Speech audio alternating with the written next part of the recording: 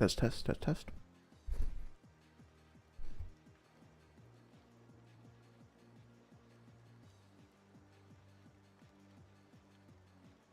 Okay, now this up. I'll be starting the stream in just a moment. Sorry, I'm running a little bit late today.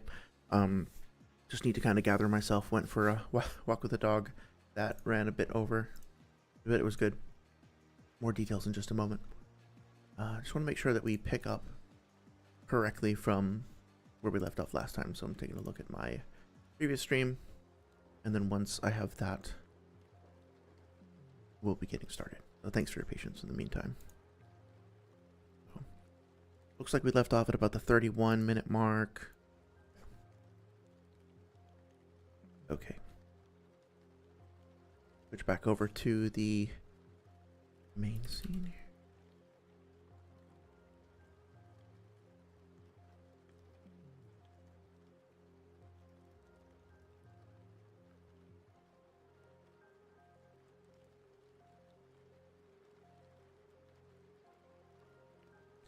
And here we go. Okay. I think it looks okay. Thanks for your patience again as I'm just kind of gathering my shit here. On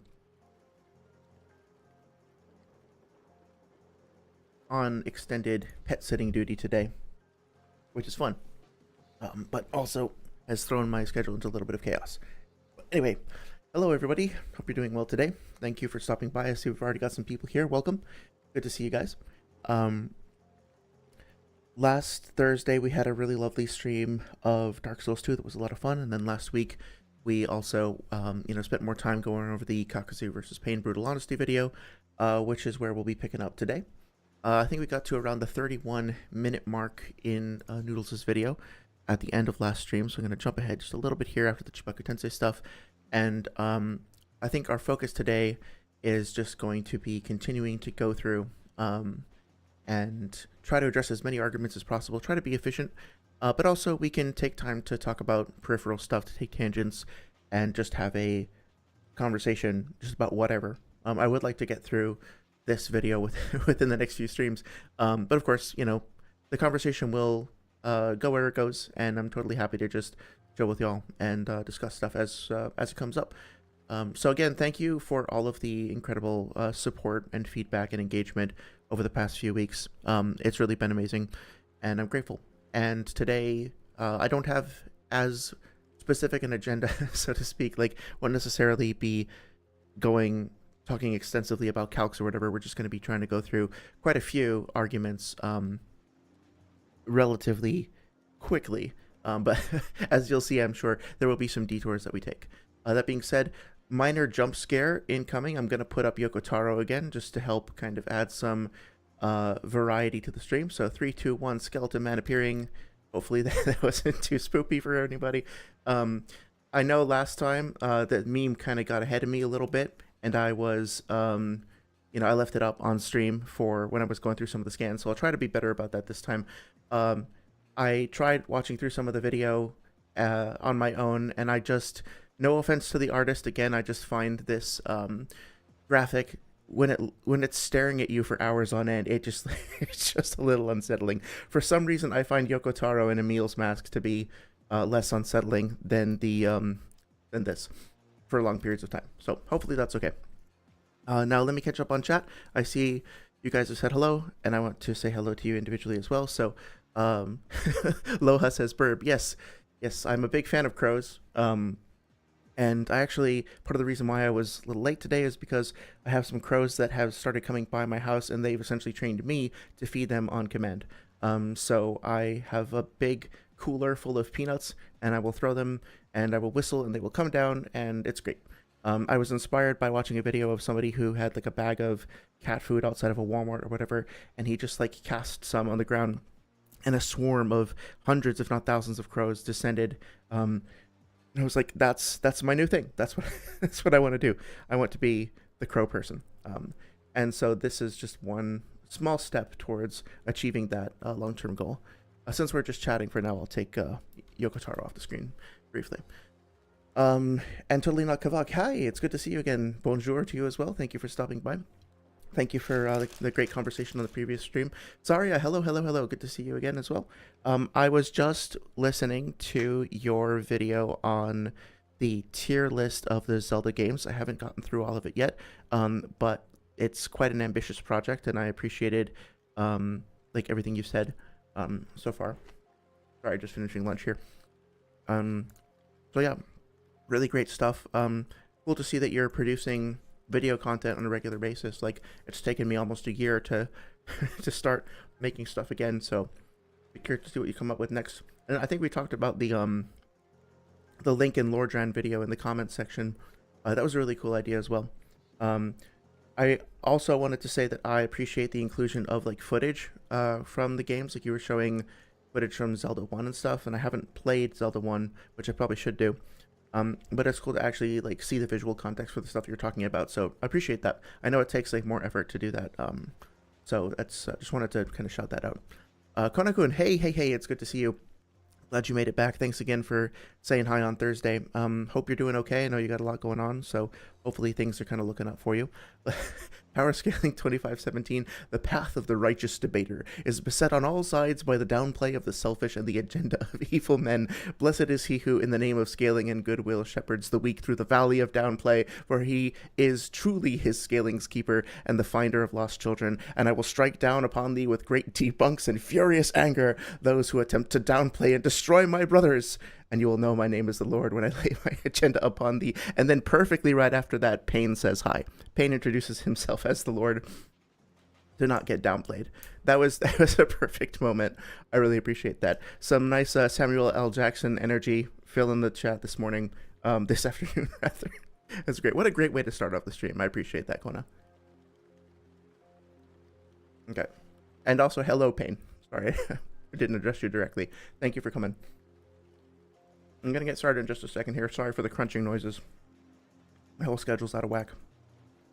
My cat, one of my cats has a kidney issue, and so we have to give him subcutaneous fluids, which basically just means we have to like give him a little bit of fluid through a needle under like a little patch in his skin. It doesn't hurt or anything, but it is annoying because he just like doesn't want to sit still, and so it's like chasing him around. Konakun says, I just made that up. That, I like it. I like that you're riffing on the Bible verse that was then performed by, like, Samuel L. Jackson in Pulp Fiction, right? But, of course, adding in the power scaling things, which I think is super funny. I really enjoyed that. Well done putting that together, especially in the heat of the moment, so to speak. Saria says, I wanted to apologize, by the way, for not being able to make it last stream. I was modding one of my friend's Twitch streams, and we're wrapping up soon. That's why, yeah, I can be that way too. And hey, no worries. Like, there's never any obligation. I'm always like very happy for people to stop by. And like, I've enjoyed talking to you and appreciated your feedback and insight and stuff. But please, and this goes for anybody who happens to be watching this, there's never any obligation or any pressure. I know some people like to stop by and chat. Some people prefer to listen more passively, so to speak. Some folks just prefer to consume the VODs and leave comments afterwards. Some people might just disappear for a while for whatever reason, or not be interested in various topics. So never any pressure, never any judgment or anything like that. Whenever you do happen to show up, I'll be happy to talk to you. And yeah, that goes for everyone.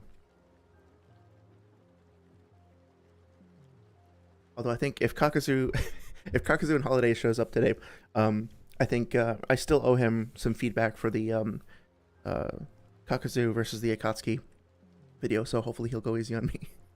I know I've been talking a lot of shit about his boy recently, but no. Konakun says, my character arc is complete, but now I need to go on a training arc. Training arcs are always super fun and rewarding. What kind of training are you thinking of doing? Konakun then says, oh, because I stopped working out, eating, and sleeping, I've gotten really weak. Hey, man, I'm in the same position, and I have, you know, I've been hiking with my dog and stuff like that, but I haven't lifted, like, on lifting or whatever in a while, which I really enjoy doing, and it just, like, it's like medicine. It just makes my brain feel better overall. So, yeah, be patient with yourself. You've been going through a lot of shit, I know, but then when you have the opportunity, absolutely, like, start small or start big if that works for you. But for me anyway, it usually helps to kind of dip my toe in and then, you know, go to the gym once 1 week and then like make one dietary change. Like I'll cut out soda, and then the next week I might go twice and make another change, like having some more fiber or something. And then within like a month or two, everything just feels like a natural routine. You've made that gradual transition. So, hey, if jumping headfirst into it and making a big change all at once works for you, that's also great. Whatever works for you is great. But yeah, I can sympathize, and, you know, will encourage you to keep at it and get back into it. It's always rewarding. I've never once gone to the gym and felt like it was a waste of time, basically. Let's see. Yeah, so I think probably just makes sense to jump right into the video, do a little introduction for folks that might be stumbling across this, and kind of explain what we're talking about and what we talked about last time. And I think we're just going to get right into it. But of course, feel free to shout out if you have any questions or suggestions or things that you want to kind of dive into. It's totally open. Going to be going probably for about 3 or 4 hours today. It might be a little shorter if my dog starts acting up, but at any rate, we're going to be here for a little bit. So happy to kind of take our time as we go through. That being said, make sure this is still working if we need it. Okay, so this is a video series discussing the Kakuzu versus Pain matchup in Naruto. Specifically, we're going to be responding to a video by the YouTuber Noodles. His video is titled Brutal Honesty Kakuzu versus Pain. I have strong feelings about this video because while it is interesting and has a lot of sort of thought-provoking points that are brought up, I'm not saying this to be mean or rude at all, but I have found that pretty much every single sentence in this video has something that I disagree with or feel like needs to be qualified. It's probably something more like 80 or 90% to be fair, but it's a lot. And as a result, I think this is a great thing to, like a great video that anybody interested in Kakuzu or Pain or how they fight one another hypothetically will get something out of going through this video. You'll learn something, and hopefully by us discussing it together as a group, we can learn things both about the matchup as well as the way that power scaling content is represented in the community, the way that arguments are constructed, and the way that people like talk to each other about all this shit. So that being said, I'm going to be interrupting and stopping the video a lot and talking over it. If you are interested in it, please go to Noodles' channel and watch the video on his channel. Consider giving him a like and a subscribe if you're interested in and sort of want to support that content. And there'll be a link in the description as well. I think it's important to listen to people's arguments in context, regardless of whether or not they wind up being correct. You should hear them from the horse's mouth, so to speak. And, you know, I'm going to do my best to be fair and unbiased as I go through this, but inevitably there's always a chance that I might misrepresent something unintentionally. So go to the source and, you know, listen to the source if you're interested. With that all being said, last time, as you can see in the side of the screen over here, we talked a bit about the Chibaku Tensei and the process that Pain goes through in constructing it and what he has to do to make one, the limitations of it. We also talked a lot about calcs and how the terms multi-continental and what are the other levels that came up, like mountain level and stuff like that, are used in this matchup. Some of the calcs, if you're interested, are in the description over here. You can go check them out if you like. My contention with them was I think that they were being misinterpreted and used out of context, and we're not particularly well supporting the arguments that were being made overall. And so I was trying to have a discussion about, like, well, how do we actually evaluate calcs when they come up in situations like this? Like, what's the best way to have a conversation about it? I think that's pretty much it. So with no further ado, I am just going to check up on chat real quick, and then we'll get started and see where the video takes us. Let's see. Konakun says, oh yeah, stop working out. Tobirama is a Kushina victim. This is sounding vaguely familiar. Did we talk about this recently? I'll have to ask you to jog my memory. I'm not quite sure what you're referring to. What is with the gay Metallica albums? The 4 Gay Men, Gay Breath, Gay in the Fire. This is reminding me of, do you remember To Stop a Gay Ben? Are you familiar with like Half-Life and Half-Life 2 and stuff? I can pull it up later if you want, but this is just like giving me flashbacks to Stop a Gay Ben. I have to. I'm not gonna read out every single one of these, but I am impressed at your commitment to the gayification of Metallica. I'm curious as to where this is all coming from, but I almost don't want to know. I almost think that like the mystery is intriguing in and of itself. So feel free to leave it a mystery if you like. Okay, let's get started. Feel free to let me know if the volume levels are okay. I tested them before and I think so, but you know, always open to adjusting things as we go. Die, and this is especially evident in the scene because Conan actually screams at Nagato when he starts coughing. Yeah, so for context here, we're talking about the idea that let me actually remove this, or I guess since I'm talking about it, the idea here is that Nagato can't hold up the Chibaku Tensei, meaning that like he couldn't use it effectively against Kakuzu because he's unable to use it effectively. And the evidence being presented for that is the fact that when he tries to use it against Naruto, he winds up like coughing up blood and falling over and like literally saying oof, right? And then, you know, Konan gets worried about him, and then it appears like the Chibaku Tensei is dropped. My main contention with this is just like it's important to remember that this is all happening to a Nagato who's already fatigued and lost multiple pains, and it's late in the fight after like 8 Tails broke out, and that it seemed like Pain was capable of restraining 6 Tails Naruto, and if he hadn't been fatigued, that he possibly could have made, and probably could have made, a larger one and sustain that as well. So my whole thing was like, well, how does this all relate back to Kakuzu, right? Saying that Nagato under these particular circumstances failed to sustain the Chibaku Tensei doesn't mean that he couldn't use it in more favorable circumstances against Kakuzu. And then I also made the argument looking at the way that the Chibaku Tensei were used, or maybe we didn't get to this, I can't remember, so I'll just like mention it briefly.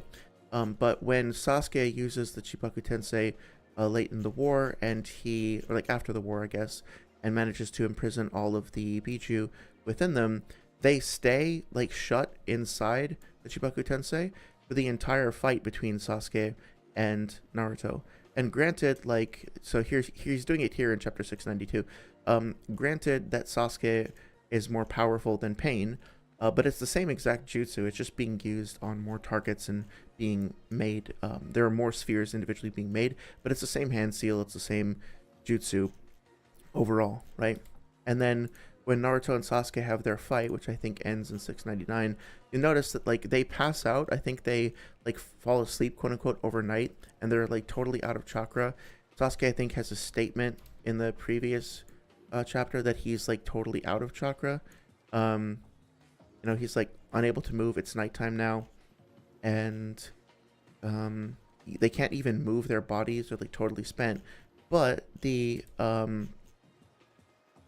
Bijuu don't actually get released from the Chibaku Tensei until chapter 699, when they together form the hand seal and manually release them. So if the suggestion, yeah, here's Kurama coming out. So if the suggestion is that like the Chibaku Tensei just falls apart when its user runs out of chakra or is otherwise wounded or incapacitated or unconscious, that doesn't seem to be the way that the jutsu actually works. And it's more like the Chibaku Tensei was broken by 8 Tails Naruto, and then Nagato tried to fix it, expand it, or enlarge it. But at that point, he was just so exhausted that he couldn't do it, and the broken, damaged, ruptured Chibaku Tensei fell. But that doesn't mean that, like, if Pain had, you know, when Pain, like, imprisoned 6 Tails Naruto in the Chibaku Tensei, at that point, he said something like, capture 9 Tails operation complete, and he lowered his hands.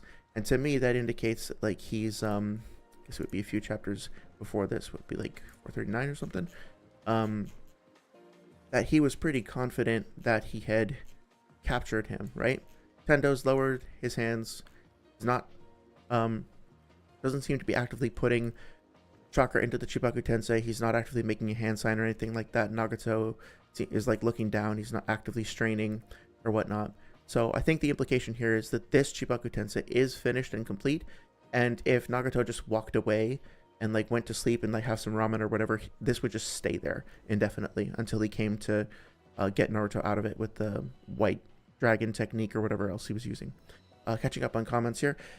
Sorry says, I also wanted to say thank you for the feedback. Yeah, totally, no problem. Someone made a pretty needlessly aggressive comment, and it was a little disheartening as I thought it was clear it's okay to disagree early in the vid. Yeah, that kind of sucks. I'm sorry. You know, being on the receiving end of stuff like that is never fun, and it does sometimes, it can get under your skin, it can get into your head.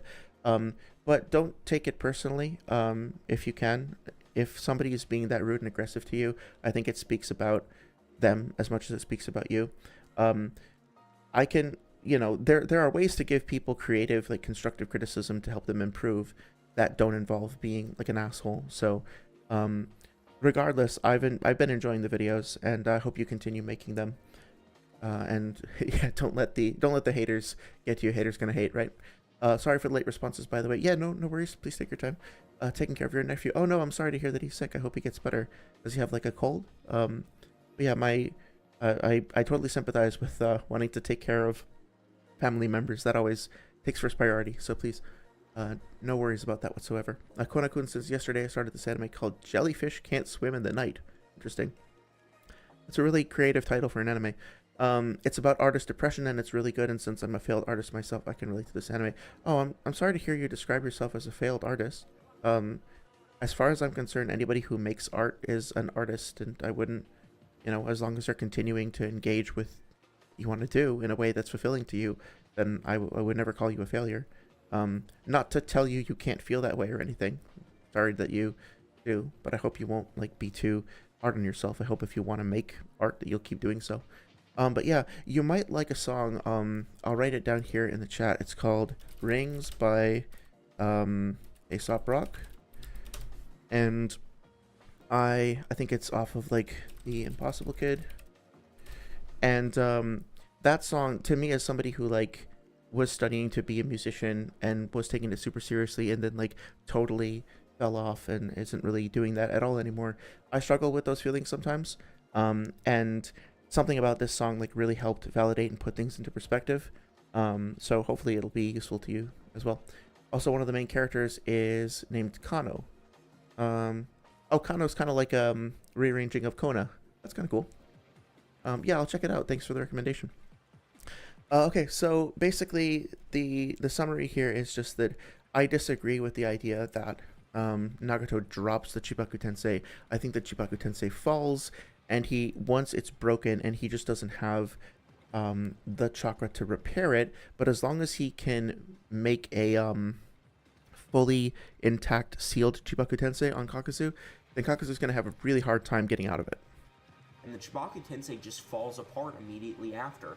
Pain did not have the proper chakra amount to successfully use the Chibaku Tensei, and this is all assuming Pain would even be able to leave the battlefield like he did to Naruto in order to get close to Nagato's real body. Yeah, I'm not sure if I really agree with the characterization of like him leaving the battlefield. To me, the battlefield is just wherever they're fighting, and the battlefield, well, more specifically, it's wherever the tower is where Nagato's real body is hidden. So as long as they're within the range of that tower to be able to, like, Pain can control the paths and use his jutsu, then I don't see this as leaving the battlefield. I just see this as repositioning. And I mean, like, at the end of the day, what Tendo is doing here is, why is this not working? 1 second. What Tendo is doing here is he's... Oh, I'm sorry. I totally messed up the... This is all assuming Pain would even be able to leave the battlefield like he... Yeah, okay, here we go. So, I mean, Pain is, quote-unquote, leaving the battlefield, I guess if you want to phrase it that way. But at the end of the day, like, he's outpacing Six Tails Naruto, who's pursuing behind him. So he's clearly capable of maneuvering and repositioning. I don't see why this would be, like, illegal or whatever in a fight against Kakuzu. I think Noodles would have to demonstrate here that Kakuzu has the speed to be able to outpace Six Tails Naruto to a significant enough extent that he could then close the gap between himself and Pain if Pain starts to run away. And keeping in mind also that, let's take a look at this directly.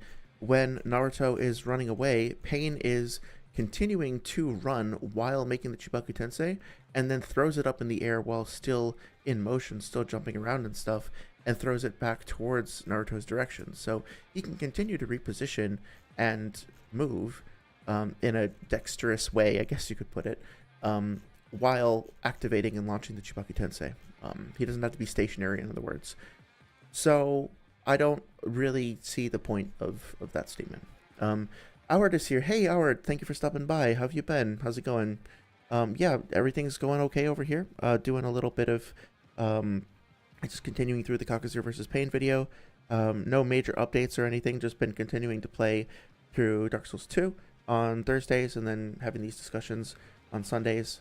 Got a little bit of pet care chaos going on, so if you hear noise in the background, it's probably my dogs and cats, or dog and cats, learning to coexist, but it's all good. And Konakun says to defeat Pain, you don't only have to defeat 6 paths, but you also have to get to Nagato and beat him. Yeah, for sure. For the purposes of a versus battle, if you're like debating somebody, you could agree going into the debate that, you know, okay, we're only going to debate the 6 paths, or we're going to debate 6 paths plus Nagato. That came up in the Swag Kage versus Noodles debate, where I think Noodles initially was going in expecting it would be 6 paths, but then, you know, Swag was like, well, Nagato's the 7th path, so we have to do all 7, and then Noodles agreed to that, which is kind of cool. It's kind of a nice moment, you know, in the debate. But yeah, I think it's just like, diegetically, absolutely, you have to beat Nagato, but in the context of a hypothetical battle, you can just agree. It can be fun to just have a more limited debate about the 6 paths, for what it's worth. Howard then says, been good, just getting comfortable while watching this. Okay, awesome, yeah. Feel free to take your time. We're still kind of building momentum, so no rush or anything. Hope you're comfortable. Hope you're doing well. He did to Naruto. Oh, sorry. Let me put it in theater mode. There we go. In order to get close to Nagato's real body, as soon as Tendo starts to leave the battlefield, Kakuzu is going to follow after him. That's fine. He can follow after him, but actually, I might raise the volume on this a little bit. 1 second. I just feel like the music volume is too loud by comparison, so I'm going to adjust the levels here. Okay. So he can totally follow after him. That's fine. But the question is not whether or not he's going to follow him. The question is whether or not he's going to be able to catch him. And if it isn't already obvious, I think Kakuzu has the potency to one-shot a Path of Pain. Not only because his physical attacks such as his ninjutsu and taijutsu, but also because of Pain's durability scaling below Konohamaru and base Naruto's Rasengan. Okay, so let's talk about this a little bit. There is a bit of an oversimplification here that's happening, which is saying that like Kakuzu can one-shot all the paths with ninjutsu and taijutsu really depends on which path he happens to be attacking at any given time, right? So for example, if he starts using ninjutsu against the Preta path or against the Deva path, both of those paths have ways of mitigating incoming ninjutsu specifically. So I don't know that they would be particularly effective. The Asura path's durability, again, he might be vulnerable to like false darkness, but would he be equally vulnerable to Kakuzu's base taijutsu or even a Diamond Morph Enhanced Punch, right? There are different ways that the paths can handle different types of attacks under different circumstances. With that being said, we talked about this previously. We had a stream called like You Only Get One Shot Pain, and if you're interested, I would encourage you to go check it out for more detail on this. But you know, granted, this is almost 3 years old now, so I think people have generally figured this out at this point, but Konohamaru doesn't actually kill the Naraka path. The Naraka path that he's fighting here gets up and like resurrects the Asura path a couple of pages later. And then also, Naruto doesn't one-shot Tendo here, because Tendo takes a lot of other hits, including like a Sage Mode kick, including the Six Tails Bijuu Bomb and stuff like that. Six Tails version Naruto Bijuu Bomb. So there's a lot of shit that's happening in this fight. It's not really correct to say that they got one shot with base Rasengans, right? I think that's all I wanted to address there.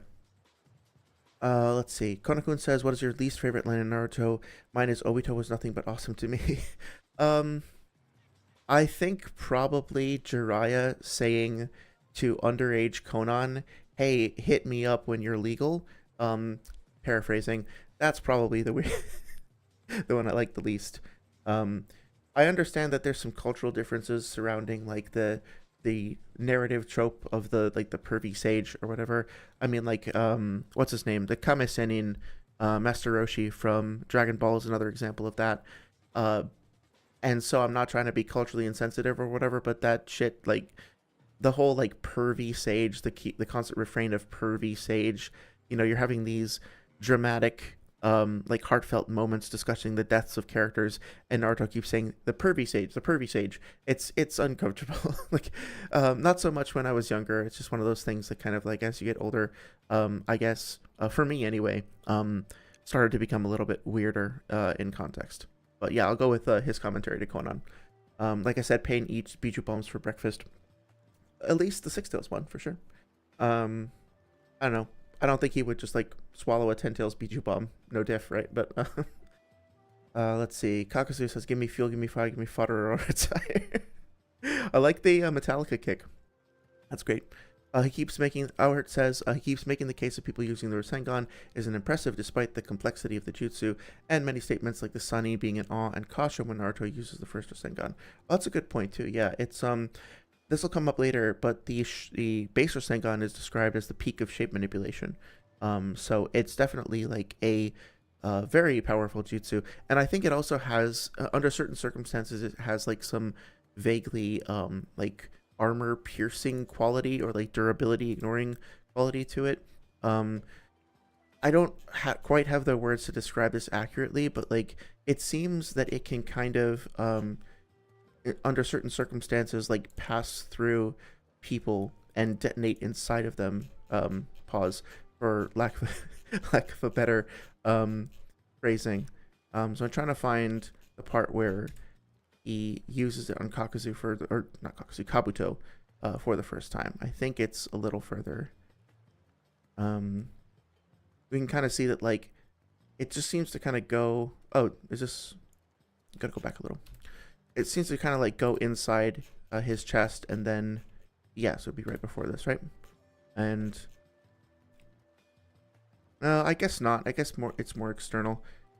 I have to do some more research on this. I have this image in my head of like the Rasengan kind of going through someone's skin or defenses and appearing to like bypass their skin or whatever, but maybe that's not actually true. I might have to like fact check myself on that because it does seem to be impacting with him externally. I don't know. Anyway, a little bit of a tangent there. So Sarias then says, I was thinking about this for a while and I wanted to ask, is Noodles just saying he believes Kakuzu could beat Pain, or he is saying in the context of the lore Kakuzu is stronger than Pain? And then Albert responds, it's the latter in the latter portion of this video. Yeah, good question. Noodles later in this video says he thinks he has demonstrated or proven, I forget the exact word, that Kakuzu demolishes Pain 10 out of 10 times. Basically, he just like is categorically stronger, faster, more durable, and wipes the floor with Pain categorically, that there's nothing Pain can possibly do to him under any circumstances. Pain is just like categorically tiers below him and is just losing every single time, every single fight, every single variation. That seems to be his stance. I will look for that quote later in the video to make sure I'm not misrepresenting it, but yeah, that's my understanding. Tango.mp3, hey, how's it going? Love that profile picture. How you doing? Thank you for stopping by. Yeah, everything's okay. We're just chilling, talking about Naruto, talking about a video by Noodles on Kakuzu versus Pain, continuing to make our way through that and talking about various arguments for how Kakuzu would do in a hypothetical fight against Pain. Yeah. Yes, this is a comic. This is sorry, I sometimes I'm bad with names. I can't recall if you stopped by previously. But if you're not familiar, this is Naruto. We're talking about oh, did you stop by on one of the Dark Souls streams previously? Thursdays tend to be the streams where we play Dark Souls and discuss video games and stuff like that, or Elden Ring. We started with Elden Ring originally. And then on Sundays we tend to talk about either Dragon Ball or Naruto, power scaling debates, stuff like that. So today we're talking about Naruto, which is one of my favorite series. Howard says he's more so trying to say Pain isn't impressive imperially speaking via him having scenes where his power is questionable, whereas Kakuzu in his brief fights basically shows himself to be above all. I see. Yeah, I think that's a pretty good summary. Makes sense. How to Powerscale, Konakun says, how to Powerscale set 1, I am right and you are wrong. And also, if you disagree, you're nitpicking and you're biased. And also, you can't ever know the author's intentions, but I can. And any, yeah, I'm going to stop myself before I go on a little tirade there. But yeah, basically. No, you're new here. Oh, okay. Well, welcome. Thank you very much for stopping by. Really appreciate it. And yeah, let me know if you have any questions or comments. I know this is a pretty esoteric topic, so more than happy to kind of explain what we're up to over here. Konakun says, step 2, maintaining the agenda is our top priority. It does certainly seem that way sometimes, unfortunately. Tango then says, I'm more of a Yokai Watch fandom guy. Oh, that's cool. I've heard good things about that. Is that, you tell me a little bit more about that? Is that like kind of similar to a Digimon or Pokemon where there's like a variety of different creatures that the characters are interacting with or collecting or whatnot? That seemed to be the case from what I saw of like the marketing or like the advertising for that show. I haven't checked it out, but I do like I am kind of fascinated by the inclusion of yokai in various media. I played Sekiro, which is one of my favorite games, and there's plenty of references to yokai within that, which kind of actually, I'm trying to remember. Yeah, I read it in chat. There's a book that I got called The Night Parade of 1,000 Demons or something like that. Maybe it's 100. And it's basically like somebody pretended to be like a nature researcher, David Attenborough type person, and was like pretending that they were in like mythological Japan, I guess, and wrote a handbook as to like how to locate various yokai and what their favorite diet is and what their behavior is like. And so obviously it's written from a kind of tongue-in-cheek perspective, but it's a great way to kind of learn more about them and the history and lore behind them. And of course there's things like that show up in Naruto as well. I have the original 3DS games. Okay, cool. So I guess it's like a franchise that spans multiple different media. That's cool. Yokai Watch 2, I have the Psychic Spectres version. Oh, cool. Okay. I'll add it to my list of things to check out. I still have like a big old backlog of stuff to look into. Bony Spirits, Fleshy Souls, and Psychic Spectres. You might also like, are you into the Mega 10 games? The Shin Megami Tensei. I was playing SMT3 Nocturne recently, and there's that basically that game is like the yokai collecting like Pokemon game, right? Monokun says, I know someone started this in 6th stream, but who was it? Oh, I'm sorry, I'm not familiar with what you're talking about. Who started what in 6th stream? Can you clarify, please? Okay. So let's continue with the video. Kakashi's Raikiri was able to completely tear through the Asura path. That's not really an accurate description. We talked about this before. But basically, his Raikiri, as you can see on panel, impacts the Asura path's chest and does seem to damage him and causes his like head to pop, like head and torso to pop out from his chest a little bit, or that's incorrectly phrased, but his like head pops out basically. That's what I'm trying to say. But it doesn't make it all the way through the Asura path into Tendo Pain behind him. The same. Read the comment before that. Who started this Kushina agenda? Does anyone know? I don't know who started that agenda. Sorry. Alhert and I were having a interesting conversation about Kushina based on his tier list. I think we mentioned that last week. And so, Alhert, if you're still around, I would encourage you to, or if you feel like it, feel free to share your take on Kushina and her power with the chains that we were talking about, like a Karin scaling up against the 10,000 arm Buddha or 1,000 arm Buddha, whatever it was, because that was some interesting information there. I haven't been in Six's like Discord or stream for a while. I used to go there. I think I'm still technically a mod there, but for various reasons I just haven't been, and probably won't go back. So Tango says there's a big shortcut in Yokai Watch 2 transferring save files into PS. Oh, that's cool. I love creative stuff like that. I was watching Germa985 a little while ago play, or is that, I think that's the right number, but anyway, Germa playing Seaman for Seaman, M-A-N, MAN to be clear, C-Man for the Dreamcast, and he was doing something vaguely similar where he was like resetting the system clock and advancing it a day forward to make the time in the game advance faster. It's kind of cool. Yeah, but to kind of summarize here, no, Kakashi does not get all the way through the Asura path. That's not correct. Same Asura path that jumped in front of Kakashi to save Tendo from being destroyed.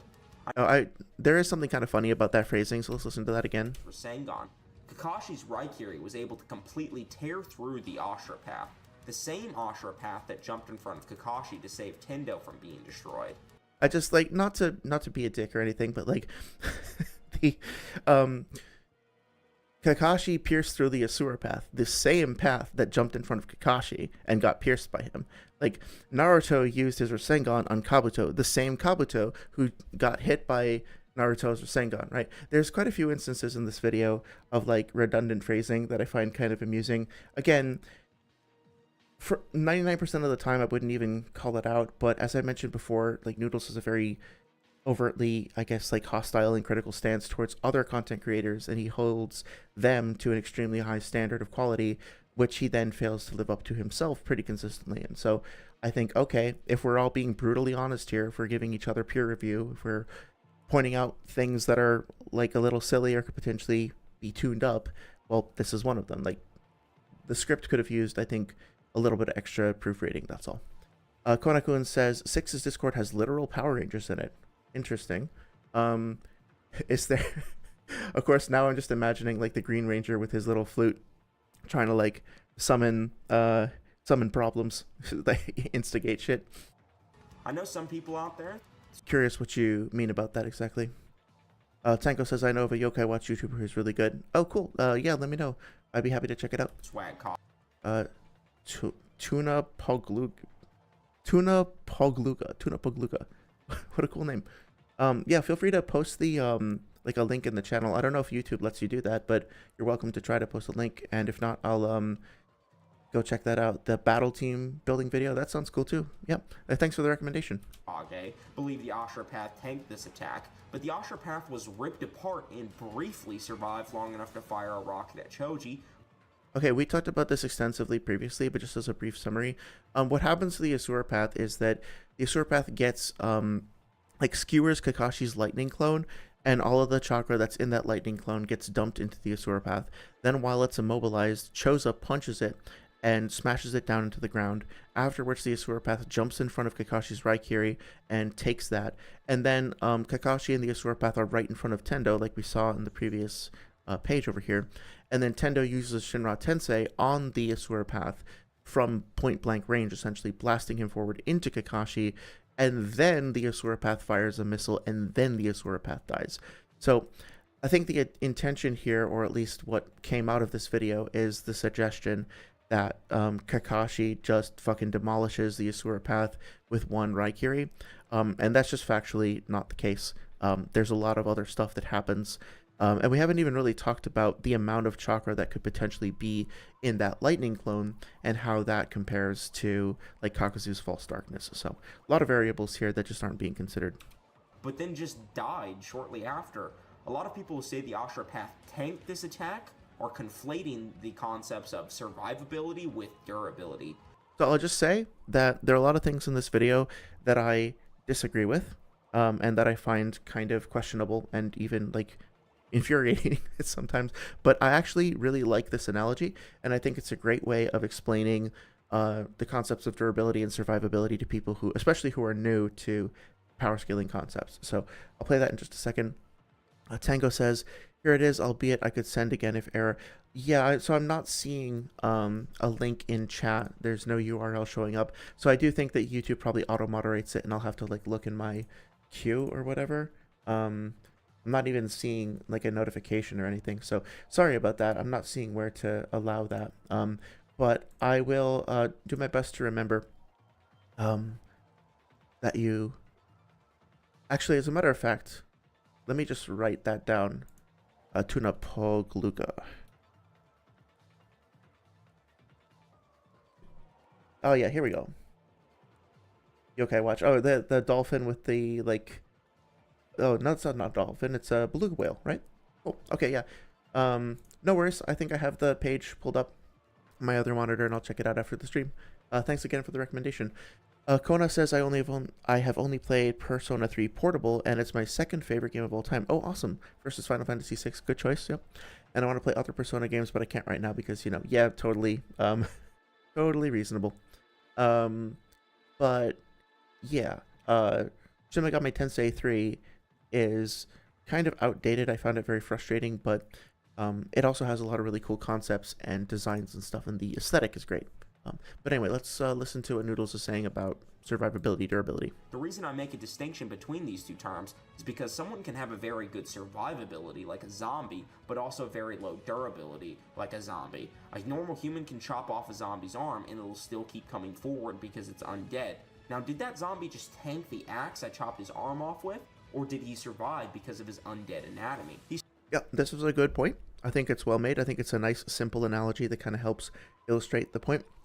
It's very important to remember that, of course, all of this, you know, applies directly to the to all the paths of pain, given that they are essentially reanimated corpses being puppeted by chakra rods, and so all of them have a high degree of survivability, which is what Noodles is saying here.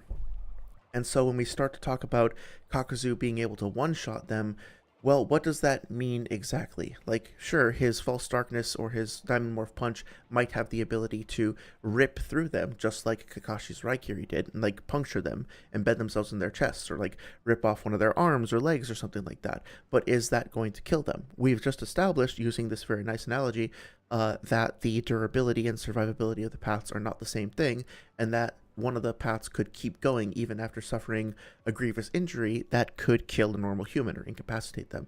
And putting into context the fact that characters in Naruto also tend to have, like, the ability to endure pain and injuries that would totally incapacitate people in the real world, so to speak, right?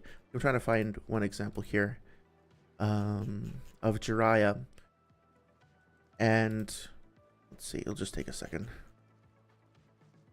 Right, so here Jiraiya has already lost an arm, and he has, like, his shoulder and his forearm pierced, like, see, with his arm torn over here. And he keeps on fighting them. He doesn't last very long, right? But he doesn't immediately pass out. He doesn't immediately keel over just because he's had one of his arms ripped off. He's able to continue enduring and fighting and holding a conversation and stuff like that. So these are essentially superhuman characters, just at a baseline, let alone corpses, when they're corpses that are being, like, remote controlled. So yes, it's very good to establish survivability, but also very important to remember that that also applies to all the paths of pain, and think about how that applies to the context of Kakuzu versus Pain specifically.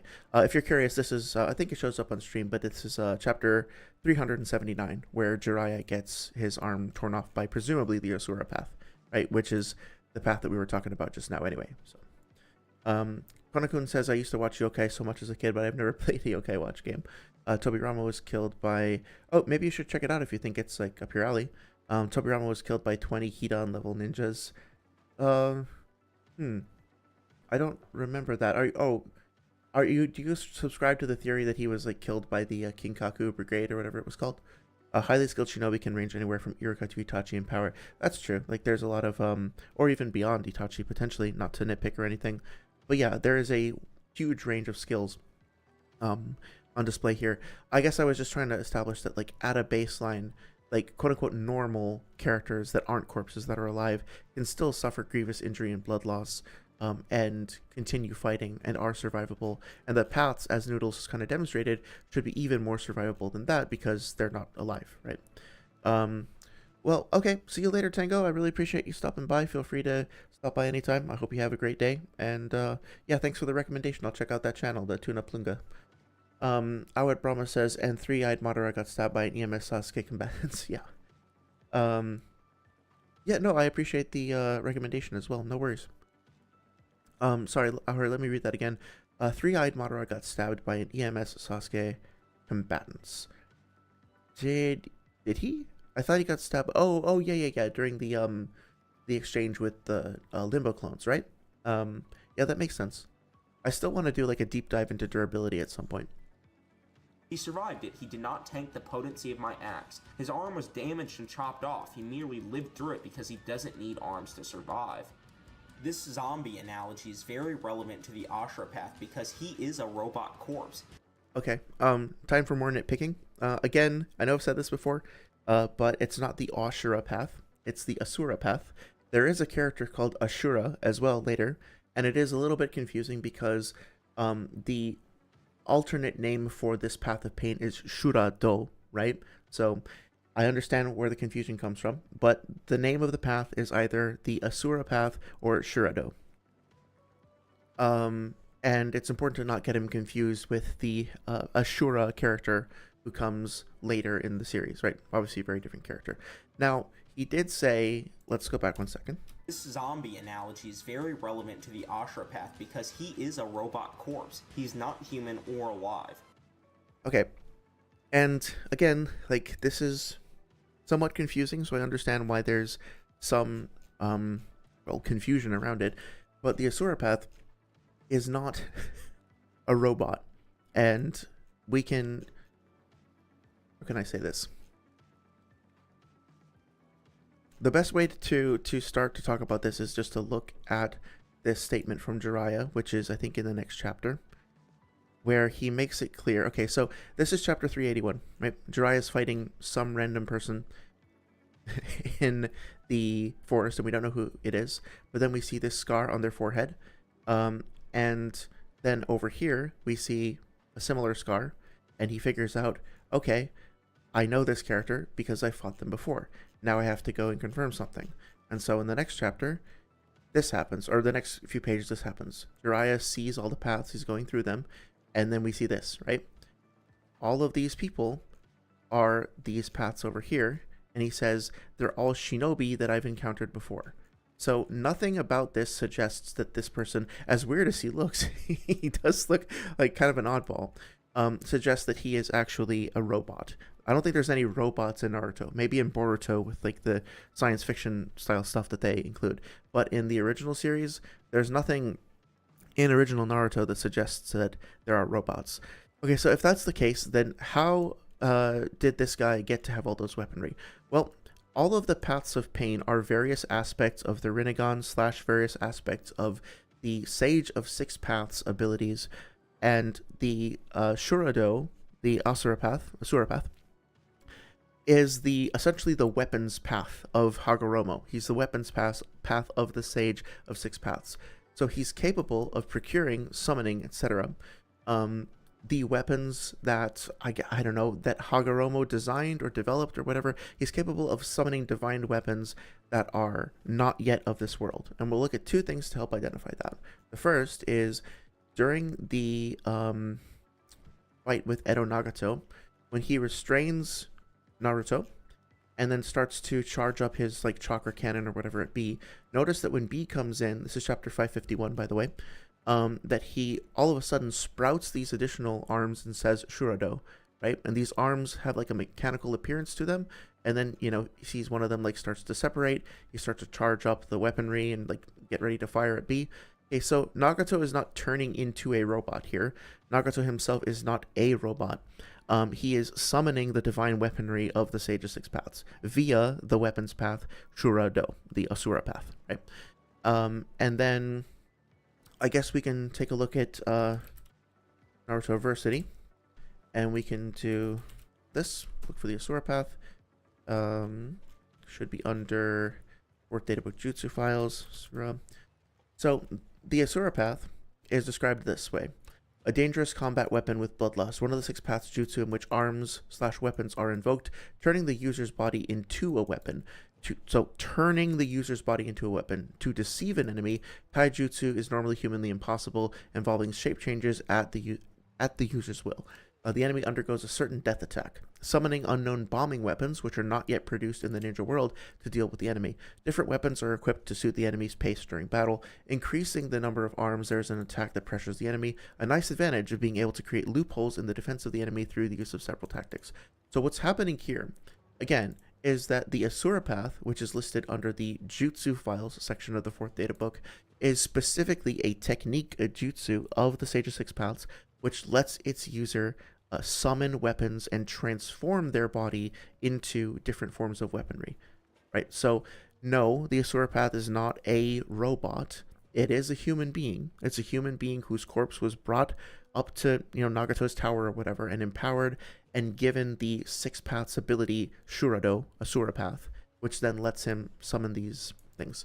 And I know this might seem nitpicky, it might seem like I'm focusing too much on this, but when you just look at a guy, like a character, and say, oh, he looks like a robot, and therefore I guess he's just a robot, what winds up happening is that you miss out on all of this really interesting context for the jutsu, how it works, and how it's actually connected to the Sage of Six Paths, right? The implication that there are robotics somewhere out there in the Naruto world, that there's like a person, I don't know, a scientist with a lab that's developing chakra cannons and missiles and, I don't know, like mini nukes, tactical nukes and shit like that, but that is never brought up or never examined and never talked about, is really, really weird, right? Who the fuck is out there in the Naruto universe making robots? How did this character become a robot if he is actually a robot? And the reality is that it's not robotics, it's the extension of like these semi-divine abilities of the Sage of Six Paths. So that's why I wanted to take a moment and just clarify that. Brief water break, and then I'll read through comments too. So, going up a few minutes, Howard says, just to rat, is the Asura path actually dead? I think depends on how you define dead, but yes. I like to use the definition of broken, meaning that like at the end of the Pain fight, Pain says like the last path is broken when Naruto breaks the Deba path, right? So at a certain threshold, the paths of Pain sustain so much damage that they can no longer like move around and use jutsu and fight and stuff like that. And when that happens, we can say that they're dead, or, we can say that they're broken using Tendo's or Nagato's definition. But yeah, they absolutely can be destroyed. And here is the Asura path, right after the fight with Kakashi and all that. Notice that he's just sort of like a crumpled mass on the floor. Here comes the Naraka path. The Naraka path summons the King of Hell. The King of Hell picks up the Asura path. So the Asura path is not like walking on his own into the open mouth. Brings the Asura path into his mouth, chomps, chomp, chomp, chomp, chomp, and then the Asura path comes out resurrected and is ready to go again, right? So, yep, it was killed, and then it was repaired by the Naraka path. And this is also, by the way, like how we can know that the Naraka path wasn't killed by Konohamaru, because the killed path is on the ground, and then the non-killed path is alive and up and doing the repairing to the killed one. So maybe this is just a case of confusing the paths or something. But no, here is the quote-unquote dead Asura path, and then here is Naraka. Let's see. Sorry, I'm still kind of behind on comments. I'm just catching up now. We only really know 2 of the paths to be corpses. I believe every single path is a corpse, and that is what Jiraiya is saying at the time. So Yahiko definitely, the animal path definitely. And then I think the implication is that like the other paths were also just killed off and resurrected and brought as corpses, right? So let's see. It would just be weird if some of them were corpses and some of them were alive. I just don't think that that's something that's ever really demonstrated. And then the next time we see Six Paths of Pain is with Obito, and all of his are corpses too. So let's see. Kushina has scaling against the full 9 tails. Meanwhile, Tobirama's best feats are killing Izuna and outspeeding a depressed Minato. I suppose I know there's a lot of like flack going on between Minato and Tobirama fans at the moment. Wonder why. Auhurt says Konokun, that depressed Minato is faster than EMS Sasuke. Yeah, that debuffed Minato is still kind of a beast, right? Saria says, every time you show Jiraiya, this becomes weirder for me, because the whole reason that anyone understands how Pain / Rinnegan works is because Jiraiya died, getting that info. Yeah, absolutely. He sacrificed his life to do that, and it was a clutch moment, right? He lost his arm, he lost his life, and Pain was also never going all out on him. Like, he didn't leave the dog summon out for very long, He didn't use Bancho Tanin or Shinra Tensei. He didn't try to steal his life with the human path or suck out all his chakra directly with the Preta path. For a big chunk of the fight, he was only fighting using 3 of his paths as well. So, Noodles later in this video will claim that Jiraiya was heavily pressuring Pain, and that was sort of an anti-feat for Pain. But I don't think that's the case. Like, Jiraiya was barely holding on after a certain point and made a massive sacrifice in a very tragic scene in order to try to help save the village. And honestly, like, as he's dying and he's like calling himself a failure, like he failed to save Nagato, failed to save to save his friend, to get Tsunade to love him or whatever else. It's really fucking tragic, and that only compounds the sacrifice even more. So very, very poignant moment. Konakun says Minato, who is in stupor, that was like his soul has left his body. Yeah, he was like totally spellbound, so to speak, right? When he was like in shock finding out about Obito. A similar thing happened to Kakashi as well, although Guy broke him out of it faster. How is Kakuzu supposed to win if he doesn't even know what he'd be fighting, asks Saria. Learning as you fight against pain is a literal suicide mission. Well, I think what Noodles will claim is, or actually, a better way to put it is that it is possible to at least get an advantage over Pain and stand a chance against him using analytical abilities, because he does have certain weaknesses. His biggest weakness is just his hubris and his arrogance. But he is capable of being damaged, and he is capable, like, even the Shinra Tensei has like a 5-second cooldown. And what's more, like, more to answer your question directly, you can figure that shit out in real time if you just take the time to analyze it. You have to have a high degree of analytical ability to be able to do that. And there is a statement in the 3rd data book, though, that Kakuzu possesses, like, the power of analysis, which is described as basically being, giving him the ability to pick apart, like, complex strategies very quickly. So I think the argument to that question would be that, Kakuzu would just be smart enough to figure it out, and he would have enough durability to survive Pain's onslaught for long enough to, like, buy himself the time to do that analysis, if that makes sense. And you see here in chapter 422, Kakashi is actively analyzing what Pain is doing. He's also using intel from Pa, which Kakuzu, wouldn't have. But that being said, within a few minutes of the fight, like, Kakashi has figured out his ability and starts to work out a strategy to said ability. So by the time Choza shows up, he says, I did have something in mind, but this will help me preserve some chakra. So it seems like Kakashi felt like he at least had a chance against these 2 paths. Now, if he was going to go up against 6 simultaneously, obviously he wouldn't have had a chance. But the argument, like, I'm trying to play devil's advocate to address your question and say that you could base an argument around Kakuzu's supreme intellect and analytical prowess and ability, and then try to use that to answer your question. Hopefully that all made some sense.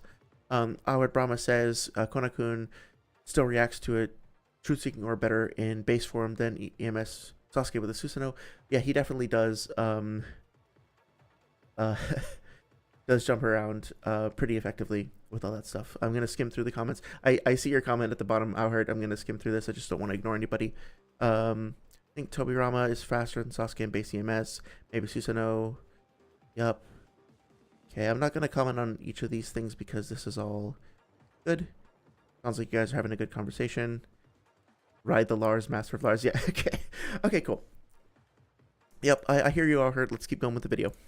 His armor was not strong enough to stop the Raikiri from penetrating, but rather his unusual anatomy allowed him to briefly survive the encounter with Kakashi. But notice how I mentioned briefly, the Asura path did not survive the Raikiri. It died, and just one of Kakuzu's false darkness techniques was able to stalemate 2 of Kakashi's Raikiri.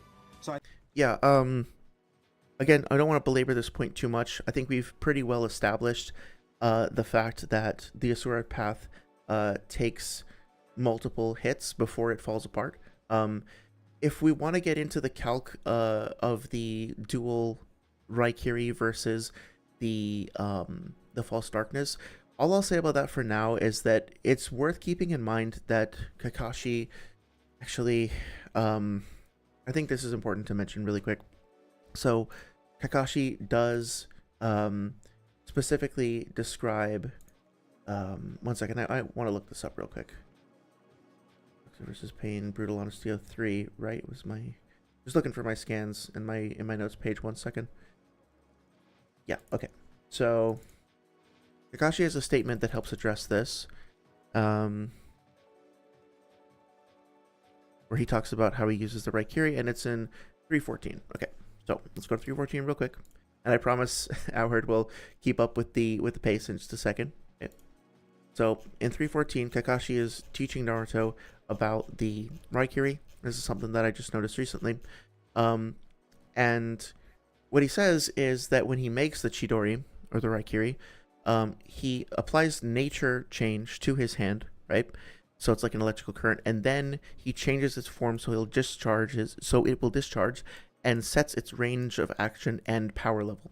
So Kakashi himself can arbitrarily set, within certain parameters, but can arbitrarily set the range and power level of his Raikiri according to the needs of the situation, right? Also, part of the power of the Raikiri comes from whether or not Kakashi is charging directly at an opponent, and also part of it comes from the thrusting strength of his him like thrusting his arm forward like a spear. When he blocks against Kakuzu, against his false darkness, he's not really doing the thrusting at all, right? He's just he has his open palms and he's catching the jutsu as it comes in towards him, and he's not dashing anywhere. And I think it's maybe in the next chapter. Let's see. He doesn't have the momentum of his body, and he doesn't have the momentum of like his wrist, or like the thrust of his arm coming into it. He's just catching the Raikiri.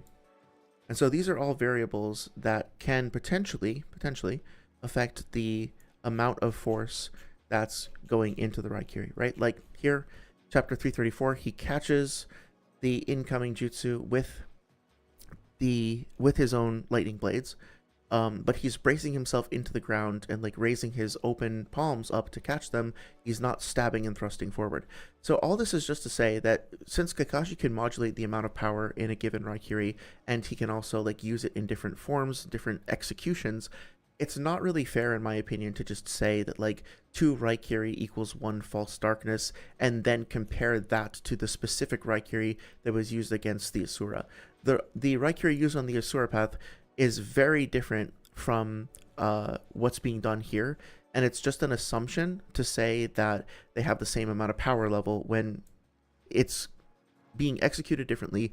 And Kakashi himself admits, or not admits, it's not a guilt thing, but describes how he can set the power and range differently depending on the needs of the situation. For all we know, like, the one that he used against the Asura could be way weaker, and this could be way stronger, and that would actually support the argument, like, for Kakuzu. So there might be evidence here to further bolster Noodles' position. My point isn't that it is objectively better or worse or whatever.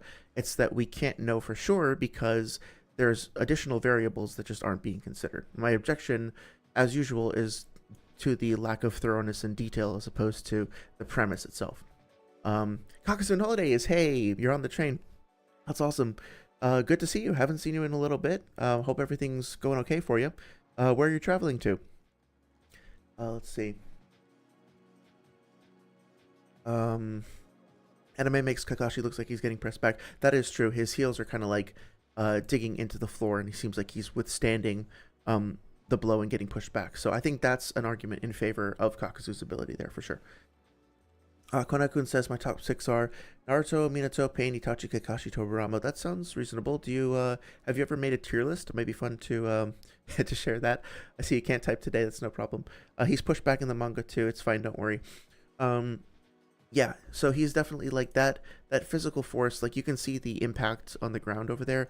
And also something that we talked about before, but I think is worth mentioning here, is that Kakashi clashes with the Raikiri, with the false darkness, and his hands are burned and his gloves like get torn and ripped apart, which suggests to me that the false darkness is actually a little bit stronger, even if it's by a small amount or whatever.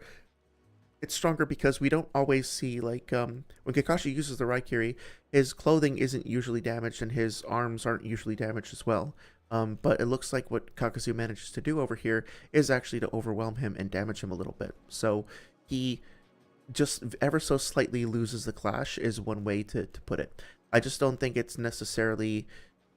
I might actually be inclined to agree that you could just use this 2-to-1 exchange rate, like just casually headcanon or whatever. But I think my main point here is not to say like, okay, you can't use that categorically. It's more just to say that there's more variables that I wish we were talking about, because there's details that are getting left out, and I think that's unfortunate. Auhert says chapter is 334. Top 5 least favorite are Obito, Shisui, Fugaku, Danzo, and Sasuke. Danzo is hated by so many people, myself included, but I've kind of come around to him over time. Kakashi's mask is the most durable thing in the series, and nobody can change my mind. It's true. It's survived more things than pretty much anything else, and is still in fine shape after all the hell it's been through. In Paris right now, coming back to my city, was working on a set for a short movie. Oh, that's awesome. That's really, really cool. Have you had any time to work on your own projects, or are you mostly kind of focused on work stuff these days? Either way, that's cool. I haven't been to Paris in a long time. I wonder if it's changed much. But yeah, hope you have a safe trip back.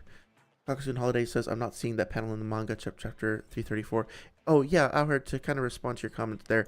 I think I do kind of agree with his assessment. It's harder to see in the manga because obviously the motion isn't as directly conveyed. But I think it's... Well, it's a little bit more ambiguous in the manga, but I guess you could say that these like impact points are Kakashi himself like just hitting the ground, and he's not like sliding backwards. But yeah, it does. I guess one way to investigate this would be to see if you could get like a distance calc or whatever measurement between these characters, and then see if he moves back. You could potentially dispute that, but I'm okay just saying that he gets pushed back a little. At the very least, he has to brace himself against it, and then he gets like a little bit hurt by it. Like I don't think that's too edgy or anything like that. Look at his legs when he counters false darkness. You can see dust, meaning he's pushed back. Let's see, like over here or here. I'm not quite sure what you're referring to, but I think we're in agreement anyway. Even when hot take, I think Hashirama only gets a ninjutsu boost from Sage Mode and not a physical boost, because in the war base, Hashi was equal to EMS mirroring on Madara. That's possible, I'd have to look into it more. And even when Hashi went to Sage Mode, Madara was still equal to him. Yeah, the whole Edo Tensei scaling thing is something we should talk about separately, because it's a whole can of worms. I think it is more than safe to assume Kakuzu's base jutsu is strong enough to one-shot the pads of pain, and this is just ignoring the fact he can combine his natures to make them even more amplified in power. Yeah, I mean, like, again, even if we do establish that the false darkness can pierce through any of the paths of pain, which, again, we still have to talk about how it would get around Shinra Tensei and how it would get around like, the Preta path's absorption, piercing through them is not necessarily going to be enough to kill them based on the survivability stuff that we've talked about before. And so far, the only scaling that we've been given as to anything that could damage the paths of pain is just the false darkness. So if he loses his lightning heart at any point, or if his lightning heart is otherwise diverted, like it's like flying around on its own or whatever, we still haven't been given any reason to believe that like false darkness is worth 2 Raikiri, or that searing migraine, or not false darkness, searing migraine or wind style pressure damage or wind enhanced fire. Like we haven't gotten calcs for any of that stuff, and unfortunately they just don't have great feats that we see on panel because the characters are able to get out of the way. Kakashi gets out of the way of wind enhanced fucking pressure damage, right? And then wind enhanced fire, and then he counters like Kakashi's fire thing with his water wall. So again, like we just don't have a ton of like AP or DC information to go off of for these jutsu. There's another reason the Howard says, no, it isn't safe to assume, speaking to Ramen Pack's point. Yeah, I agree. I like that you still call him Ramen Pack. That's funny. Asura path jumped in between Kakashi and Tendo, and it's literally because Pain knew that he could be destroyed if the Raikiri connected with him. Well, I think he's assuming some knowledge on Pain's behalf over here. I just intuitively, I'm willing to grant that, like, if Kakashi hit Tendo in the face with his Raikiri, that it probably would have gone through his face. I mean, like, that's sort of in line with my own personal views of durability in the series. But I think it's like also possible that Pain thought that he could dodge the Raikiri by like moving his head to the side, because he did this earlier in the fight, right? Like he's already dodged one of Kakashi's Raikiri, and that part of his what was happening here is a strategy where Pain deliberately baited Kakashi into using another Raikiri and to getting himself into like this position where he'd be delayed in an invulnerable position. So in other words, I think that like Pain might have been able to avoid this, but if he just sacrifices the Asura path, which means nothing since he can resurrect it later, then he also puts Kakashi at a further disadvantage. Again, I don't have a problem with the idea that Kakashi could like blast through Tendo's head, I guess. Although reconciling that with the fact that Tendo survived a Six Tails Bijuu bomb might be a little tricky. But whatever, the Raikiri like is a close range piercing attack, and I have argued before that like Kage level people and above can get hurt by kunai and shit, so I don't really have a problem with that overall. Maybe I should push back harder on it, but whatever. Personally, headcanon, I don't have a problem with it. It's more just like assuming what's going on inside Pain's head and not applying like other alternatives to what he might be doing strategy wise is what I'm kind of objecting to. So Kakuzu Holiday says, oh yeah, and just sort of catching up on chat over there. Okay, cool. Seems like things are going okay. Those dogs again, weren't you didn't you say last time that there were those dogs outside your house? They just like never seem to let up. 90-year-old kind of black guy who's just from Merc, nothing but scraps, especially in Diamond Morphia. Raikiri literally damaged and killed the Asura path. First it was Shisui fans, and now even dogs want to jump me. Oh no. Ninjutsu is capable of stalemating 2 of Kakashi's Raikiri and staying in the data book to be equal in power to those 2. Let's read this real quick. Just the bottom part. However, where the amount of chakra is greater, it's sometimes possible to push back the opposing jutsu. In that event, because the loser is also hit with his own jutsu, the loser of the pushing content suffers immeasurable damage. Kakuzu's lightning style false darkness cancels out lightning style lightning blade. Okay, yeah, so that makes it pretty clear that Kakuzu is winning this clash. I think it's still worth considering how that like Kakashi is setting the range of power, or the amount of power for his Raikiri to be just enough to cancel them out, and that he might be able to make an even more powerful Raikiri under different circumstances. But this seems to be in line with what we see, so no big issue here. Raikiri as well, meaning Kakuzu's ninjutsu is twice as powerful as a singular Raikiri that can... Well, no, what that means is that the lightning style false darkness attack specifically, that doesn't mean that all of Kakuzu's ninjutsu is as strong as that. I mean, he might have more powerful ninjutsu than all we know, but he might have even more powerful ninjutsu than that for all we know, right? All this tells us is literally that the false darkness specifically can counter out Kakashi's Raikiri, right? So Kakuzu Holiday says, curious to Howard, why hating Kakuzu? I don't know how you would handle his drip, though. I have no reason to hate a fictional character.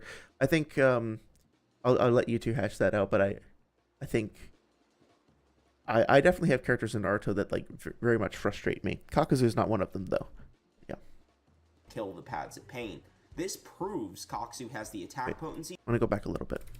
To those 2 Raikiri as well, meaning Kakuzu's ninjutsu is twice as powerful as a singular Raikiri that can kill the paths of pain. This I think we've established the issues with this. Proves Kakuzu has the attack potency to one-shot all of the paths of pain. What it demonstrates is that the false darkness, again, just to be very clear, is capable of piercing through the Asura path. And then there's this assumption, right, that like all of the other paths of pain are only as durable as the Asura path, like not any more durable than the Asura path. For his statement to be true here, we would need to assume that like that's the max durability that any of those paths would have, is like if something can pierce the Asura path, then it can pierce through the rest of them. And again, like we're not accounting for stuff like how the animal path can summon animals to tank hits. We're not accounting for stuff like the Preta path of absorption or the Shinra Tensei. So Yes, technically you have identified one particular jutsu which is capable of harming one of the paths of pain, and we can extrapolate potentially from there that it could harm some of the other paths of pain. But this characterization of, well, because Kakuzu can do this, he can one-shot all the paths of pain. I mean, like, Pain kind of demolished Kakashi, and um, Kakuzu was using these jutsu on Kakashi and on Choji and on Shikamaru, and didn't manage to one shot any of them, right? So I don't know. I guess the conclusion from that would just be that Kakuzu, like, Pain is like less durable than Kakashi. Does that really fit when he's tanking attacks from Six Tails Naruto and from Sage Mode Naruto? And Kakashi says that Sage Mode Naruto has surpassed him. I don't really think that that all fits. I don't think that's all consistent. So I'm not convinced by any of this stuff. Kakuzu and Holiday says, damn, the video is almost finished. Yeah, we're getting there. We're so close. So I have nothing against Obito starting a war to get a chance with a dead girl, says Howard. Oh, the whole Obito motivation thing is a whole can of worms, whole rabbit hole. Denzetsu said in the beginning of the Fight Kagami Summit that he never thought Pain could lose. Yeah, I forget what that statement is specifically. I have it somewhere. But yeah, there's a couple of statements. I think one from Obito as well, where characters say that, like, they didn't think it was possible for Pain to lose, like, categorically. And so yeah, Kakuzu says it's an incel move. That seems a little not exactly sure what you mean there. Howard says, I hate I'm sorry, the Obito stuff, like the war over Rin is probably what you're referring to, right? Howard says, I hate Kakuzu for one reason, he's blank. Like, what makes him special for the group to like him? Because him knowing how to secure funding. Oh, I understand where you're coming from, I guess, but, like, I don't see him that way at all. I think that he has yeah, like Kakuzu and Holidays is saying, I don't think he's maybe as, like, charismatic and like outspoken and crazy, or like off the wall as somebody like Toby, or brooding like Sasori. Like, his personality is a little bit more restrained. Um, but sometimes having a restrained and cool and collected personality can be compelling in and of itself. And then he has another side, like a more bloodthirsty side that comes out. I just think he's a little bit more like I don't know, a little bit more reserved. But I wouldn't call him blank. If that hasn't already been made clear enough. Well, what about skill? Surely Pain has more intelligence or taijutsu skill to beat Kakuzu. Wrong. Why are we relegating skill to just taijutsu skill? Like, skill is a pretty broad topic. I feel like it's pigeonholing a little bit to just say, hey, let's just talk about taijutsu skill specifically. But maybe that'll come up later.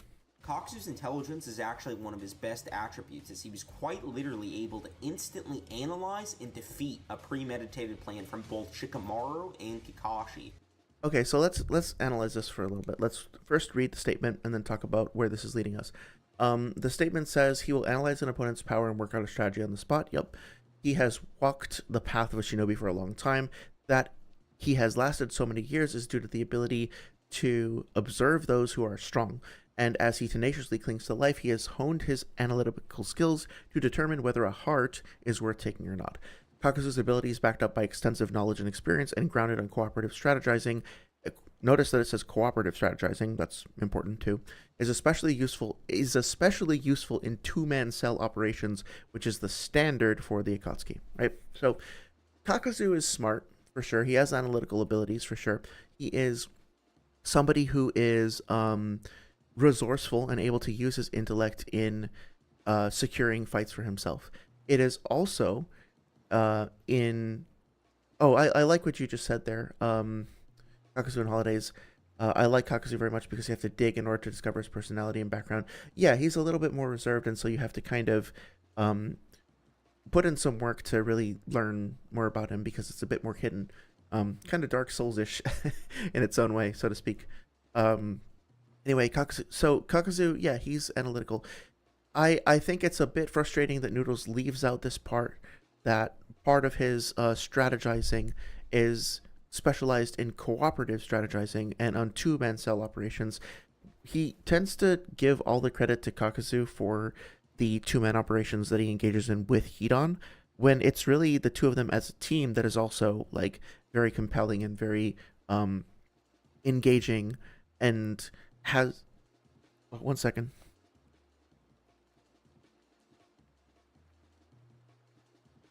One second, I gotta pause for 1 second, sorry.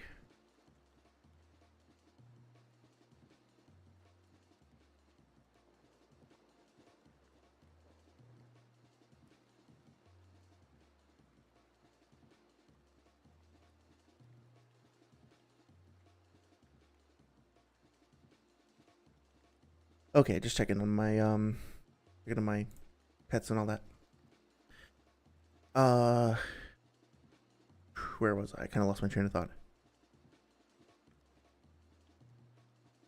Oh, yeah. So I just wanted to emphasize the fact that it is a like a two-man cell operation, and specifically the ability to coordinate with your teammates is a skill in and of itself.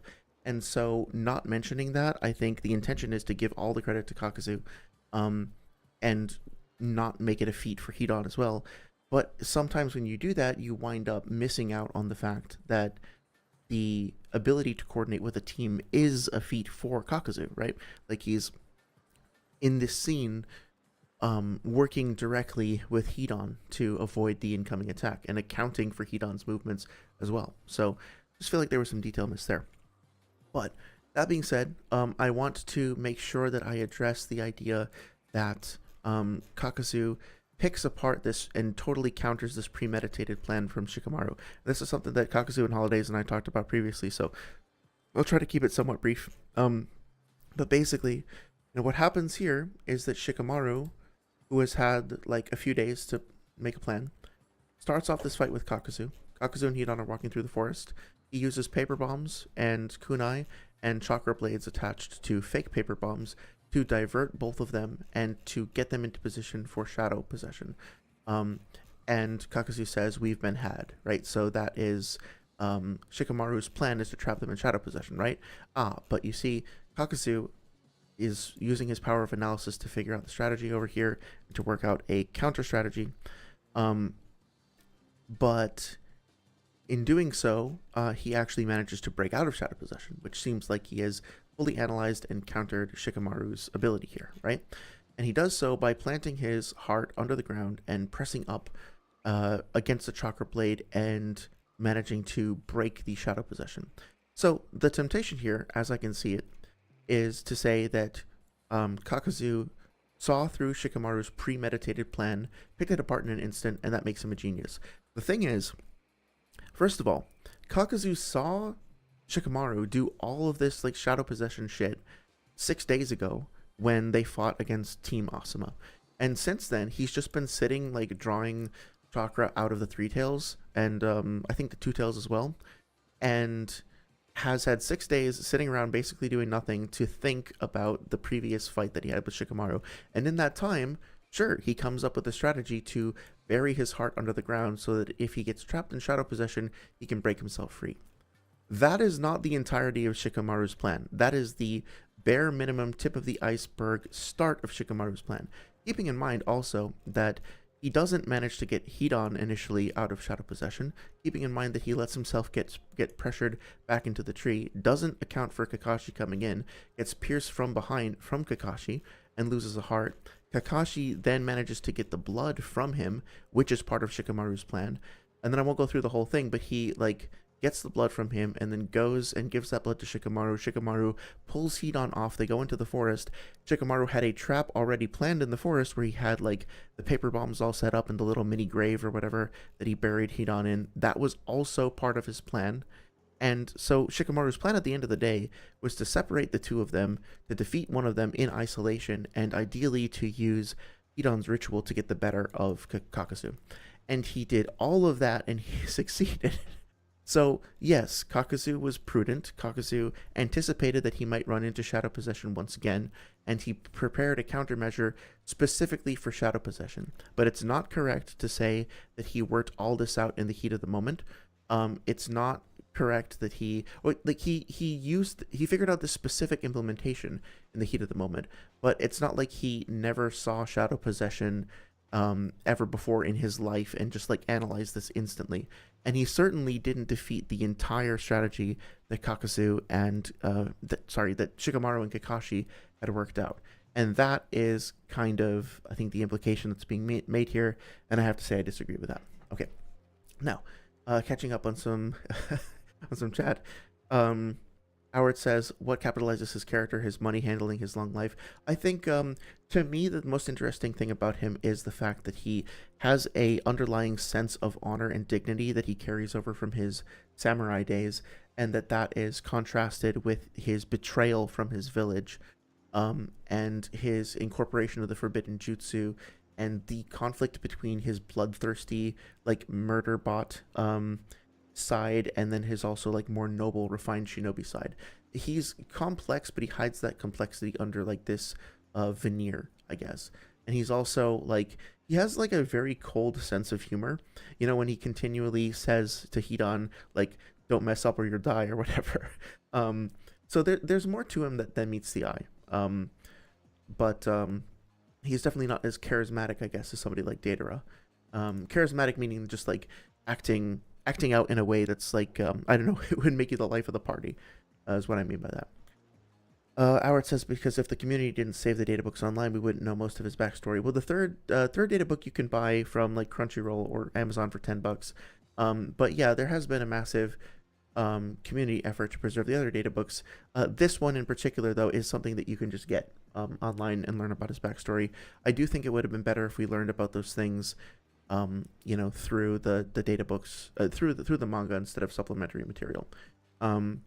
Saria says, sometimes I just stop and look at characters in Naruto and I think, wow, these characters are built weird. Like, Kakuzu really has a bunch of tendrils and stuff in his body. Like, dude, yeah, he's, I think there is something in the data books that I wish we had gotten in the manga that says that every time Kakuzu, like, commits a sin or does something that he's ashamed of, he mutilates his body as punishment. And so each of the individual scars are something that he's done that he either regrets or that he thinks is like reprehensible or something like that. And what's interesting is that he can then like sever his arms and use tentacles from each of those points. So he takes each one of his like failures and sins and transmutes it into power. So that's another thing that, again, isn't told in the manga itself, but is a cool part of his character. Let's see. Or it says, oh, a video game. Oh, the video games actually have a lot of really cool shit. We should talk about that at some point. Kakuzu and Holiday says, I mean, he was alive in each great ninja wars and even before the creations of great villages. Yeah, he has like a really great history. Konakun says, Sage of Thick Calves and Noodles should do a debate on Kakuzu versus Shisui. Oh, that'd be interesting. I know like Noodles has been trying to get Sage and Virtue to debate him, but I don't think that's gone anywhere as far as I know. And also like, yeah, I don't think that would be. I would find it entertaining to react to, but like if you watch the debate with Apollo, it's like Noodles does not seem to be in the right headspace to be debating right now.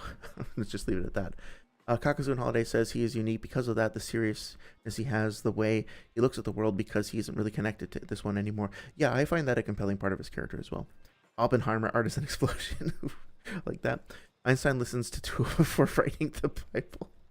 That might be one of the most interesting phrases that I've read in a long time. So well done, Kona.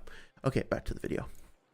Who are quite literally the best battle strategists in the Leaf Village, besides maybe Shukaku. Pain was actually scared to go near Kakashi's unconscious body. I wouldn't say scared. Scared is kind of a loaded term. I would say that he was being prudent and was aware that Kakashi has a bunch of tricks up his sleeve. So it's possible that like there was something up with him, like he would have I don't know, like had some sort of a trap. So there's a difference between being prudent and being afraid.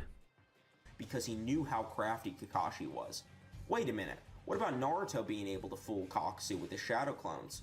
Okay, this is, this gets fun. Oh yeah, Naruto's shadow clones did fool Kakuzu. You know who else Naruto fooled with his shadow clones?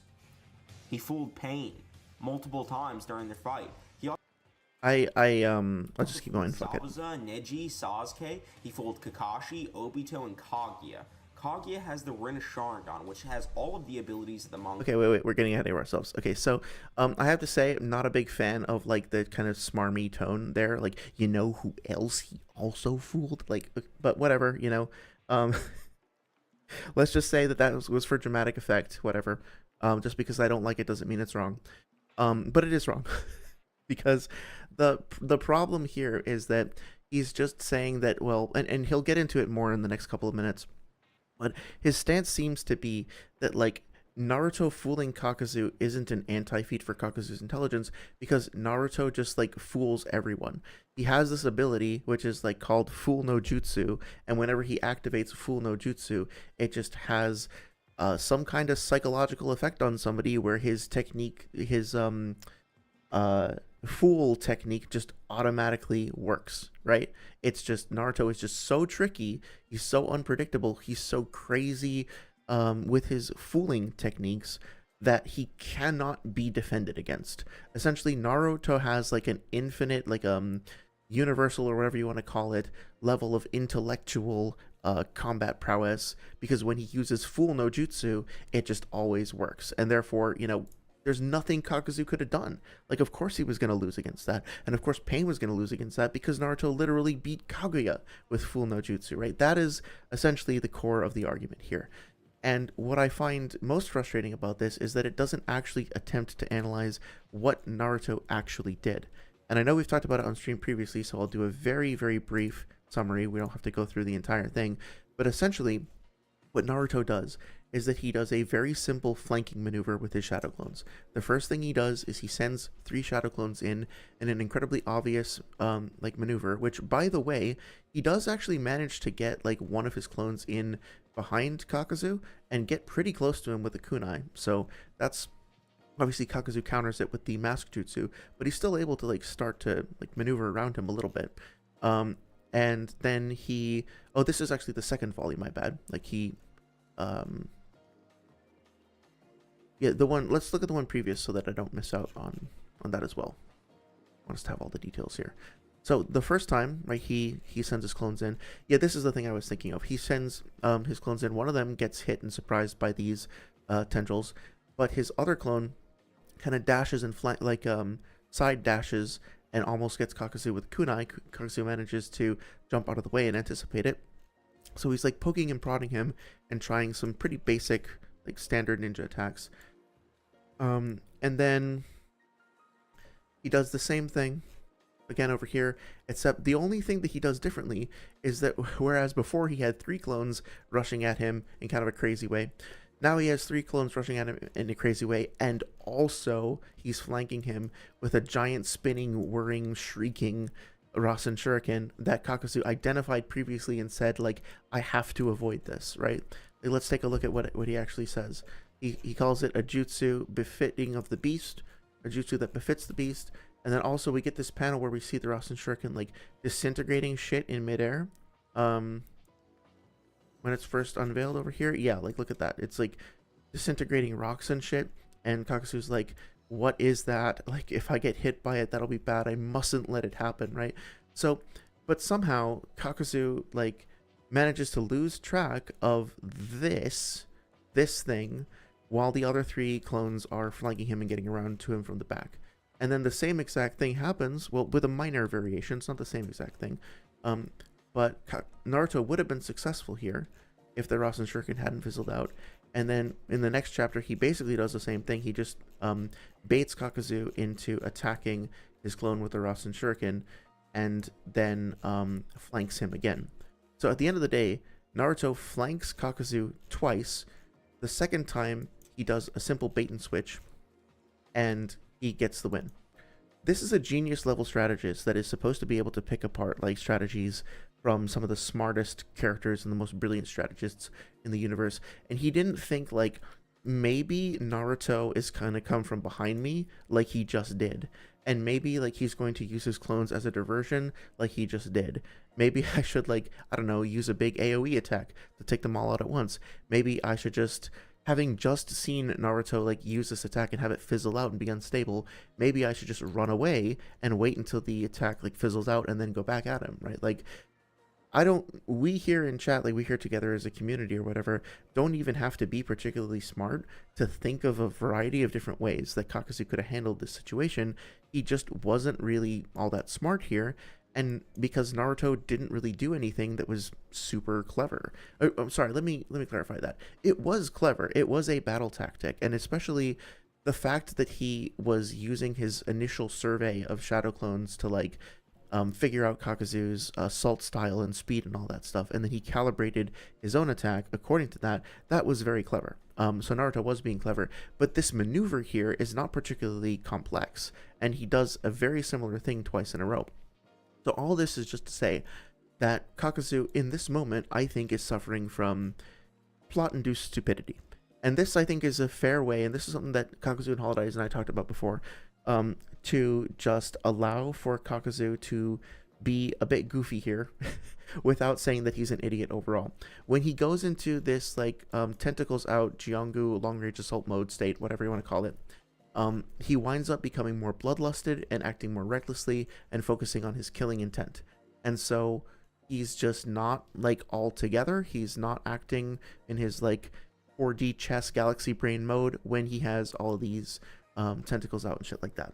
And that creates an interesting, like, trade-off, because you essentially have two versions of Kakuzu over the course of a fight with Pain.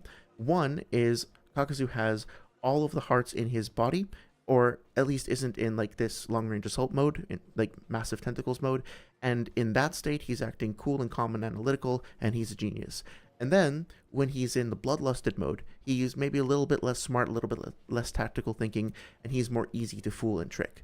I think that is a more accurate and nuanced view of the character, and I think that also allows us to, like, look at Naruto and examine what he's actually doing, as opposed to just saying, ah, no, he just has, like, an automatic fool technique that always wins, right?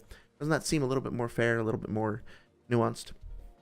Anyway, looking at chat, Kakuzu is a standalone character, says Kakuzu in Holidays. You won't find any character similar to him in any matters in the show. He does feel like he's kind of in a class of his own, right? At least in terms of his age and his perspective. Maybe Madara. I actually think there's quite a few parallels between Madara and Kakuzu when you think about it. Tell me he didn't say that. Tell me that Noodles didn't say that, says Kunakun. He's seriously comparing Kakuzu to Kaguya. Sort of, yeah. We're gonna get into that in a minute here as well. Kunakun says, what happened to Parrot? He was way better than this. I don't know. I haven't seen Parrot do anything in a while. But I'd be curious, like, what are you referring to with Parrot exactly? You mean the debate that he did previously with Spike Kage? Let's see. Or are you saying that these are, like, Parrot's arguments that Noodles is using? Something like that? Kakuzu and Holiday says, just felt easy for the enemy of this caliber. Yeah, I think we talked about before about how this doesn't necessarily have to be an anti-feat for Kakuzu's overall intelligence, right? Not sure I fully correctly understood your comment, so please feel free to paraphrase that if I didn't quite get that right. Saria then says, I honestly, when things like this happen, I think about Jiraiya's, it's not fun to change a genius, and think Naruto gets over on people because people don't expect much of him. Yeah. So the phrase, Naruto is the most unpredictable ninja ever comes up in debates and will come up in this video, and people try to use that but some people will occasionally try to use that to say that, like, Naruto's victories, like tactical victories on people, aren't anti-feats because he's just so unpredictable. But he's not like Potion Punch or fucking Drunken Boxing Lee, like Rock Lee. He's not like Acrobat Mode, All Blades Out Killer B, where they just have such complex movesets that are, like, really difficult to read and really unorthodox and unconventional. It's just that sometimes Naruto does things that are unorthodox and unconventional, but a lot of the times it's just people underestimating him, and he consistently manages to perform far better than anybody thinks he's going to, and they didn't predict that would happen, right? So it's really just their own, like, lack of respect that gets subverted, basically. Kakuzu and Holiday says, in order to counter Naruto behind him, Kakuzu makes his mask in the back to fire at him, and Kakashi Kamui the blast. Kakuzu is surprised. RS hit Kakuzu in victory. It's perfect. That makes sense. That's kind of similar to what happened during the Obito fight, right? I think, yeah, honestly, if Kakuzu had just put, like, one mask behind his body just to account for Naruto coming in and just blasted him when he showed up, he would have beaten him, right? Like, because, and also if he had just evaded, tried to get out of the way, he at least would have avoided that second Rasen Shuriken, and then Naruto would have been out of chakra, and then the fight would have gone back to the other characters, right? So I think this was just a case of hubris and miscalculation. Obito and Kaguya. Oh, 1 second. He also fooled Zabuza, Neji, Sasuke, he fooled Kakashi, Obito, and Kaguya. I dislike the fact that we're not getting any explanation as to what the fooling actually consisted of and why those instances of fooling were impressive and how they compare to Kakuzu, right? Like, again, every single time Naruto fools somebody, he uses a different technique, and they are more or less effective given the opponent that he's going up against. Sometimes he does stuff that's like Galaxy Brain 4D chess. Sometimes he does stuff that's not all that complicated, but winds up working anyway. So a more nuanced and detailed evaluation of the feats would have been appreciated here. Kaguya has the Rin Sharingan, which has all of the abilities of the Mangekyo, Here but to an even greater extent. It's stated in the second data book that the Mangekyo Sharingan can... Let's read this real quick. Excuse me, let's read this real quick. The extreme clairvoyance of those heavenly eyes gazing down upon past, present, and future is the reason why they are feared as the strongest. Okay, so this is saying that the Mangekyo Sharingan in the second data book is the strongest of the ocular jutsu, which I think is highly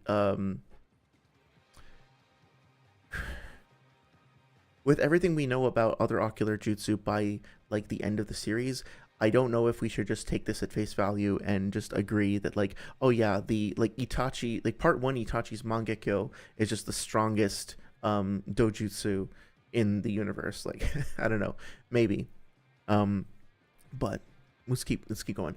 The culmination of the Sharingan that makes the Uchiha clan so special. Eye techniques holding the utmost potency even above both the insight and hypnosis, such as actually, to interrupt myself, I think the fact that like Madara gets stronger when he gets the Rinnegan kind of proves that this is false, right?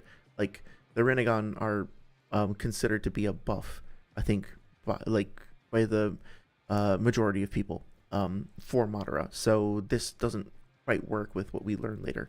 Eye techniques holding the utmost potency even above both the insight and hypnosis, such as Tsukuyomi and Amaterasu, become possible. Assuredly, Mangekyo Sharingan is the ultimate dojutsu, but again, this is second data book. It appears these heavenly eyes have further special powers that are yet to be clarified, but just what those could be about is unknown. Perhaps because of the absolutely small numbers of people who have awakened to it, its powers are still a vast and unexplored territory. Yeah, exactly. So this is kind of describing how there is a lot of information that is still like to be discovered and to be extrapolated about the Mangekyo.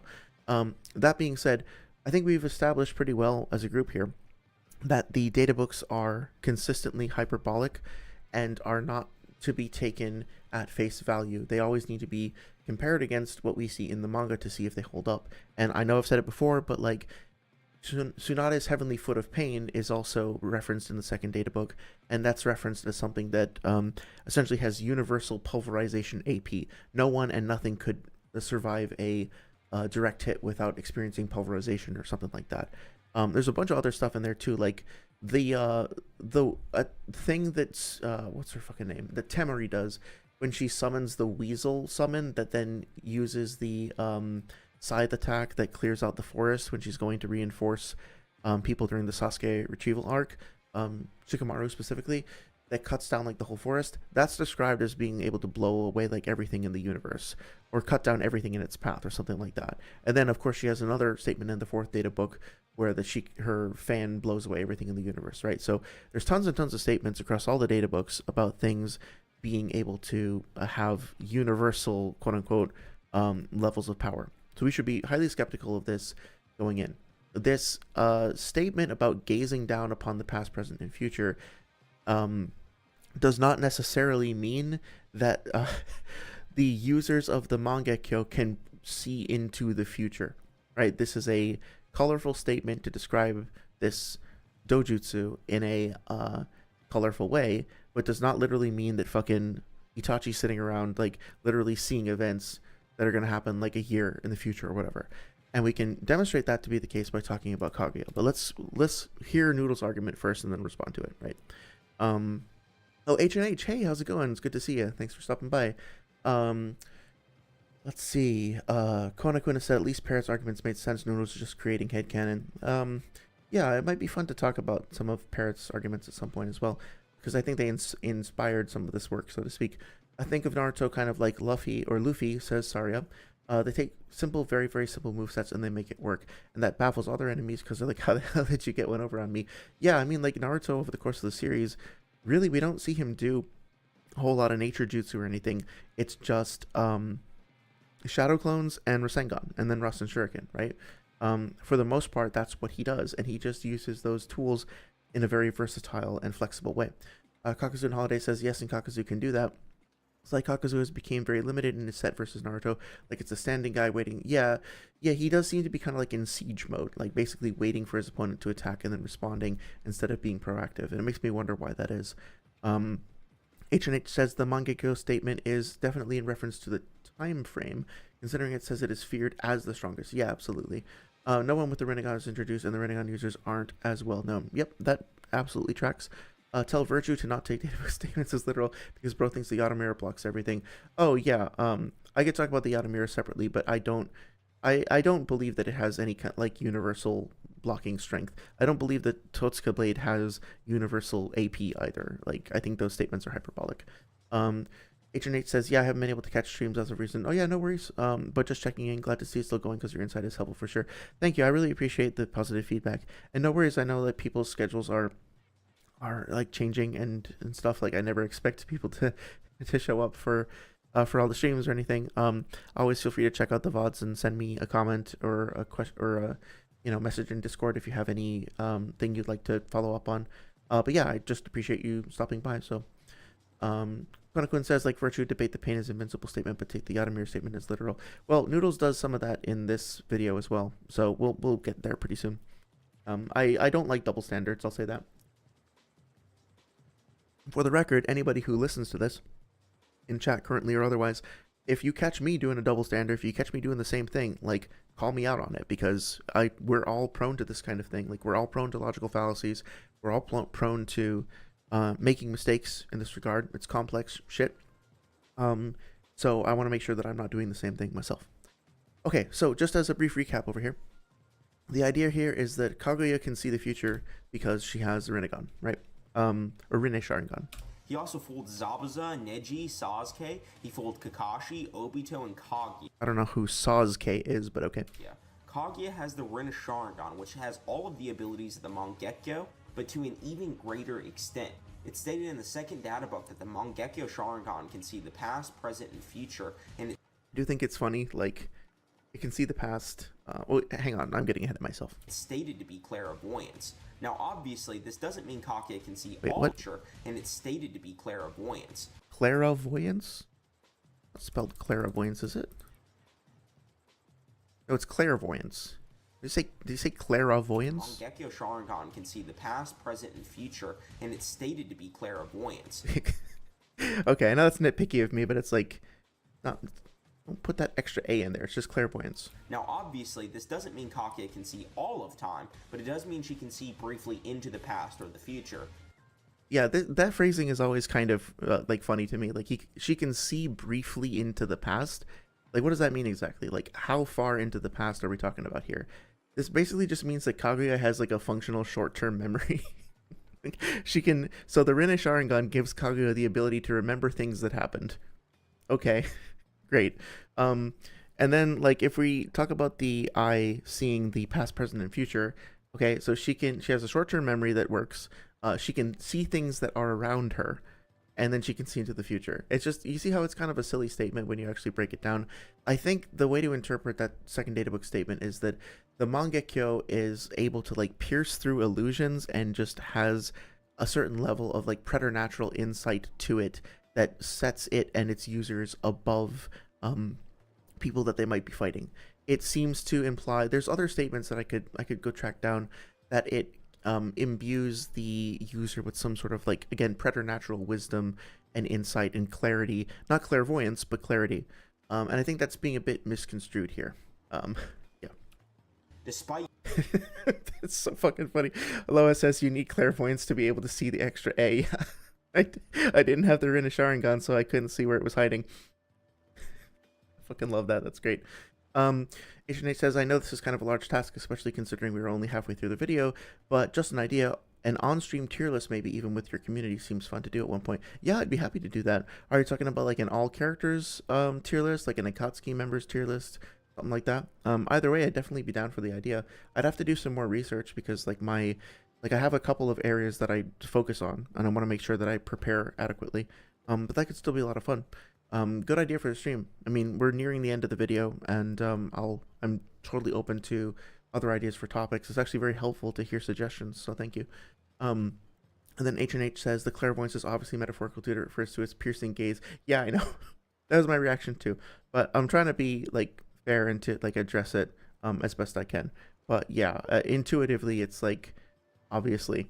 Konakun says, do you know Muhammad Ali moves at the speed of light? Because the commentators used to say, yeah, obviously, right? They were making objectively true statements. And since there are statements and we can look up those statements and they exist somewhere, then yeah, he's absolutely light speed. Did I also mention that Gamma Bunta is light speed? Not naming names or anything, but I was in a debate with somebody who said that Gamma Bunta was light speed. So, actually, that's not entirely accurate. It wasn't a debate. But anyway, the statement was made. Being able to An all characters tier list, but it could be separated into part 1 and part 2, with part 2 being separated. Yeah, it might make sense to kind of chunk it down that way, just to make sure that we're like focused, like we're keeping our scope in mind, like a reasonable scope. I think part 1 would be easier to do for sure. To quite literally see into the future, Naruto still managed to catch her off guard with his sexy jutsu. He fooled basically every single enemy to catch her off guard with. All right, what a perfect frame to leave up for a little while as we talk about this. So the idea here is that Naruto fooled Kaguya with his sexy jutsu. First of all, minor nitpick, but I'm going to bring it up anyway. This is not just Naruto's jutsu. It's Naruto and Naruto and Sasuke working together, right, to make this jutsu function. And it's also not called the sexy jutsu.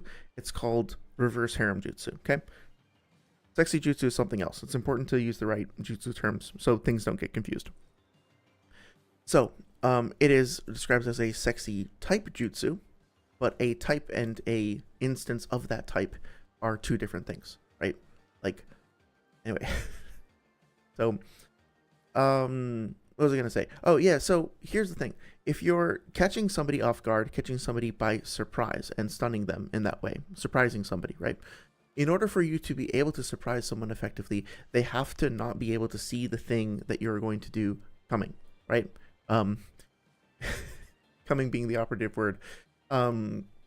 If you're throwing a surprise party for someone and they know that you're going to throw them a surprise party, then it's not a surprise. If they walk into the party knowing that it's going to be a party, then it's not a surprise. It's like, I kind of feel stupid that I have to explain like what what a surprise is, but by definition, if you know something is coming and you expect it, it's not a surprise. So if Kaguya can actually see into the future, then she would see that this is going to happen, and then she wouldn't fucking be surprised by it.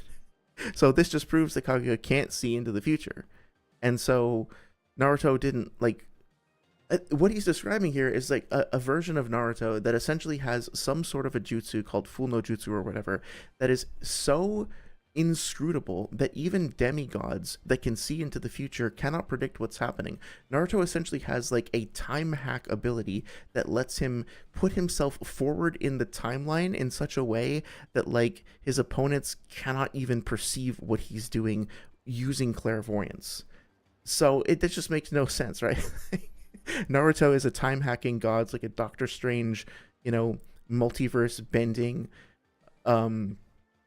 aficionado over here, when really what he's doing is he's just distracting her and surprising her. Okay, it's not that complicated.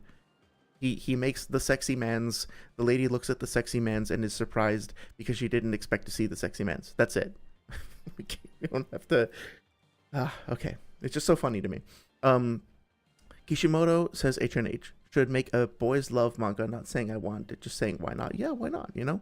Like, I mean, he's already clearly demonstrated that he has the talent for it. It would just be wasted if he didn't make something like this. I feel like this is a good, you know, a good concept for something that should be explored in more detail, right? Uh, Saria says fooled, more like aroused and surprised. Yeah, exactly. Exactly. It literally says reverse harem no jutsu on the skin. No. It actually says sexy jutsu. But just like H&H was saying, or Loha was saying, we need clairvoyance to see it. You see, Kishimoto's intention, which we can never know, by the way, was actually to write sexy jutsu here. But it just got confused, and now it's hidden behind veils of illusion that we can only see with the mangekyo, obviously.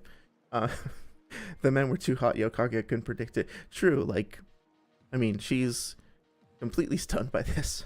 So Naruto has you watch as Almighty from Bleach. Oh man, I'm feel like I should just be direct and say that I don't know much about Bleach, but it keeps coming up, so I should definitely look into it. Am I saying that name right? You watch. Anyway, Kaguya can't see the future. Oh, whoops. Sexy jutsu. He fooled basically every single enemy ninja he has ever encountered with some type of shadow clone trickery, and was said on numerous occasions to be the most unpredictable ninja ever. Yeah, that's what we were talking about, the unpredictability there.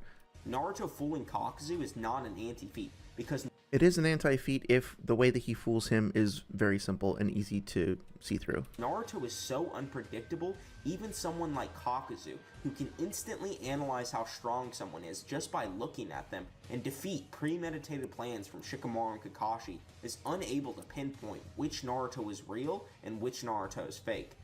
I mean, like, yeah, again, so the conclusion that he comes to here is essentially Naruto's fooling ability is just so transcendently powerful and effective that the fact it worked on Kakuzu is not an anti-feat. It doesn't matter that what he actually literally did was quite simple overall, and that Kakuzu, being a genius, should be able to see through it and find some way to deal with it.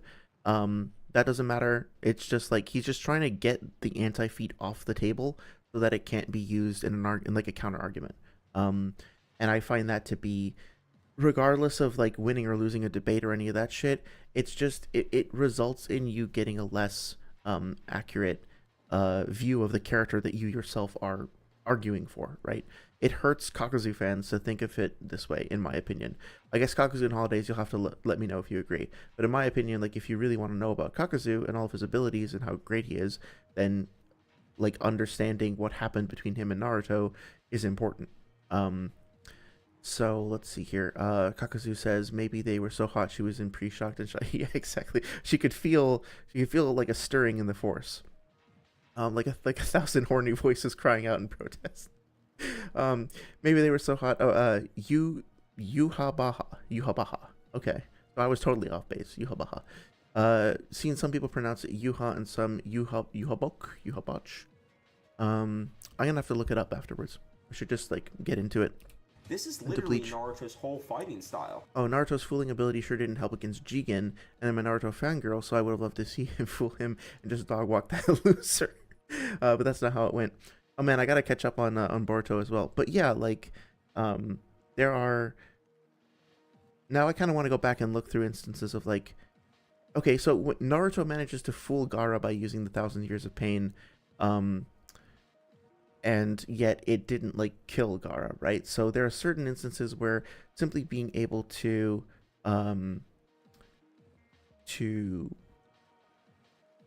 like fool them is not going to win him the fight, right?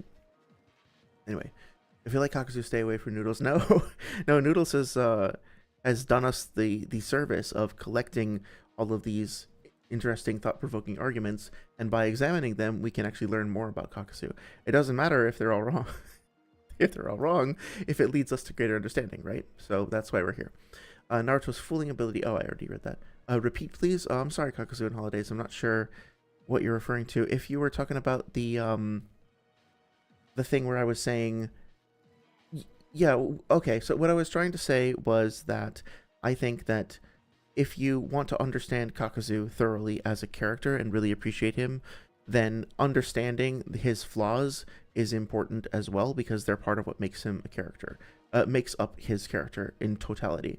So if it turns out, like, you might disagree with this one way or another, but if it turns out that Kakuzu was stupid against Naruto, that's maybe an anti-feat that could be disadvantageous in the context of a debate, But you should still talk about it if you care about the character more than the debate, because understanding that character's psychology and why they make mistakes is an important part of making the character. That's what I was trying to say. Konakuni came to my boy's house and started manhandling. Oh no. Fair enough. So for the people that think him fooling Kakuzu is an anti-feat for his intelligence, I do. that's dumb. Because then you'd also have to argue Pain has an anti-feat as well. Oh yeah, okay, sorry. Let me play that without talking over it. Naruto's whole fighting style. So for the people that think him fooling Kakuzu is an anti-feat for his intelligence, that's dumb. Because then you'd also have to argue Pain has an anti-feat as well, because he also gets caught by Shadow Clone Naruto and expanding Rasen Shurikens from Naruto as well. Okay, so setting aside the redundancy in the way that that was phrased, this right here to me illustrates like a real problem with the way that, I won't even say just Noodles himself, but just like power scaling debates and debating in general can tend to kind of skew your perceptions of things.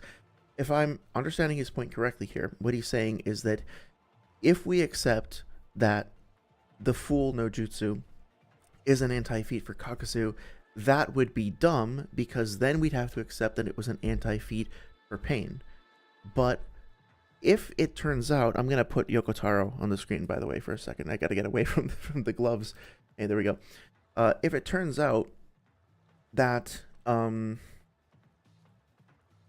Naruto does have an anti-feat for Kakuzu, and it turns out that Naruto does have an anti-feat for Pain, if we actually care about these characters and we want to arrive at a correct understanding of them, then why is it dumb to admit that?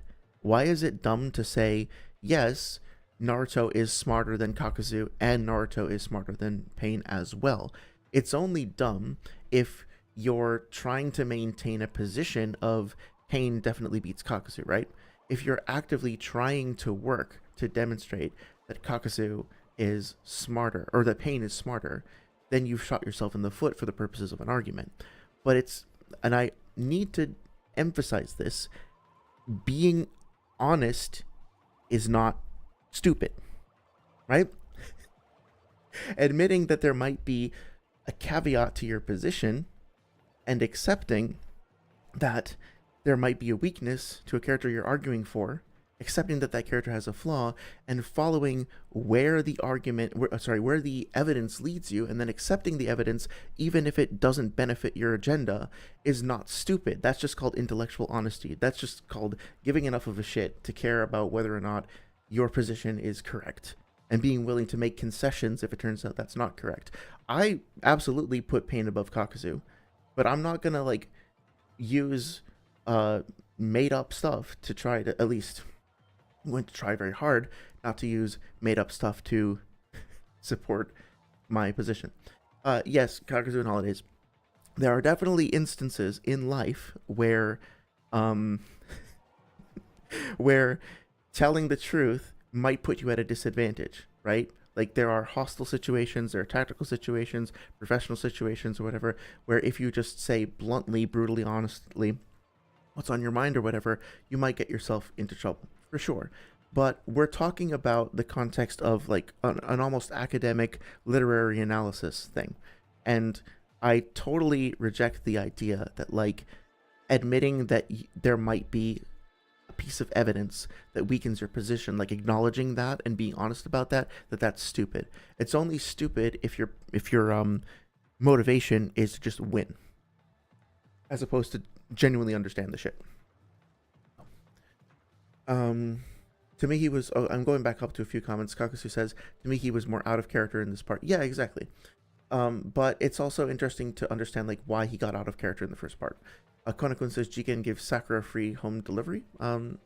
Again, I guess I am lacking the context for that. Kona says Noodles has a jutsu called headcanon no jutsu, which allows him to create headcanon anytime he's losing an argument. And believe, how can I say it?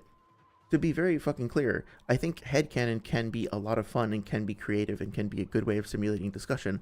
It's just when you designate yourself as an authority on a subject and then try to police what other people are allowed to develop in terms of their own opinions, their own headcanon, then it becomes like a really weird situation where you're saying, well, my headcanon is legitimate, but nobody else is allowed to headcanon. That's just unfair, and it's not something that I support. Right? Saria says, being honest is not stupid, the power scaling community, and I took that personally. Yeah. Yep. Again, like, there's some nuance to it, but I dislike the implication of what he's saying here. A true warrior does not seek victory, but improvement, says Kona. Yep, I like that sentiment a lot. Kakuzu and Holiday says to be defeated, I guess. Maybe.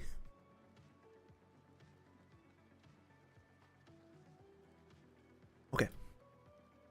Kakashi also managed to fool Pain with a lightning clone, and he is much less unpredictable than Naruto. Sure. Another thing worth mentioning is that when Kakuzu got caught off guard the second time by Naruto, literally everyone there was insanely impressed with how good Naruto's plan was executed. Okay, let's read this real quick. Those doppelgangers are only meant as a diversion. Never thought you'd use them like that. You're not quite as dumb as you look, Naruto. Not in Shikamaru's league, but hey, please don't compare me to Shikamaru. I'm impressed you pulled off that jutsu 3 times in a row. You could only do it twice during training.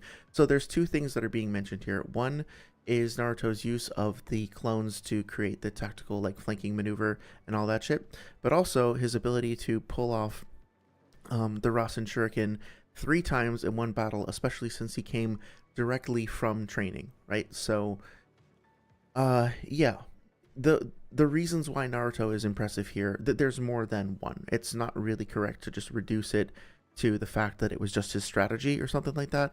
And later on, I think Noodle says something along the lines of, like, Naruto was said to have surpassed Kakashi specifically because of the Rasen Shuriken, and so I think this particular feat is used in a couple of different ways that keeps on shifting over the course of the video. So, but let's not get ahead of ourselves. Let's just put a pin in this for now. We'll come back to it probably in like half an hour or so. Kakashi. My agenda is still far greater than yours.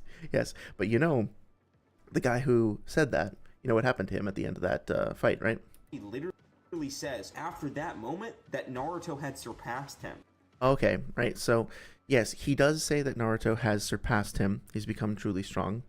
And also, this is a function of Naruto's confidence. You see how it says such confidence, and the wit to turn failure on its head, and quickly plan his next move, and his strength, and his development of jutsu, right? Like, it's not like, wow, Naruto did a simple flanking maneuver, therefore he has surpassed me. Like, Naruto did a trick, and his trick is so tricksy that it's even better than I am. It's that Naruto overall as a shinobi has grown up and has matured and has just developed in so many ways. And so overall as a shinobi, he has now surpassed Jiraiya, right? There's a whole lot more going on here than just Naruto did a good trick. Please don't compare me to Shikamaru. This is either a huge compliment or a crazy stray. I think it might be a little, it's more of a compliment, and I think the way I interpret that is that he knows he's never going to be quite, you know, as much of a genius as Shikamaru. And so Choji's like giving him a compliment, saying like, hey, you did a pretty good job. Not as good as Shikamaru though. And Naruto's like, please, come on, that's unfair. Like, I still did a pretty good job. Don't mention Shikamaru. That'll just like reduce the, like, my feat, so to speak, right? As for skill difference, Pain was unable to tag base Naruto and Taijutsu, where... Well, to be specific, Tendo Pain, with his abilities on cooldown in a one-on-one engagement against Pain Arc base Naruto, did not defeat Pain Arc base Naruto. That's the correct way to describe this. Past him. As for skill difference, Pain was unable to tag base Naruto and Taijutsu, whereas Kakuzu was able to tag Ninetales and Naruto multiple times.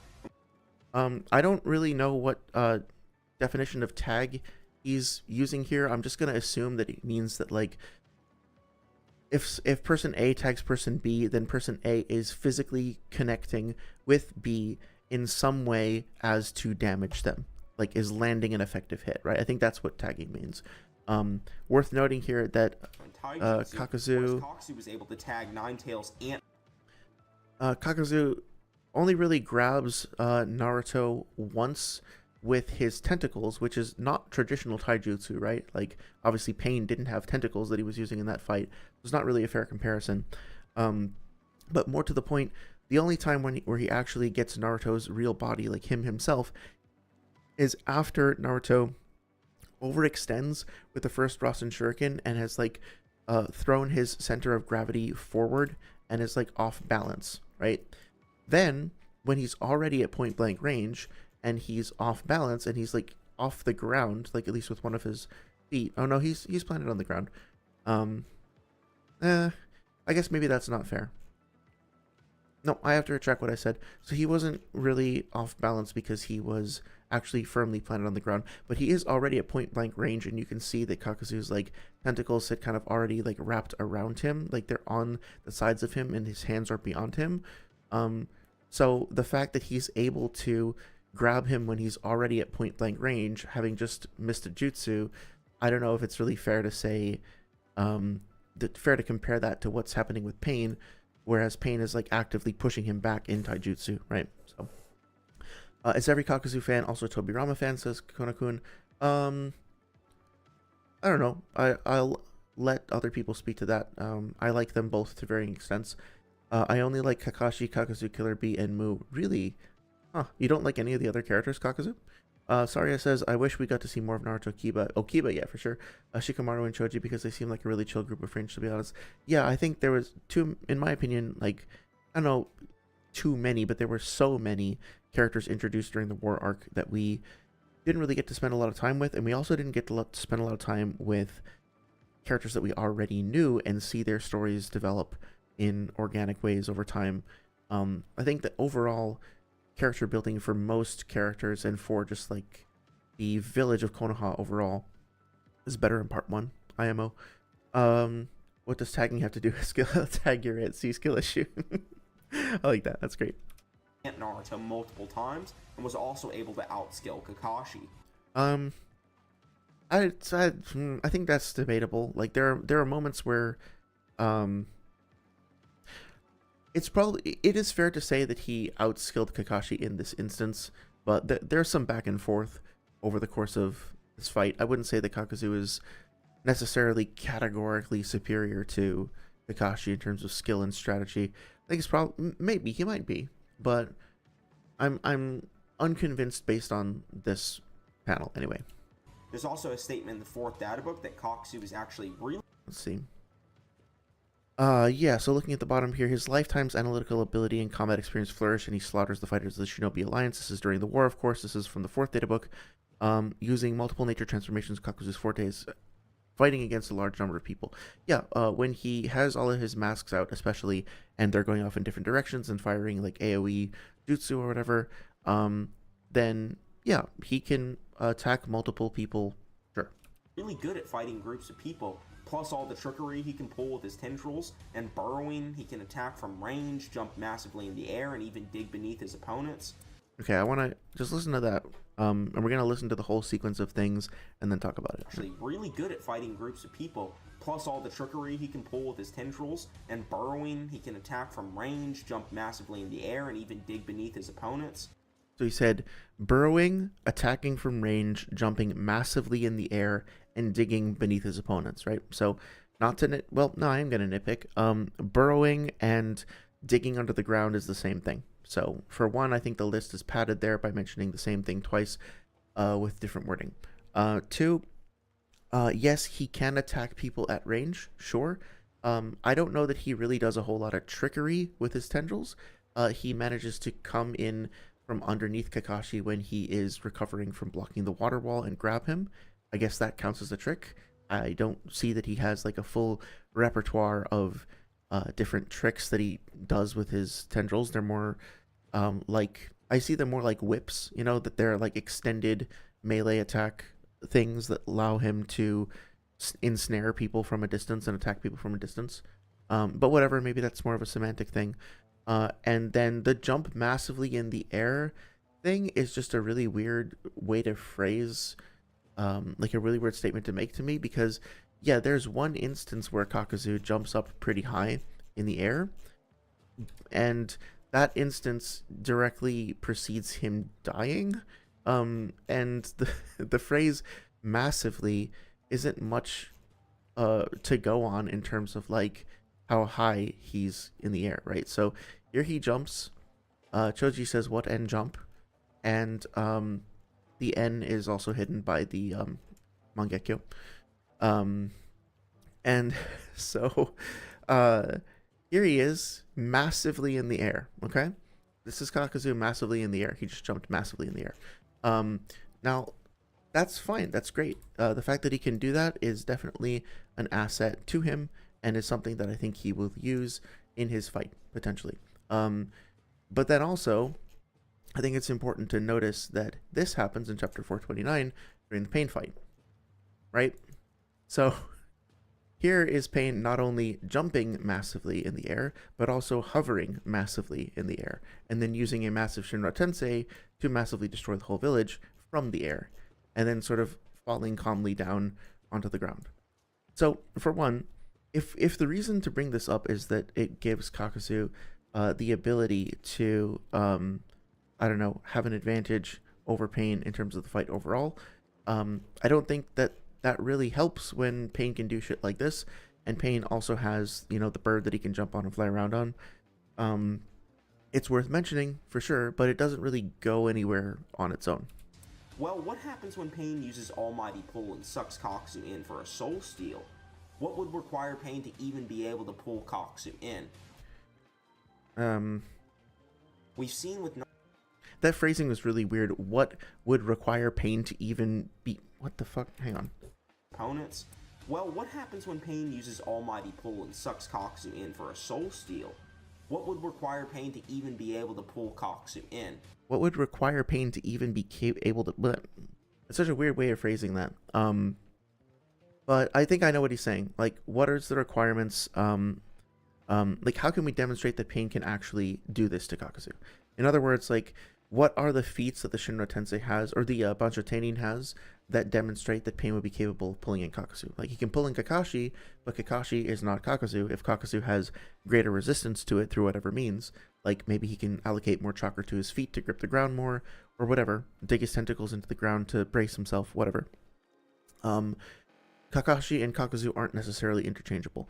So, especially in the context of a debate, I think it's totally fine to ask for clarification and be like, what feats demonstrate that Pain can actually do this? Don't have a problem with that at all. We've seen with Naruto... Pain is shooting Shinra Tensei from his feet to fly. I used to think that too, but I don't know if that makes sense because there's a cooldown right between each time he uses the Shinra Tensei. So then wouldn't he like... How would he be hovering in the air for 5 seconds, and then I'm explaining it badly, but you know, like if he's using it to hover, then I think he would start to fall before he used the Shinra Tensei afterwards, because he'd had the 5-second cooldown period, right? So I'm not sure about that. Saria says Kakuzu puts his tendrils on the ground. Noodles, he's a damn genius. Says the same energy as Gohan's genius strategy in the tournament of power, being it'll be harder to fall off the arena if we fight in the middle. Yeah, I mean, like, it's just that time hacking foolery, right? Naruto, he was able to dig his tails into the ground and completely resist Pain's Shinra Tensei. Yeah, but again, like, just like I was saying, Kakashi and Kakuzu don't have like interchangeable anatomy or whatever. Also, Naruto's Six Tails version anatomy is different, and he's actually, you know, he doesn't have these detachable tendril threads or whatever that he's embedding into the ground. It's his tails that are directly connected to, I guess, like the base of his spine or his hips or whatever. And when he absorbs the Shinra Tensei, you know, you can kind of see, back up a few frames, you can kind of see that like it's pushing him back a little bit, and then his body is absorbing it in like this arc, and then he then pushes back against Pain and recoils it, which maybe Kakuzu can do as well. But also look at all of the environmental damage that's being done to the rocks and stuff behind Naruto, and then the amount of damage and force that's being applied back to Pain. I don't think it's safe to just assume that Kakuzu's tendrils could withstand the amount of force that Naruto's is here. So Naruto has 4 tails in the ground rather. So let's say Kakuzu puts arm, leg.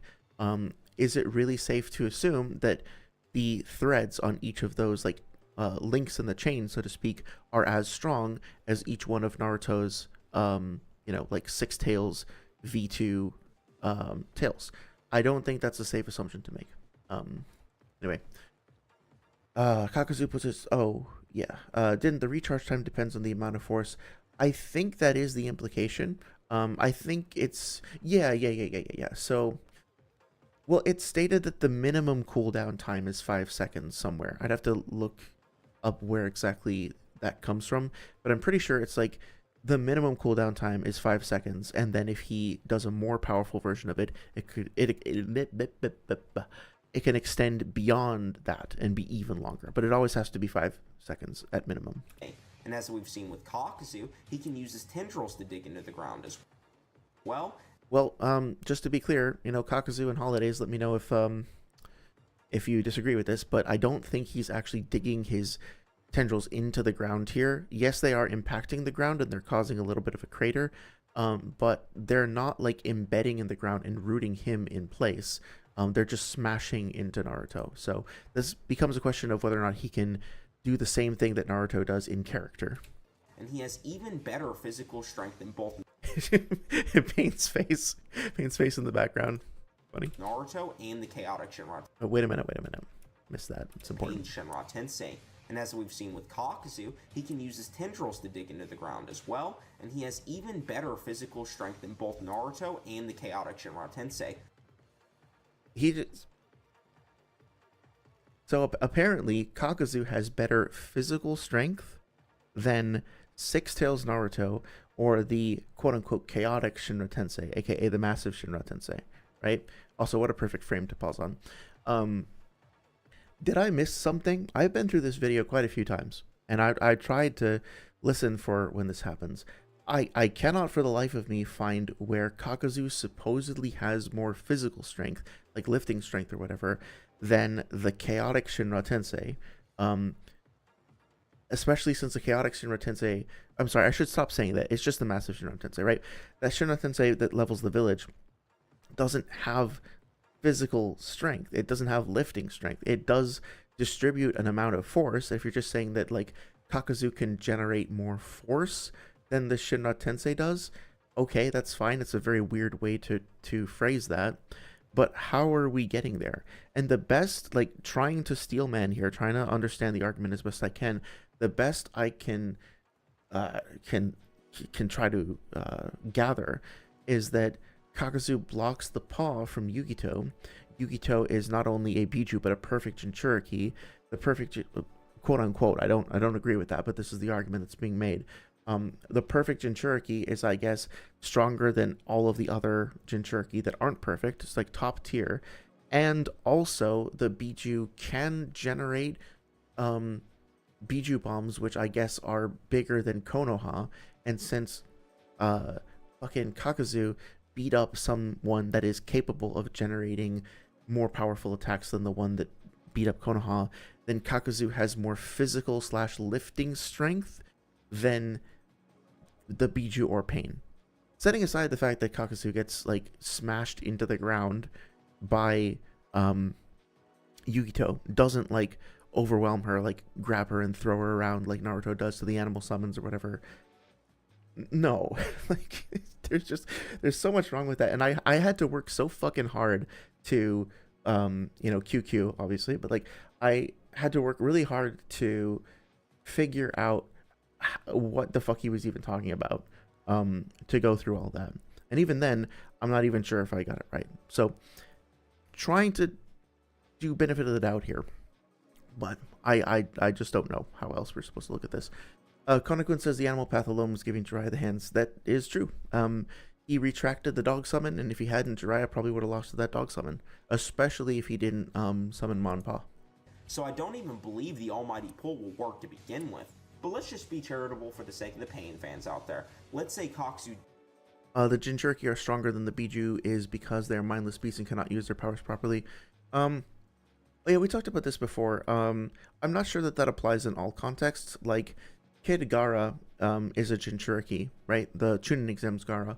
And let's say that he didn't have Shikaku in him. He only had like his regular sand powers and couldn't do the partial transformation.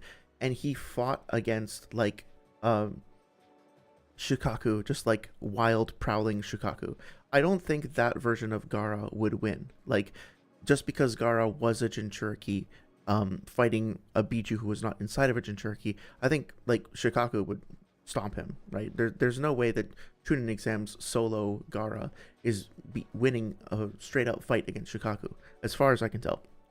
But certainly any given Bijuu that gets placed inside a masterful Jinchuriki winds up having their combat potential expand greatly. Ooh, we're talking like 2.5 hours straight. Damn.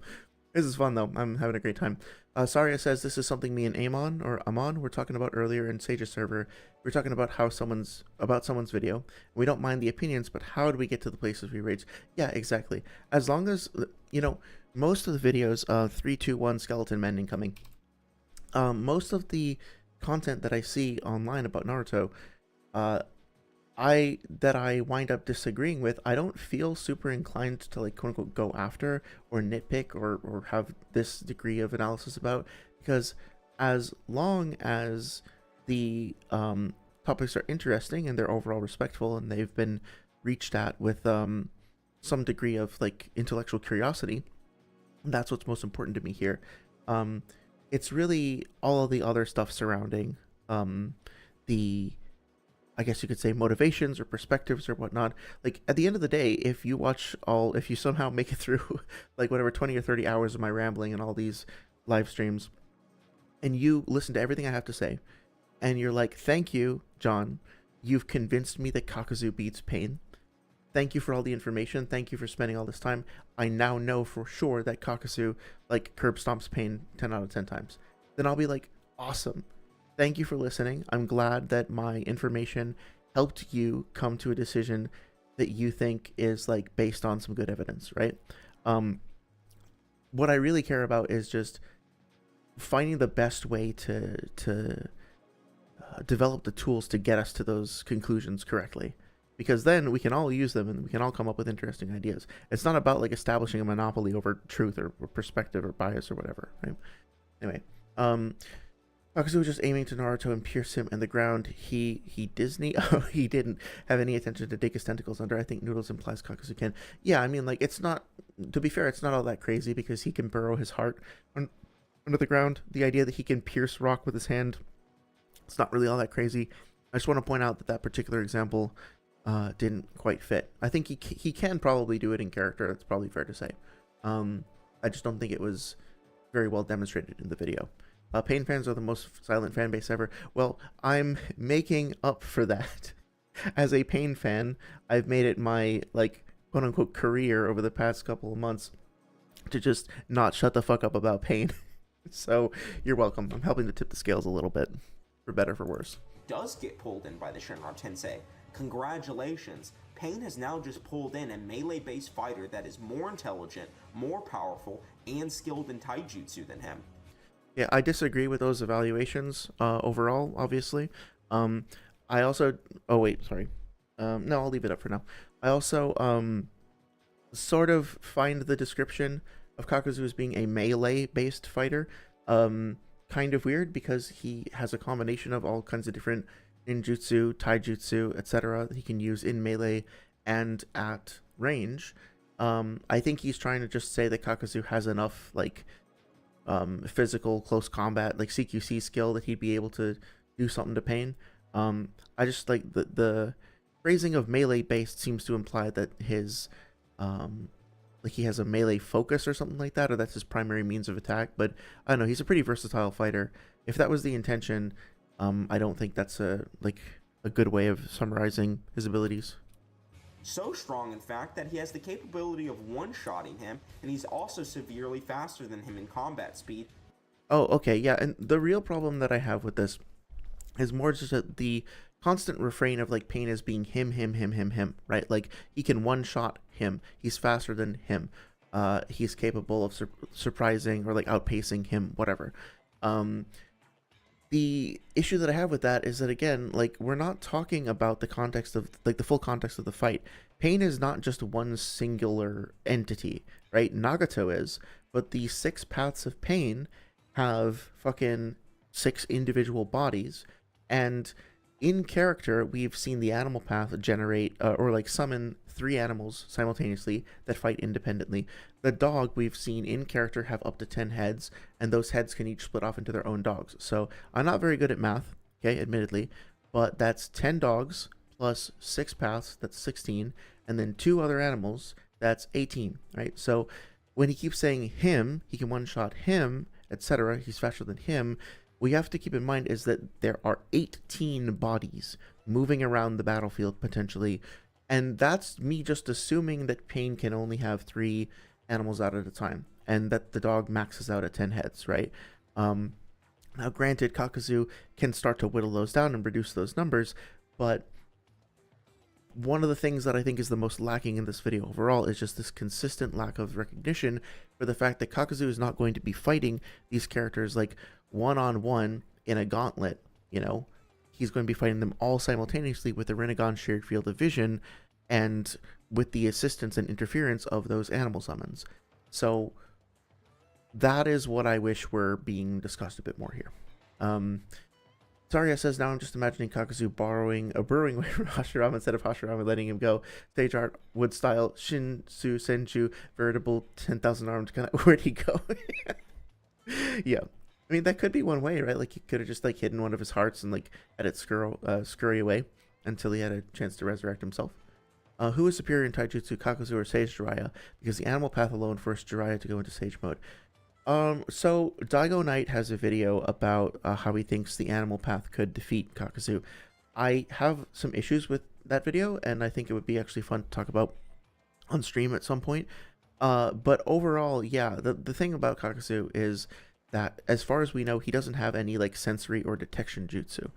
And as long as that's the case, then he's not going to be able to detect the chameleon. So if the chameleon manages to like the animal path gets inside the chameleon and takes off, Kakuzu is going to have a hell of a time managing to hit that thing. Even if he can detect it somehow, we don't know all that much about the chameleon's durability and speed. We know that it can potentially outpace KCM1 Naruto, and I can show evidence for that. But basically, the idea that Kakuzu can detect it and also outpace it enough to hit it with its jutsu and then kill it, a lot of that is up in question. And if the dog is out at the same time, again, like, that dog cannot be destroyed. He has to kill the animal path. And that dog was capable of, like, withstanding a Rasen Shuriken from KCM Naruto, and Pain just looked at that and said, yeah, that's not gonna fucking work, boy. You gotta, like, you have to actually defeat me. And so, yeah, Sage Jiraiya in that instance might have been able to do something if he, I don't know, like, made shadow clones and spread out. Oh, you know what Sage Jiraiya could have done? He could have potentially used his giant swamp jutsu. And if that swamp was enough to get the chameleon to stay put, then he might have been able to attack it directly. He could have also done something like creating a big ball of fire, like Noodles says Kakuzu could do, and just trying to burn a huge part of the battlefield and figure out where it is. Kakuzu and Holiday suggested that maybe he'd be able to like put some dust in the air and see the chameleon moving around in the dust or something like that. Use sand or use footprints. So there are definitely ways to do it, but it's going to be really fucking hard. 1 second, I need to take a quick bathroom break. Thank you for listening so far. It's been a lot of fun. We're making some progress. I'm going to take a quick bathroom break. I'll be back in like 5 minutes.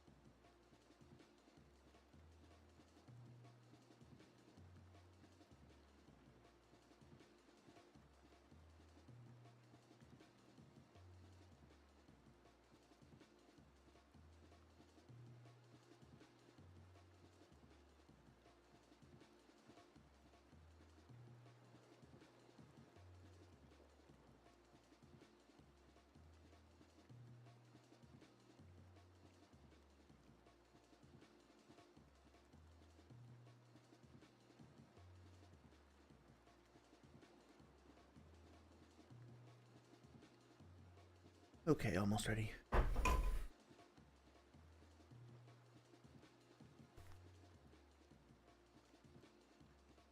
Back now. Yeah, here we go. Okie dokie. Who is superior in taijutsu, says Konakun. Kakuzu or Sage Jiraiya? Oh, I'm sorry, I think I might have misunderstood your question. Probably Sage Jiraiya, but I would have to look into it a bit more. The thing about Sage Jiraiya is that he has Ma and Pa with him. He has access to Sage Enhanced Jutsu and speed, and he also moves in a more like animalistic way where he's dashing around on all fours and stuff like that. So my money would be on Sage Jiraiya, but I mean, I'm not sure he could do any damage to him with the Diamond Morph activated. So with the like the Odama Rasengan, yeah, that would probably do a lot of damage to Kakuzu. The human path with his eyes closed caught a punch from Sage Jiraiya. Yeah, that's true. So that's something that doesn't come up in Noodles' video a whole lot, but is very important to note, is that the shared field of vision is an incredible defensive asset as well. Also, how can people say that Itachi blitzed Nagato with a Matarasu when Nagato literally yelled, "It's a Matarasu, Naruto, watch out," before it was even fired? I think, doesn't he say that in regards to the Kodowa Matsukami? Like, he thinks it's going to be the Amaterasu, but it winds up being the Kodowa Matsukami. Something like that. Because he's responding to the buildup of chakra in Itachi's eye. And he just assumes that because it's building up the same way and it's a Mangekyo Jutsu, that it would be the Amaterasu. But yeah, when Pain gets hit with the Amaterasu, he's like partially controlled by Kabuto, if not indeed controlled by fucking Kakuzu. God damn it. Too many 3-syllable names that sound the same. Kabuto. Like, Kabuto's in control that whole fight to varying extents. And so it's kind of hard to figure out how much to attribute to him versus, Kakuzu himself, if that makes sense. Okay. That being said, let's continue. Due to being able to beat Nine-Tails Chakra Naruto in Taijutsu, and being able to block Yukito's paw. Okay. Just to clarify, actually, let's wait a little bit. I want to talk about that Nine-Tails amped Naruto thing. I don't agree that that's a good description of Naruto, but we talked about it a little bit before. I guess basically to summarize, Naruto does have vertical pupils here, which suggests that Kurama's chakra or influence or something is kind of coming out. Actually, the graphic obscured it. Right over here. So that is true. But that being said, the overall amp that Naruto is getting, like supposedly, is not really quantified here. We don't really see the other signifiers of a QB amp, like whiskers and fangs and bubbling chakra cloak and all that other stuff. So it's entirely possible, like, it would be I think consistent to say that this QB amp that Naruto is getting is really so minuscule that all it's doing is just changing the pupils in his eyes. And because it's so minuscule, we can't really consider Naruto to be amped overall. In other words, it's just an assumption to say, I think, that because his pupils have a vertical slit to them, that means that Naruto is getting an overall stats amp, right? The vertical pupils are evidence of the fact that his pupils are vertical, essentially. Obviously, this means that there is some interaction with Kurama's chakra, but that interaction could literally just be changing his pupils. It might be the case that he's getting an amp, but that amp is never really discussed in any detail and never really quantified in a way that I think we can practically use in these conversations. So for all intents and purposes, it's just like kind of irrelevant, right? More to the point, it's very important to understand that base Naruto versus Kakuzu and base Naruto versus Pain are very different. Like, Naruto undergoes a great amount of training between those two fights. And so if Naruto's baseline is increasing, then the fact that he had an amp over Kakuzu still doesn't really tell us how that compares, like, with with whatever version of himself is fighting Pain, because if his total power is base plus amp, and his base has changed significantly between those two fights, then we can't use those two versions of the character interchangeably.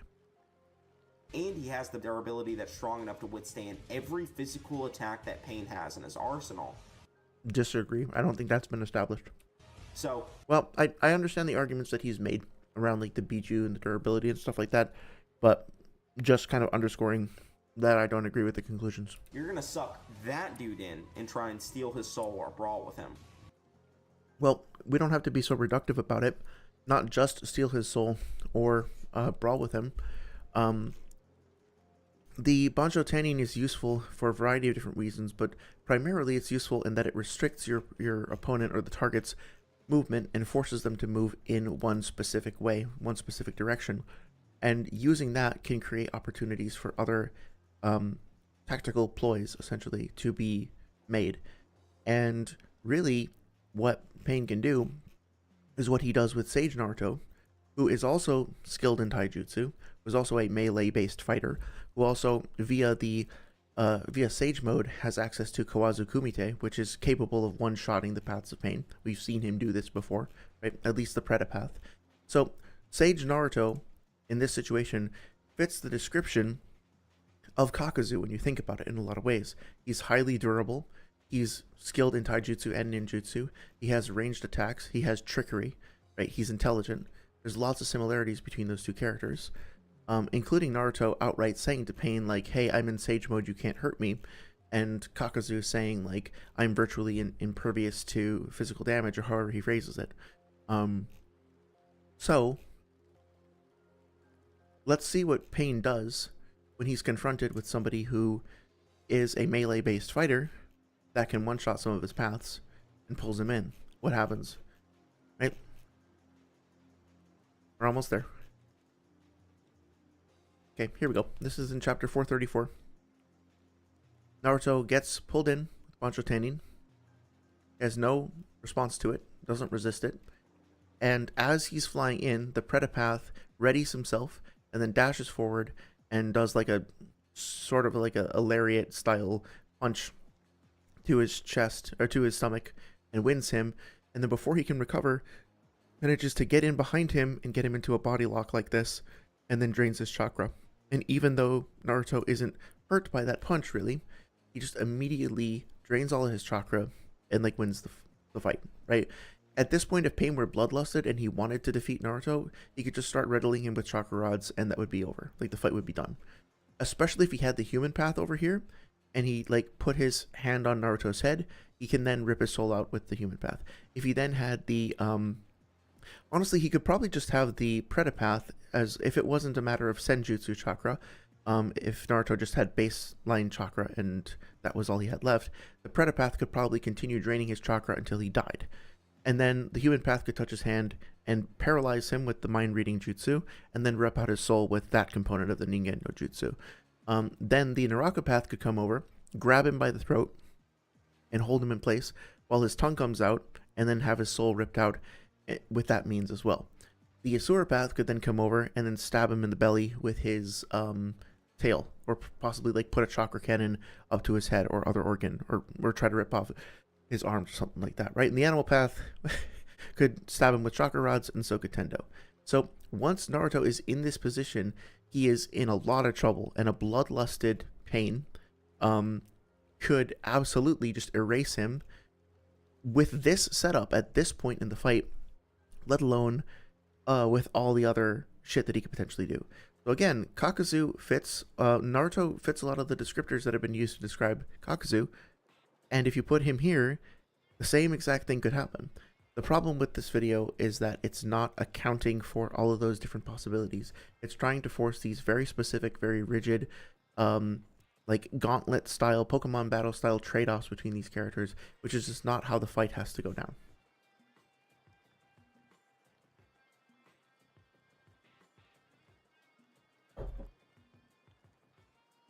Okay. Let's keep going.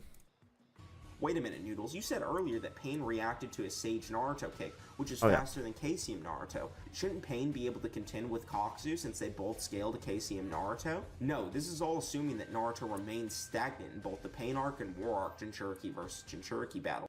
So keep in mind what we just said about how Naruto's base changes from the Pain fight, from the Kakuzu fight to the Pain fight. Naruto has did both training and fought multiple Okay, I'm gonna nitpick because I love to. Pain arc and War arc Jinchuriki versus Jinchuriki battle. Naruto has did both training and fought multiple Kage and Kage level opponents at this. Naruto has did both training. Naruto has did both training to it. I'm sorry, that's a little bit shitty of me, okay? But again, Naruto has both done training and fought Kakuzu, Kage level opponents, right? It's one thing to stumble over your words every once in a while. But like when you have a script and you're elevating yourself to the status of like the Naruto god in the community and going after other people's work and criticizing their stuff for being unprofessional and inaccurate and stuff, you can't say stuff like Naruto has did training. That's not too much to ask to just get that right. Kakuzu scales to who? Kakuzu scales to Oh, you were saying... Oh, I was just saying that previously that Kakuzu has some of the same descriptions that... Or some of the same attributes, rather, that Sage Naruto does. Yokotaro incoming 321. Meaning that, like, Noodles says that Kakuzu can burrow under the ground and do a lot of trickery with his tendrils specifically. That he has taijutsu that is superior to Pain. That he has durability that is superior to Pain, that he has ninjutsu and taijutsu that are capable of one-shotting some of the paths of Pain, right? Well, all of those things also apply to Naruto. Naruto has the Rasen Shuriken, which can one-shot a path. He has the Kawazu Kumite, which one-shots the Preta path, etc., etc. So there's a lot of ways in which Naruto fits the same descriptions and categories, attributes, whatever, that Kakuzu does, but Pain still pulls in this melee-based fighter who's capable of harming him, and still defeats him. So the fact that Kakuzu is melee-based and has win conditions is not a defeater for the idea that Pain would use Bancho Tenin on him, is what I was trying to say. As to how high Kakuzu scales in general, I would ask Kakuzu in Holidays for that. He's the expert in that matter. Saria says, "Oh, John, this isn't relevant to the discussion, but have you seen Swag's video on Naruto being the underdog?" Yeah, I got about 20 minutes into it, and I was a little... I thought everything he was saying made sense and was a good kind of debunking, whether intentional or not, of that awful Plague of Gripes video that came out however many years ago. And I would like to go back and rewatch it with a clear head at some point. I am a little skeptical of some of... This is such a back-ass or like backhanded compliment, but like based on what Swag had said in the debate with Noodles, I was actually really surprised at the high quality level. Yeah, that is kind of shitty. I'm sorry, but like I was pleasantly surprised at the high level of quality of the video and the claims that were being made and the subject matter that was being discussed. And something about it was like, okay, I need to really just like clear some time, clear my schedule or whatever, and focus on this and really listen to what this guy has to say.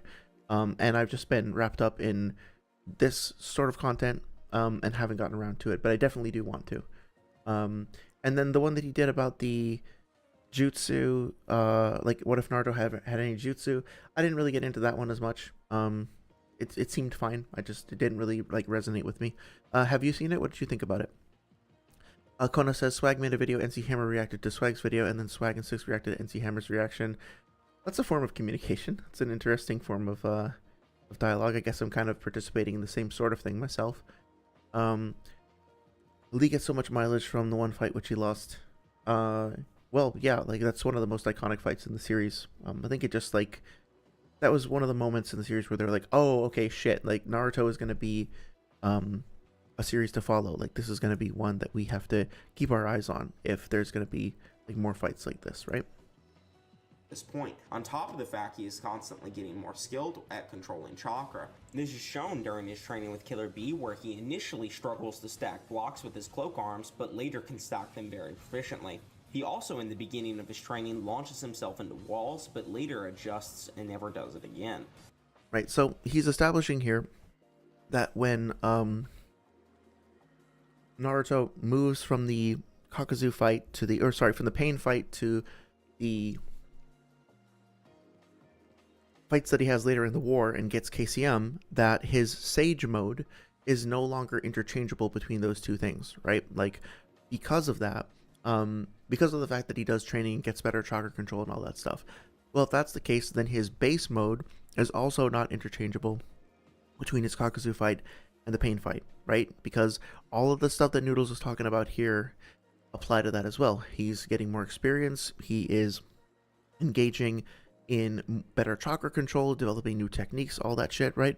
And so, assuming that Naruto's baseline is the same between those two fights just doesn't work. And so saying that he has some sort of unquantifiable, like, QB chakra amp, like Ninetales eye amp or something like that, that would account for, that would be so strong as to, like, overcome any difference in Naruto's base between those two fights, like, just doesn't work by the argument that Noodles himself is making here, which strikes me as like a big double standard, right? It's totally fine for me to say that to use like base Naruto and QBI amped Naruto sort of interchangeably for my arguments, but hey, if you want to use KCM as a comparison, well, you can't do that because Naruto actually trains. Like, I don't know if you guys are aware of this, but Naruto actually trains between these two fights, and then not bring up the fact that he trains when he's getting access to Sage mode. It's just a little weird. It's also worth considering, you know, that Sage mode in general does seem to be faster than KCM based on some of Naruto's statements in the war. And if that's the case, then Sage mode versus Pain is significantly faster than his base, one way or another. And Pain is still able to react to and block and respond to, so I'm repeating myself, attacks from that super fast Sage mode.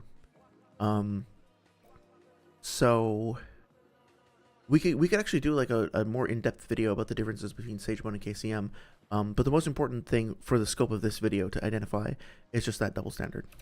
Point is, oh, sorry, it says, I thought it was his best video to date. Okay, awesome. I mean, I didn't care about the Naruto with all jutsu thing because the schools of content is, I just love character analysis more. Yeah, from what I had heard of it, it seemed pretty good. It seemed like pretty good insight into Naruto's character. So I'll check it out. Thank you for reminding me of that. Kona says Lee should have been the main character, still the most brain dead take. Oh man, really? I think he would have made a good main character. Like, put Lee in Naruto's position against Nagato. What will Lee do? Tell Nagato to do sit-ups.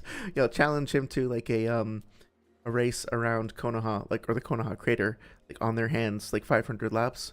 I see what you mean, but they, like, Kishimoto could have found a way to give him new abilities and techniques and stuff and just build off of what he did before. For example, Kishimoto could have said, you know what, I'm going to give Lee access to ninjutsu, and like let him unlock it, or I'm going to have Lee like, whatchamacallit, find a way to supplement his taijutsu in a way that's never been seen before. Like, what if Lee got Sage mode, for example, right? Like, and could use all of the benefits of Sage mode just without ninjutsu. Then he could probably contend with Pain. Especially, like, imagine Lee with the 7th gate open in Sage mode with the animal summons with him, right? I think he could get some work done, right? Naruto got better on both speed, experience, and chakra control, which also factors in speed due to people being able to manipulate chakra into his legs to run faster. Okay, I think it's fine to just say, like, people can use chakra to make themselves faster, but this phrasing is also kind of funny. Listen to this again. Also factors in speed due to people being able to manipulate chakra into his legs to run faster.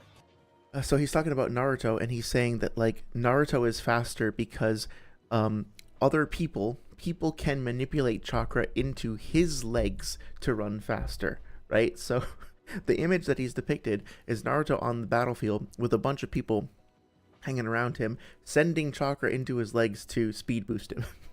Now, I know that's not what he intended. I know it's just a mistake, so it's not that big of a deal. But it's another one of those little attention to detail things where it's like, well, what you wrote and then what you read out loud and then what you presumably listened back to and published was the phrase, people manipulating chakra into Naruto's legs to make him run faster. It's just really funny. Another thing to consider about the training is that Naruto has already shown to be more talented than Kakashi.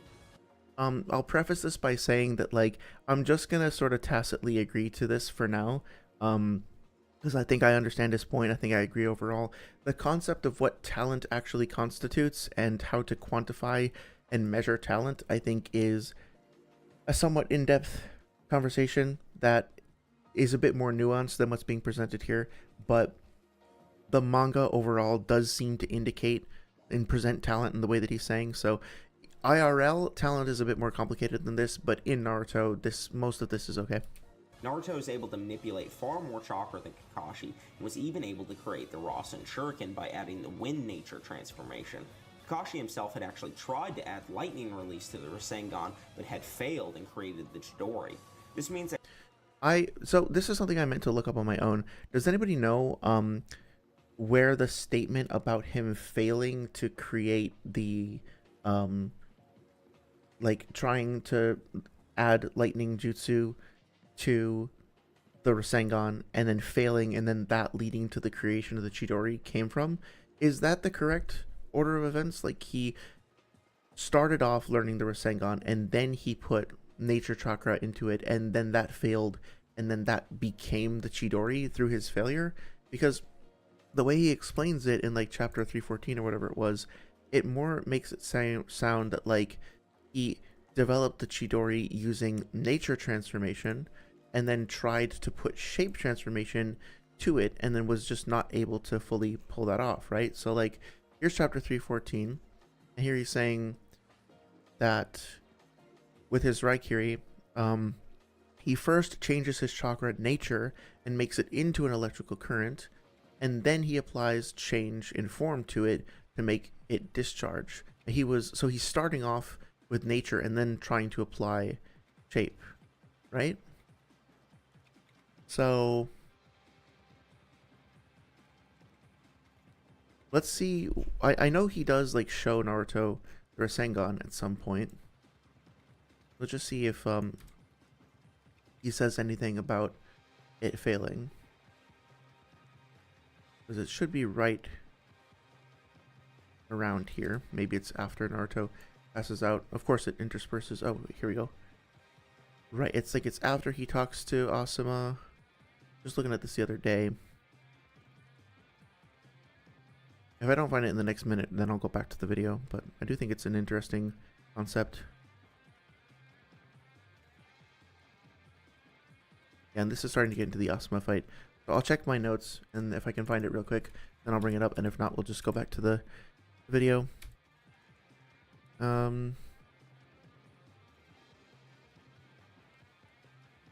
Looking through the scans. Okay, 321 looks like. Go down.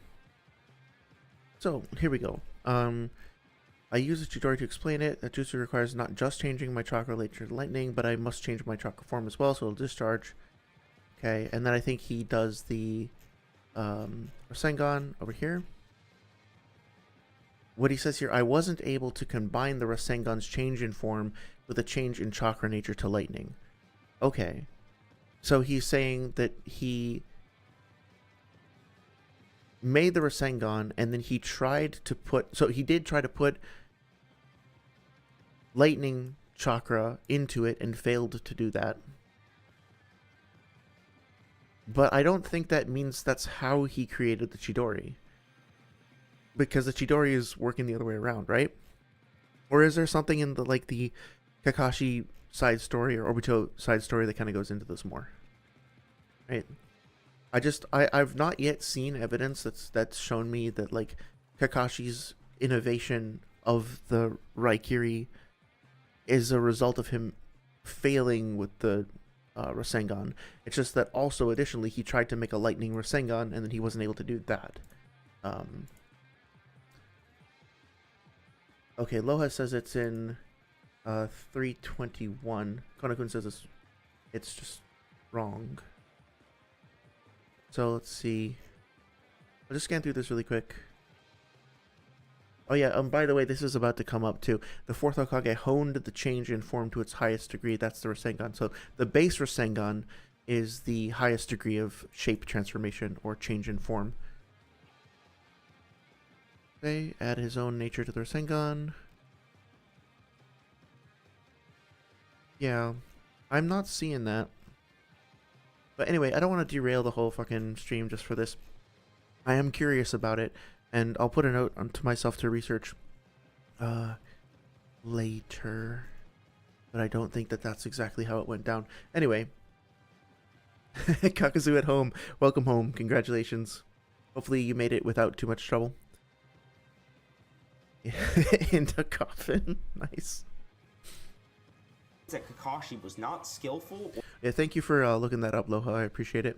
or as talented as Naruto in chakra manipulation.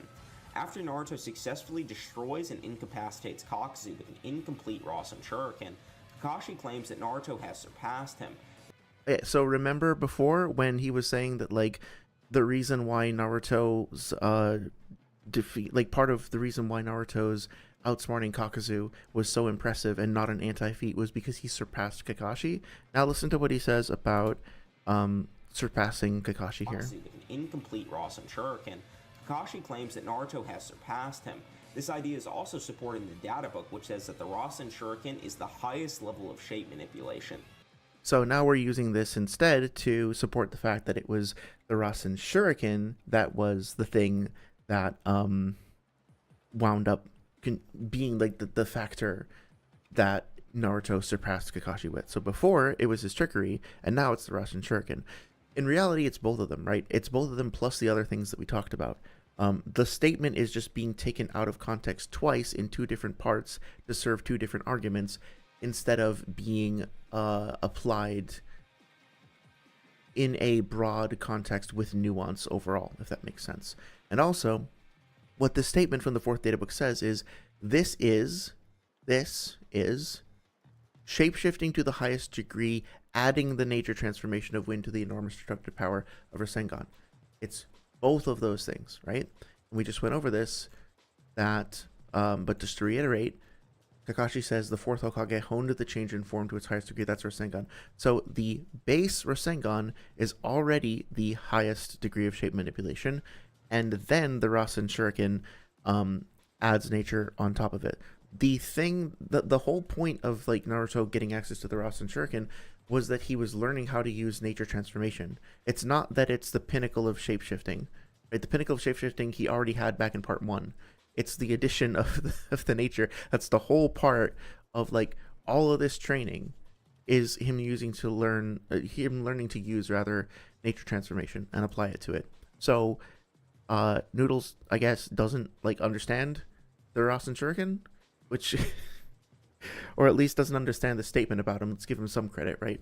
Seems to be confused about the extent to which the Rasengan versus the Rasen Shuriken is the pinnacle of X, Y, or Z thing, right? And just important to try to clarify that since it's the most iconic jutsu in the series.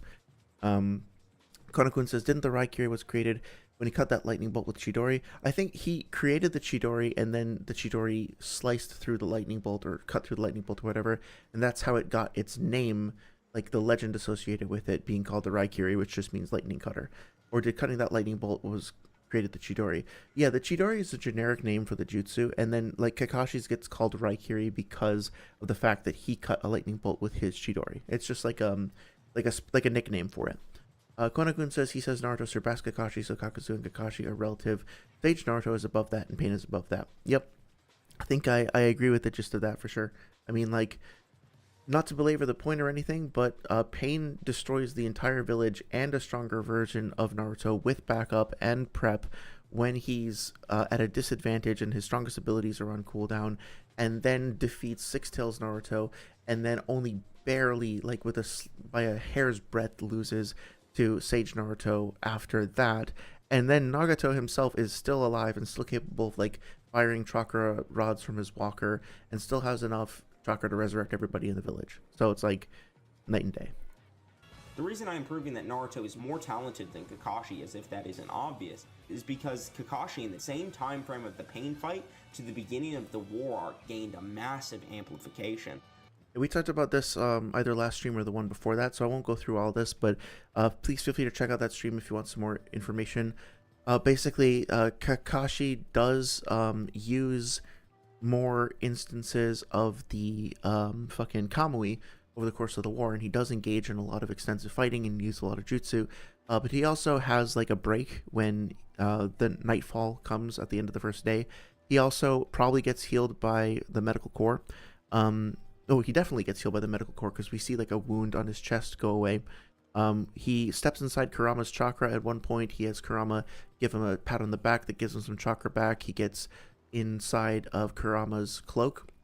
And before that, before he gets those chakra restoring events and healing events, he also just does actually wind up exhausting himself and collapsing and like falling on the ground, having to be picked up. So it's not like he just becomes this jutsu spamming god that's just like flying around, or like running around all over the battlefield for multiple days on end with no breaks and never regenerating or whatever, using like jutsu after jutsu after jutsu with no consequence. He does get fatigued and he does collapse and he does become like enter a near death state a couple of times.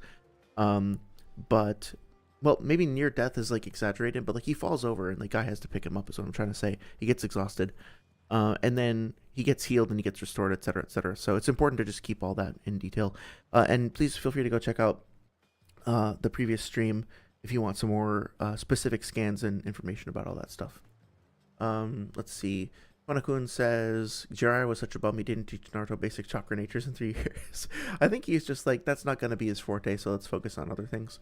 Saria says it's either he doesn't understand or he's doing that thing power scalers do, where they recontextualize statements to fit into a really weird argument, and if you're like, that's not what it means, get NBC. Yeah, it's exactly 100% exactly what it is. Very good way of describing it. And it just changes. Like, he'll use the same statement multiple times over the course of the same video in different, like, sometimes contradictory ways to fit whatever argument is, like, in front of him, as opposed to looking at the argument on the whole and then not even realizing he's contradicted himself, because the perspective, the point, the strategy, tactic is just to win whatever fight that you're currently fighting, right? It's just defeat the argument right in front of you, as opposed to try to develop, like, a total understanding of the thing. Kakashi went from only being able to use a limited number of Kamuis during the pain fight to The plural of Kamui is Kamui. spamming Chidoris and Kamui. The plural of Chidori is Chidori. And Shadow Clones and many other high chakra costing jutsu during the war arc fight. Actually said jutsu correctly there. This means that Naruto would have become even stronger and faster than Kakashi did during the war arc. Naruto just also outright says that he is stronger when he fought Pain during the Nagato and Itachi encounter, which that's fine. proves he is not the same level he used to be. Well, I agree with that, but also it's worth keeping in mind that he's saying that while he's in KCM. And then Sage Mode can still be faster than that. Like, it might actually be possible that with the sensory ability that Sage Mode has, that Sage Mode Naruto in the pain fight is still faster than KCM Naruto during the war. I don't think so. I think that probably doesn't make any sense given all of Naruto's training to like try to make himself move faster and stuff like that. And I think he is elevating his base, like Noodles is saying. It's just there's more data there that could be explored. So yeah, no real reason to consider Pain, KCM Naruto level and speed. I tried.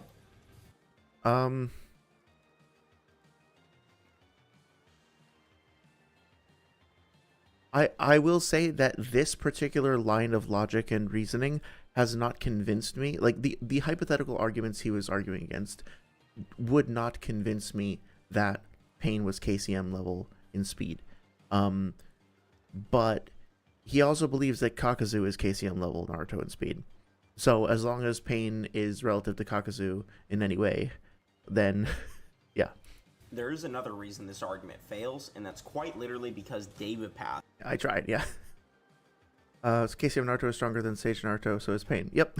Failed to tag Naruto That a all checks singular out. time in taijutsu and had all of his attacks blocked, versus only react. I mean, like, his attacks were blocks, but Naruto was in base, and he was pushing him back the whole time, and his abilities were on cooldown, and he was fighting with one single Pain, and he was holding back and didn't want to kill Naruto, so basically he was just looking for an opening to be able to stab him with a chakra rod, or wait till his powers came back. It wasn't, he wasn't, like, bloodlusted in that moment at full strength, or anywhere near full strength, so the context is important. Reacting to the initial Sage kick from Naruto, plus all of the other instances of Sage Naruto bodying Pain.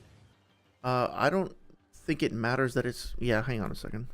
Fucking logo is always... Sage kick from Naruto, plus all of Can't the fucking... other Yeah, you can't fucking see what's happening because the stupid logo in the way. Naruto, plus all of the other instances. So yeah, he gets hit. Sorry to whine about that, but it's just so annoying. Like, just move it to the side or something. It's literally covering up what's happening, the thing that you're talking about. Hang on. I think I went too far. Yep. Might have gone too far in a few places. For this. Here we go. So he pushes them back.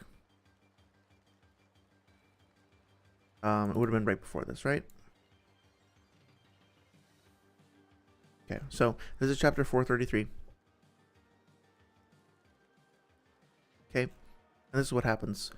So here's another important bit of context that's not being considered here, is that as far as Tendo knows, as Nagato knows at this point, like, Naruto's Sage mode is done. Like, he doesn't know that Naruto has these clones. The backup clones are something that Naruto has invented as a unique strategy himself. Like, Jiraiya couldn't do this shit. Minato didn't do this shit. This was a specific, like, Naruto original. So, as far as Pain knows right now, he's got Naruto dead to rights. And he just has to poke him or exhaust him until he gets an opportunity to do what he's doing here, stab him with the chakra rods, and then he'll be, he'll have won the fight, essentially. He doesn't know that Naruto has the capability of getting Sage Mode back.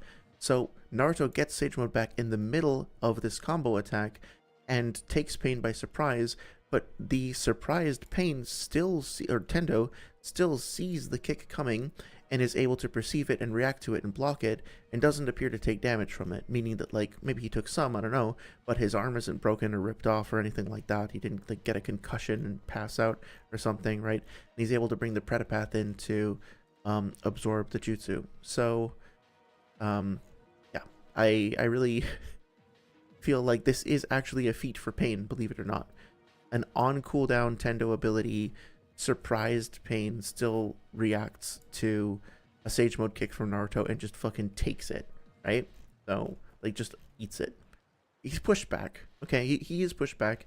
He's knocked down to the ground. That's not nothing, right? But he doesn't seem to be damaged by it in any appreciable way beyond being knocked over.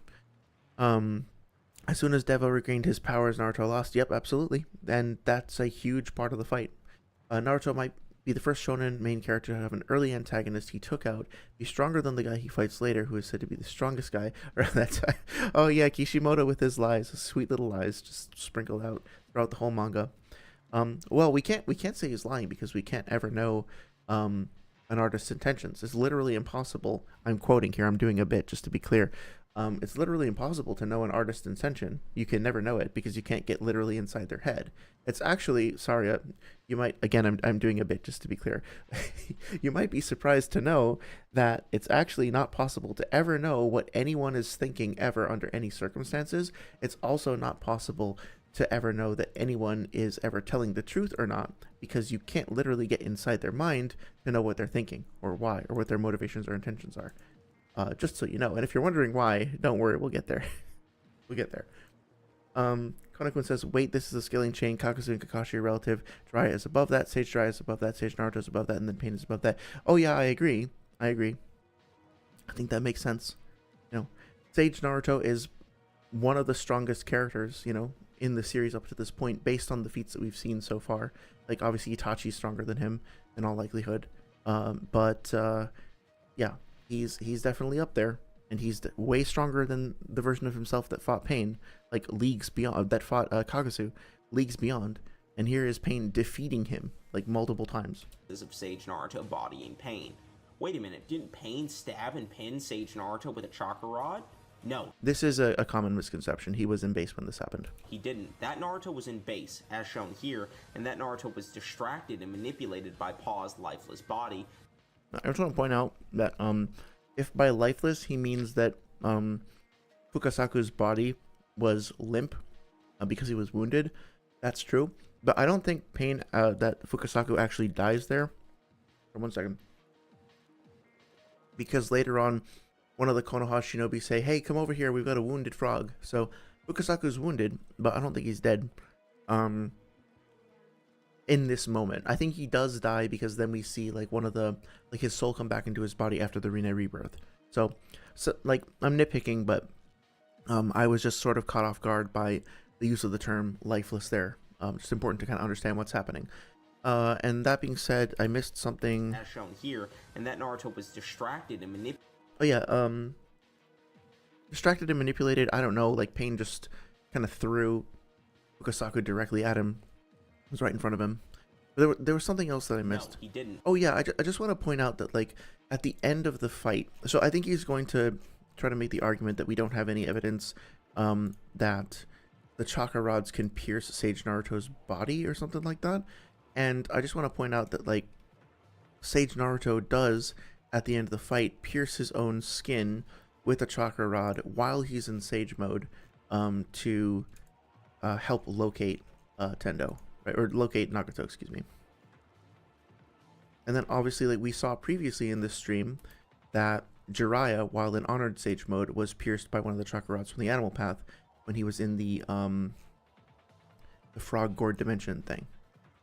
Right, so here he goes. Oh, well, actually, I might need to correct myself here. He's not in Sage mode here. Okay, my bad. But then he uses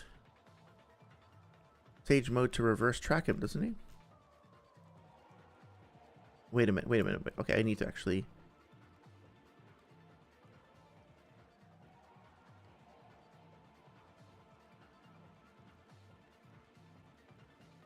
I could have sworn he was in Sage mode, and then like there's this scene where Pain says like he reverse tracked me the lout or something like that. Did they make that up?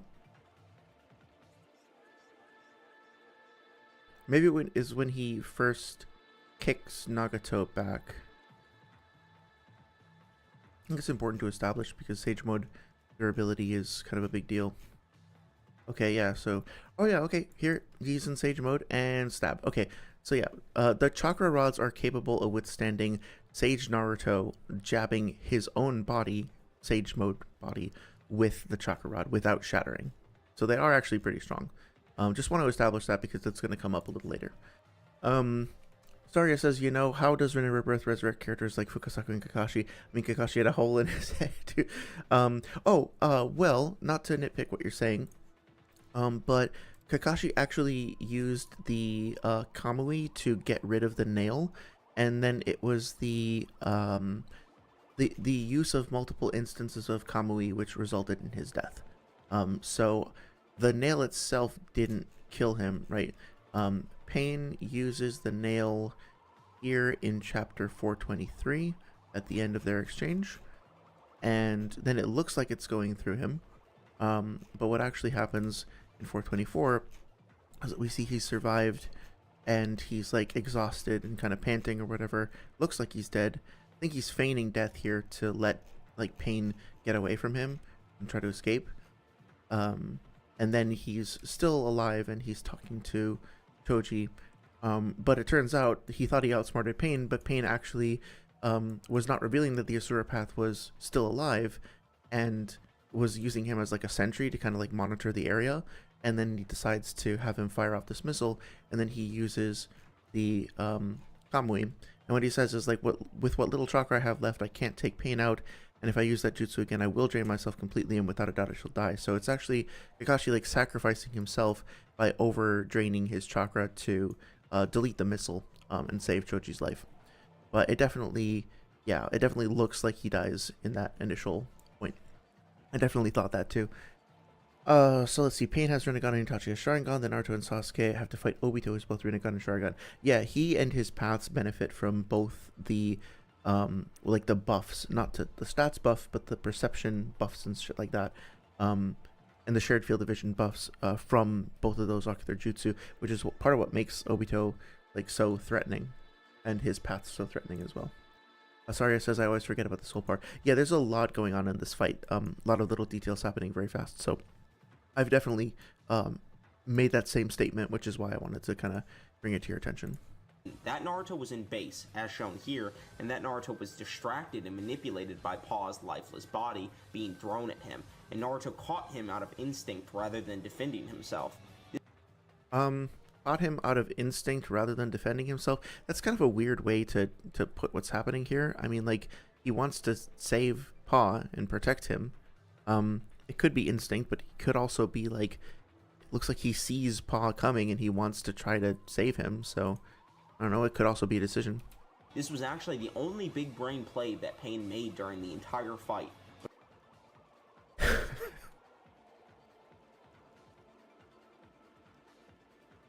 I could respond to that in detail, but Yahiko's expression here is all I really need.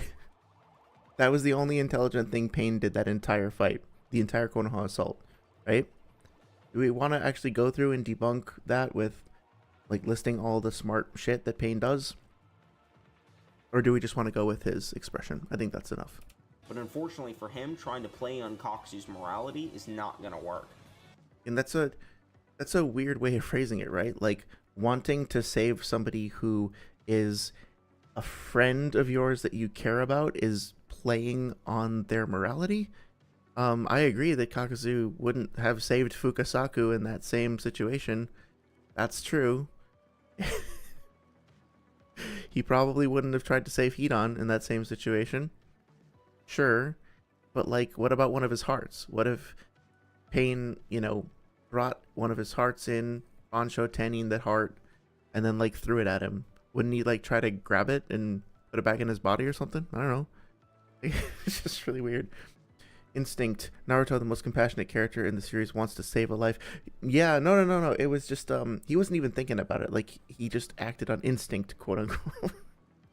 No, I think, that's a very cold-blooded take, from Noodles there, about a character who, you are right, is the most compassionate character in the series. But compassion is not relevant, Saria, in power scaling. Clearly, I'm being sarcastic, but To add on to the Soul Steel point a bit, I don't think this God, the fucking logo ability is very good when Pain is using it, but it's pretty good for Nagato. I'll explain why I'm differentiating a bit. The reason Pain's Soul Steel is bad is because the only people we saw it work on were some random ninja and Shizune, neither of which are anywhere close to the strength Kakuzu possesses. Okay, so there's a couple of issues here. First of all, he didn't actually provide the scan of it working on Shizune. Maybe it shows up later. He didn't provide the scan of it working on some random ninja. He didn't describe what that other random ninja is, or what that ninja's abilities or techniques or level of chakra are. The fact that a character is not named doesn't really tell us one thing or another about that character whatsoever. Could skill super high, could skill not at all, could be a genius prodigy, could be a total schmuck. Like, we don't know anything about him, right? So yeah, it's just hang on, I want to go over Soul Steel is bad because the only people we oh yeah, I don't understand why we're getting footage of, like, Kiba running around back here instead of getting the actual scans of Shizune getting her soul ripped out or anything like that. But whatever. Neither of which are anywhere close to the strength Kakuzu possesses. The main thing here I want to address is I don't know what the term for this fallacy is, but there's a logical fallacy here where we're assuming that whatever the highest level we see is the highest possible level. I don't know what to call that, but, like, this is the equivalent of, like, you're standing outside and you're looking at the highway and you see a car go by and the car is going 20 miles an hour, and another one goes by and it's going 20 miles an hour, and another one goes by and it's going 15. And then you conclude, okay, so cars can only go a maximum of 20 miles an hour, and also this highway can only handle a maximum of 3 cars, and they can only go 30 miles an hour on this highway, right? It's entirely possible that those cars can go way faster than that. It's entirely possible that the highway can accommodate more simultaneous cars moving faster as well with a higher speed limit. Yoko Taro incoming 321. And basically, this is just a false generalization that's being made on a very, very small sample size. So we do see the soul pull working on Shizune, and we do see it working on somebody else. So it is effective on two characters. The fact that we don't perceive those characters as being strong doesn't mean that the upper limit of the soul pull ability, the Ningendo, just caps out at Shizune, right? We haven't tested it to see where else it might possibly scale. Now, he is differentiating it by saying that, like, when Nagato uses it on Naruto later, it is effective. So it's effective on KCM Naruto, which is really, in a sense, enough to just show that, like, Ningendo as an ability, as a path of pain, KCM Naruto, yes, Konakun, it is effective on KCM Naruto, right?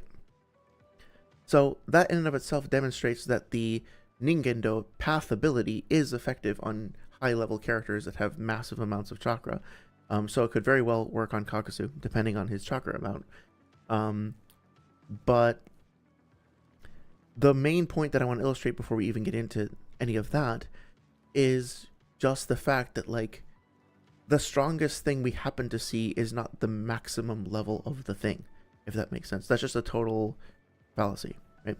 And this is going to come up again later, because of course it is.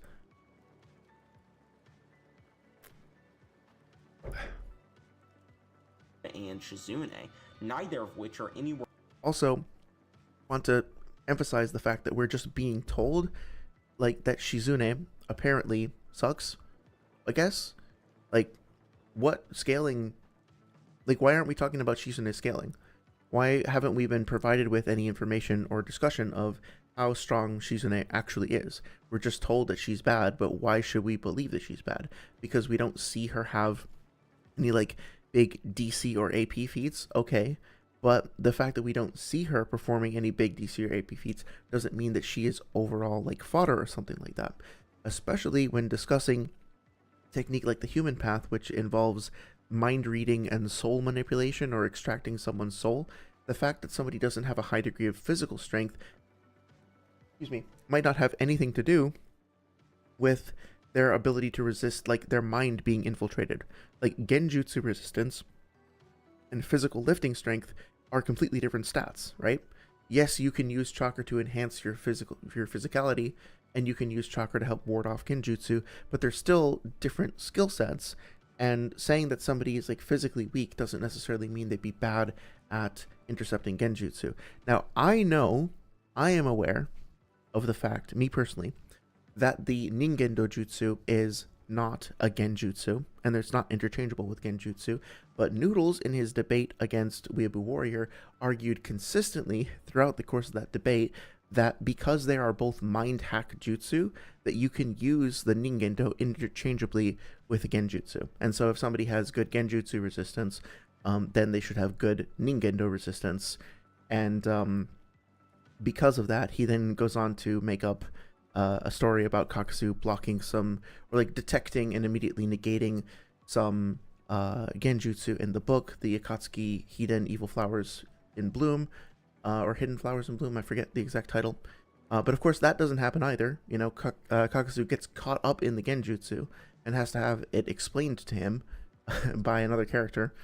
But anyway, Noodles says, like, well, Kakuzu resisted a genjutsu in the books, and a genjutsu is a mind hack, and the soul pull is also a mind hack, and so if you can resist genjutsu like Kakuzu can, you can resist the soul pull. And Shizune is a medical ninja. Medical ninja have a high degree of, like, proficiency in high-level chakra control, and like, very, very fine and precise and delicate chakra control. And that's part of what makes Sakura such a viable candidate for becoming a medical ninja. And going back to part one, you know, let's actually just look at what Tsunade says when she talks to Sakura, when she accepts Sakura as her trainee. So little before this. Was it 238? Somewhere in here. Yeah, here we go. So here's Sakura performing her, like, the face on the fish always catches me off guard. Let me take Yokotaro away. So Sakura is performing the medical ninjutsu on the fish. Sakura is selected for her high degree of chakra control and precision and all that. And Tsunade is impressed with her and says she may be of a talent unseen since Shizune. So Shizune, in Tsunade's eyes, reminder that Tsunade is like the most proficient and famous and highly regarded medical ninja of her time. She regards Shizune as like the one to beat, right? Shizune is like the pinnacle, and Sakura might one day surpass her. But right now, Shizune is like one of the most talented medical ninja in Tsunade's eyes. Okay, and Sakura has genjutsu feats, or like genjutsu resistance feats, extensive genjutsu resistance feats, and is described I'm trying to remember the exact thing. I'm probably not going to remember the specific chapter, but there's a moment, for example, during the Konoha Crush where Kabuto uses like that mass like sleeping jutsu on everybody in the stands at the Chunin exams, and she just like detects that and is able to resist it, whereas a bunch of other people, including like Jonin presumably, get affected by it. And she's consistently described as having an aptitude for being able to resist and potentially use with a high degree of proficiency genjutsu as a result of her chakra control. So sorry, I'm rambling a little bit. The whole point of this is just to emphasize the fact that if we are to accept some of the arguments that Noodles has used in other debates and videos, that genjutsu is a mind hack, and that that the soul steal is a mind hack, and that mind hacks can be resisted by people with mind hack resistance, like supposedly Kakuzu, and mind hack resistance is determined, is facilitated, determined, enhanced, whatever, by people who have fine, delicate chakra control, like medical ninja. And Shizune is one of the most talented medical ninja like in the world, someone that has the respect of even Tsunade. Then yeah, I think there's a good chance that Shizune would be capable of resisting the soul pull or some other mind manipulation technique. And if that's the case, the fact that Pain was successful in soul pulling Shizune is a feat for Pain.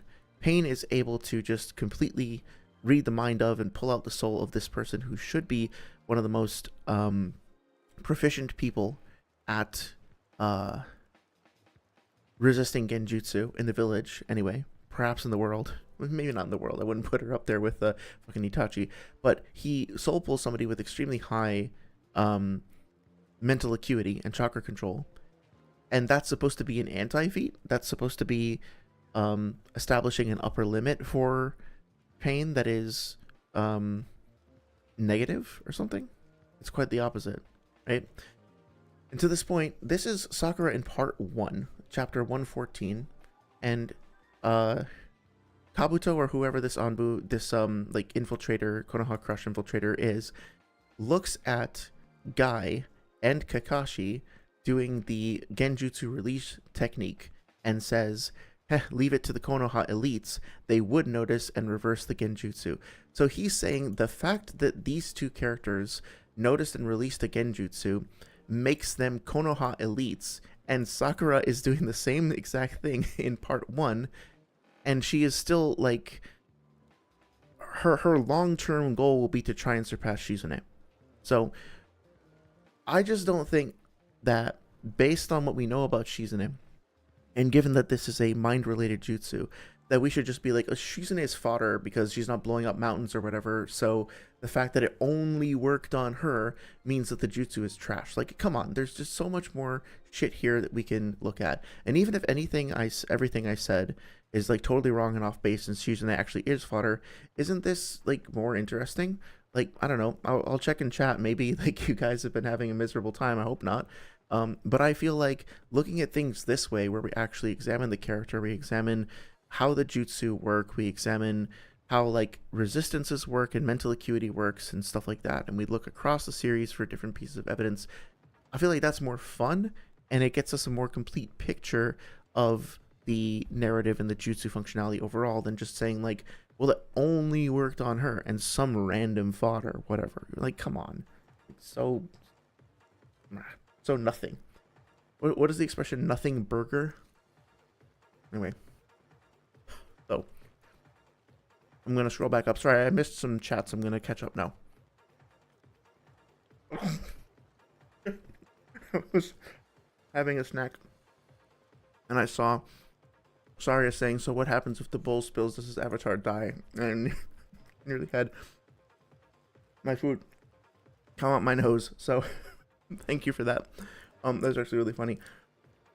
I mean, I don't know. I don't want to be too critical of the artist because I'm sure, like, you know, I can't make art like this. I can't draw. I can't do, like, visual art. So I don't want to dunk on whoever drew this. I'm sure they did the task that was provided to them and they did it well, and that's great. I will say that as a character design overall, it is pretty bizarre. That's not really the point of this video. I to kind of put it into a narrative context here. I think what would happen, the eyes seem to be attached to the bowl, and the hands and arms seem to be just kind of floating on their own, like Rayman. So I think it's more like Kirby, right? Like if all the shit fell out of the bowl, it would just be open and then capable of putting something else in it. I don't think it's like its life force is contingent upon what's inside it, which ironically kind of makes the name feel a little weird, because you would think that like the name was applying to the noodles itself, but the noodles aren't actually the character, it's the bowl. But anyway, I get into a narrative analysis of this fucking profile pic icon over here. Anyway, it's a fine character icon. It's a fine logo. I like the version of it that he's using these days. Like the updated version, I think it's a bit better. My problem isn't with the art, it's with the fact that it's just constantly in the fucking way. So, anyway, let's see. Don't mess with Noodles, bro. Doesn't read Naruto. I think what he does is he has people research for him, and or he scans through the series on his own and finds specific individual things that fit his arguments, and basically talks about them in isolation and doesn't put things into the broader context. I think he reads it, but he doesn't read Naruto the series. He reads segments and portions and chunks, and isn't really able to bring everything together as a story overall, if that makes sense. The auto mirror doesn't block anything stronger than paper bombs, so it doesn't work against anything stronger than paper bombs. Yeah, exactly. I mean, like, the auto mirror just sucks, right? The only thing... Oh, we saw Sasuke throw a sword at it and it bounced off, so it only works against swords and bombs. Like, yeah, it's a really good analogy. I like that. KCM Naruto? Not sure. The way I see it says Loha, KCM Naruto was able to resist because he has experience with the chakra tug of war versus Kurama. Oh, yeah, I like that. That's that makes sense. And he's using the Kurama chakra arms to kind of pull the soul back into his body as well. Saria says, thank you, people don't think about... Oh, thank you. People don't think about overall kit and skill set, just raw physicals and durability. Yeah, there's... Kishimoto actually put in a lot of effort, I think, to explaining how various techniques work. I mean, remember there was a whole training arc where all the characters were doing was learning how to walk up a tree. That was like one of the coolest and most interesting like training segments in early Naruto, and it was literally just learning how to stick to something, like controlling the chakra in your feet, and then the training of walking on the surface of water as well, learning how to continually extrude chakra, or like send out chakra in even ways through your feet. Even the learning how to pop the water balloon. Like, there's a lot of really interesting and cool training devices that are used over the course of the series. And you know what? I want to take a minute, sorry if you don't mind, and mention one of the ones that I find most compelling as somebody who has probably ADHD. Like my diagnosis is like I've had it suggested to me that maybe I have ADHD, and then I had another person say maybe it's not, maybe it's something else. And at the end of the day, though, like struggling with focus and distraction and just learning how to focus my brain, I fucking love this. I think this is such an interesting part of Naruto's character development, and such an interesting training device as well. And it'll just take me a second, but I think maybe you'll know what I'm referring to. This little moment with Jiraiya. This here, okay? So in chapter 153, so Jiraiya draws a little kyocho. What is this thing called? Like at symbol, like a swirl. Just call it a swirl, right? He draws a little swirl on his hand. Says, "Look at this piece of paper." Naruto doesn't know where to look, and now he looks. Now Jiraiya adds the swirl to the center of the paper, and Naruto looks directly at it. And then Jiraiya explains that without the swirl in the center, Naruto's gaze is going all over the place and it's random because it doesn't have anything to focus on. And over here, when the swirl is placed in the center, all of that power, all of that energy, all that potential or whatever gets focused onto one point. So Naruto, this entire time, Naruto has always had the potential and the ability to do this. He just needed the thing in the middle. He's not incapable. He's not broken. He doesn't, quote unquote, have bad chakra control overall, like in a cosmic sense or whatever. He just needs to figure out how to harness it and focus it, which then, you know, there's this very amusing little moment where he's trying to focus, and then Jiraiya's mind, like head comes into his mind, right? Really funny. But that little metaphor there is something that I found like very useful for my own mental focus. And then this over here, right? Naruto takes a little swirl in his hand, and he's focused, he's frustrated, he's trembling, with his hand, like he's fatigued, he's about to give up. Well, not about to give up, but he's like starting to get a little bit demoralized. And then he does this, and the symbol of Konoha, the symbol of Iruka, the symbol of everything that he values has now become the central object of his focus. That restores him. And then this is so good, right? The swirl here, the vortex that surrounds it, and that gives him his focus, and that's how he makes his first breakthrough. It's so fucking good. And I feel like it was only as an adult, like coming back to this series, and knowing a little bit more about myself and about my brain, that I realized like the profound metaphor here for that folks who are like either neurodivergent or just have trouble focusing and get frustrated by that can take. But it's such a nice way of representing that that I just had to take a moment to talk about it. Sorry to distract from the discussions of like which character hits the other harder for a second. But yeah, it's just such a great moment. I had to talk about it. Danzo's Konoha Matsukami was never shown to work on people stronger than Mifune. So Kodo cannot work on anyone stronger than Mifune. Yeah, exactly. I mean, to be fair, when you're in a power scaling debate, you can only if you're making positive claims, whatever positive claim you are making has to be backed up by evidence. So if your claim is that like a paper bomb could like your claim is that, I don't know, the Rasengan, like Konohamaru's Rasengan could beat Tendo Pain, right? And you try to use the example that Konohamaru's Rasengan beat the Naraka path. You actually have to like demonstrate that the power of it scales up to that other path. If you can't do that, if the highest feat that Konohamaru has is that quote-unquote lower path, then you have to kind of let your argument go because you can't back it up. That doesn't mean, though, that Konohamaru's Rasengan doesn't scale higher than that in the manga itself, like in the world and the universe itself, right? But also, for power scaling purposes, you do have to kind of stick to the constraints of arguments that you can actually back up with evidence. And I think those two things are getting conflated here. I think he's just confused about the fact that like you don't have evidence for something means that there is no evidence for something. Is it like a reverse argument from ignorance or something like that? I don't know. It's really weird, but yeah. Oh, Amateur, hey, good to see you. Thanks for stopping by. Sorry I let your comment hang for so long there. In the third data book, it also mentions Shizune being still being second only to Tsunade.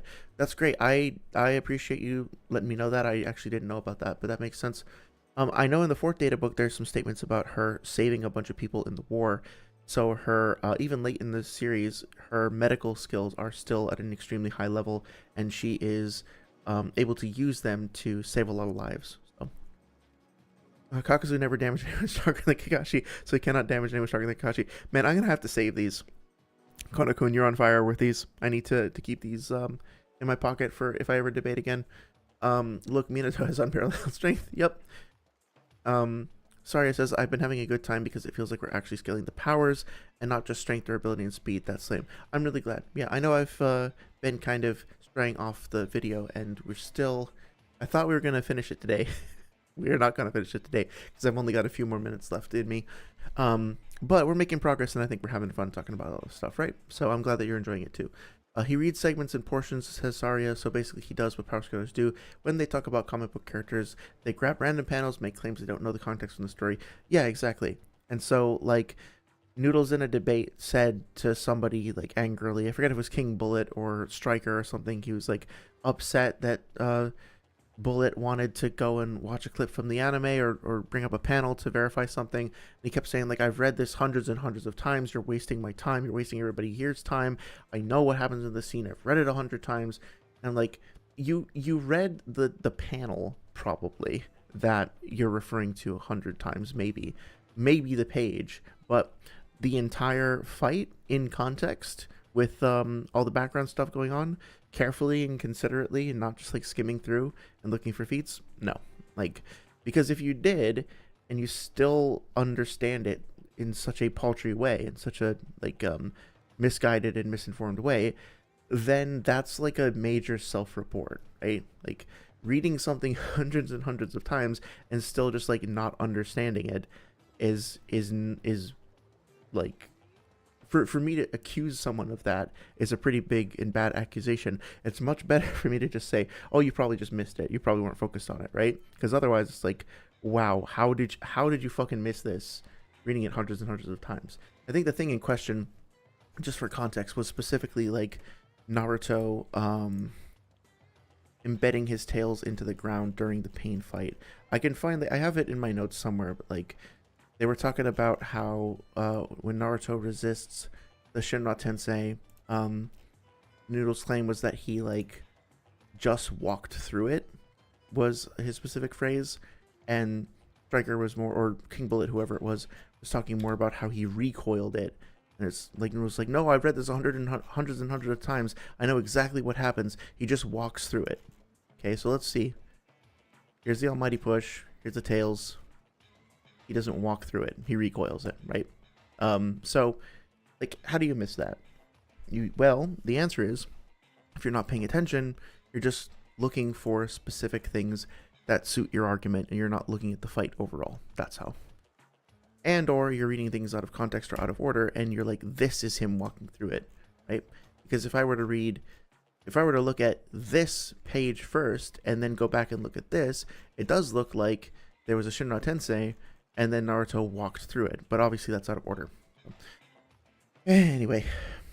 Saria says, I've been having a good time. Oh, yeah. Oh, yep, I read that one too. This is such a good segment. This is actually what made me love Naruto. Yeah, I'm really glad you liked that. I resonated with that, like, really hard. In a good way. And there are just so many, like, beautiful moments like that in the series that kind of scatter throughout. The other one, which I'm not going to be able to find, but, like, do you remember whenever Sai had his arc with the team, and then there's like, they go into his room and they have like, Sai has all these paintings put up, and Naruto and Sakura are like, why do you have these paintings? What do they symbolize? And he's like, oh, I don't know.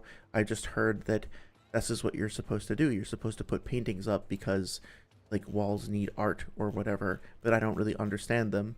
And then he finally starts to learn how to feel and to emote and to connect with Team 7. And then there's this final panel of him like leaving the house, and you can see that the like his image is like, you can see him through like a little window or something, and it looks like he has become the art on the wall. You know what I mean? I'm trying to find where that is. It's got to be around here somewhere. But of course I don't want to spend too much time.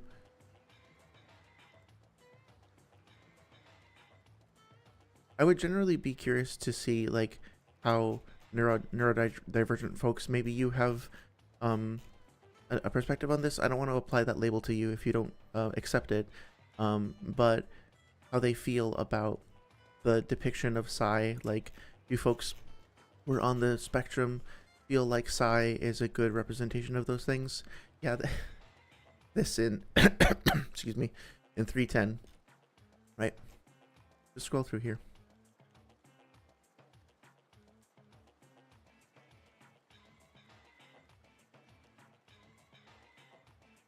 This moment always gets to me.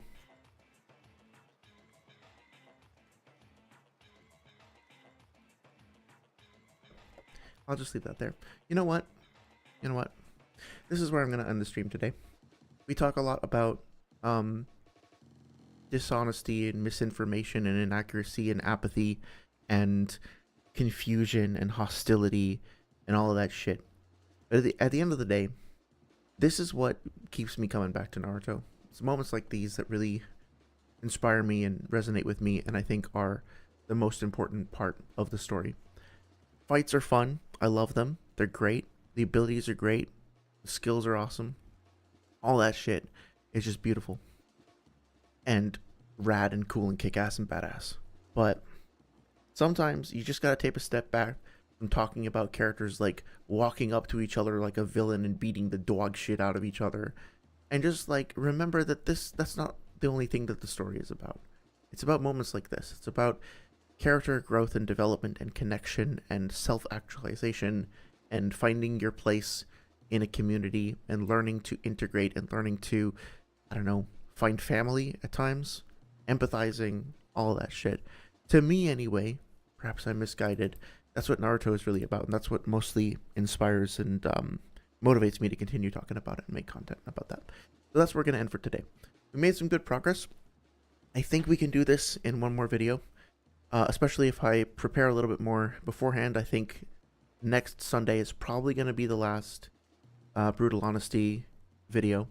I think, you know, let me know how you feel about this. I'll post a poll, but I think the next thing I'm going to do is the debate between Swag Kage and 6 versus Kabuki and Afro, because that one is surprisingly, well, it's just a lot of fun, and it's one that people seem to really enjoy, and kind of, I think it'd be a nice kind of change of pace to do something that's a little bit more chaotic, a little bit more freeform, and just kind of sit back and enjoy, get some popcorn and enjoy the fireworks and shit like that, right?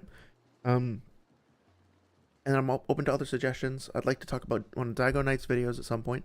It could be fun to go over this Swag Kage video, like to go over the Plague of Gripes video, and then right after that go over the Swag Kage video and see how those two perspectives differ.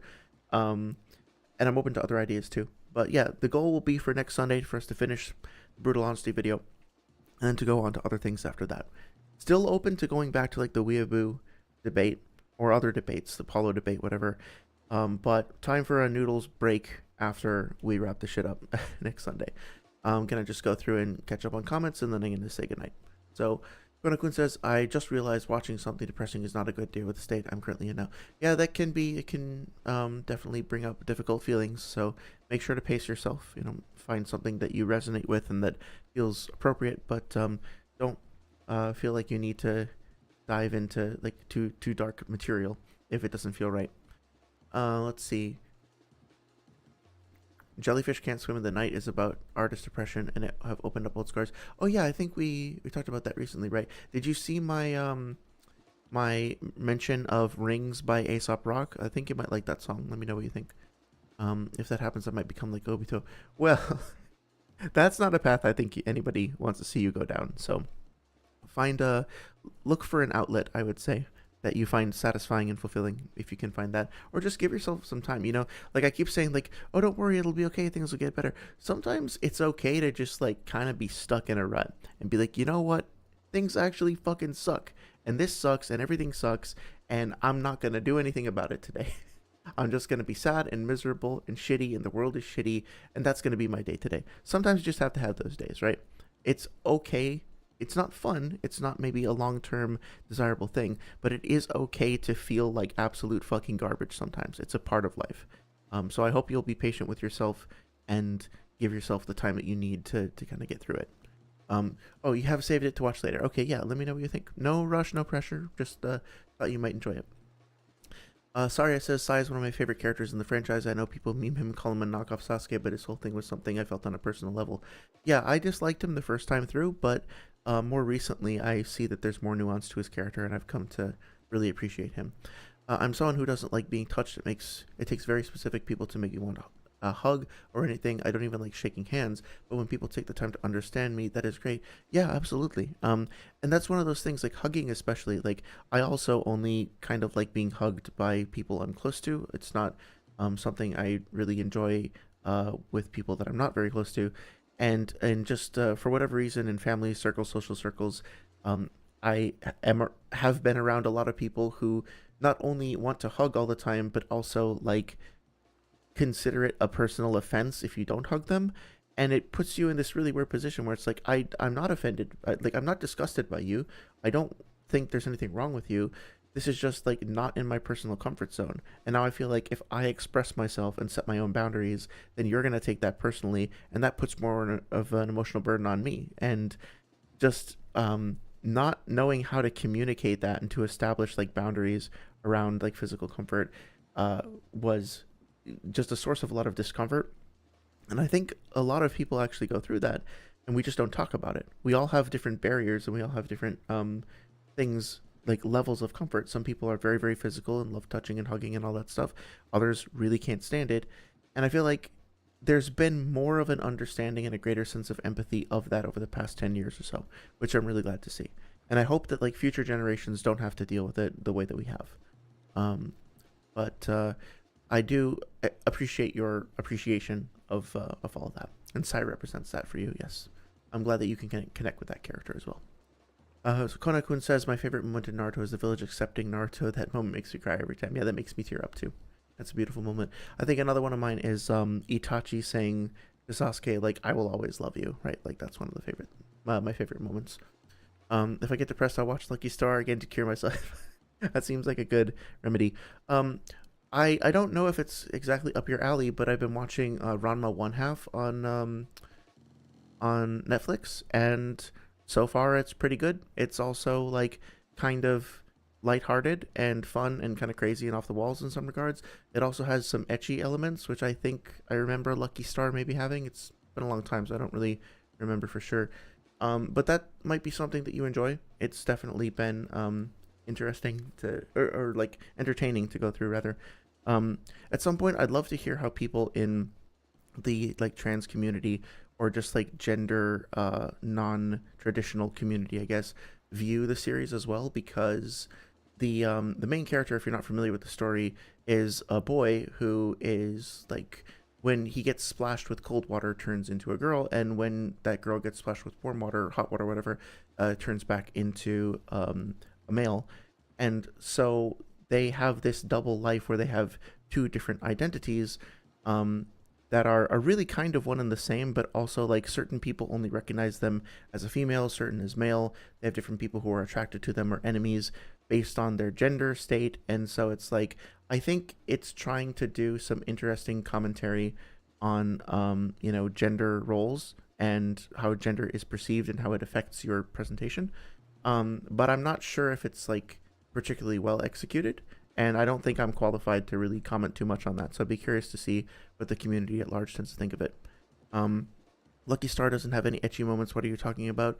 What I want that power. Oh yeah, like honestly, I feel like for most people, spending one day as the opposite sex slash gender would just be incredibly eye opening. Like even if you don't identify with it at all, even if it's not something you're comfortable with, and you're like, no, that's definitely not me, never again, right? Like I feel like just experiencing life through somebody's perspective, even if it's just like you're possessing someone's body with their consent as opposed to like changing your own body. I don't know. There are certain things about being a given gender and given sex that you're just not ever going to be able to fully understand unless you experience it, and it's really hard to do that if you can't like step into their shoes. So I think there's a world in which we could try to find a way to empathize with each other despite gender differences a bit better and a bit more. And like right now, especially with all the conversation about that stuff going on right now, I'm glad that there's at least media that is exploring the concept. And to me, it's just, I guess, if there's any message about gender roles or whatever that's coming out of the show, it's just that like Ranma, like female Ranma and male Ranma are Ranma at the end of the day. They're not like two different people, not really. And that while there are different ways of expressing yourself, and different aspects that kind of manifest in mode A or mode B, at the end of the day, they're all still genuinely Ranma. But oh, I don't know. I might be confusing Lucky Star with something else. Yeah, I might be thinking of something else.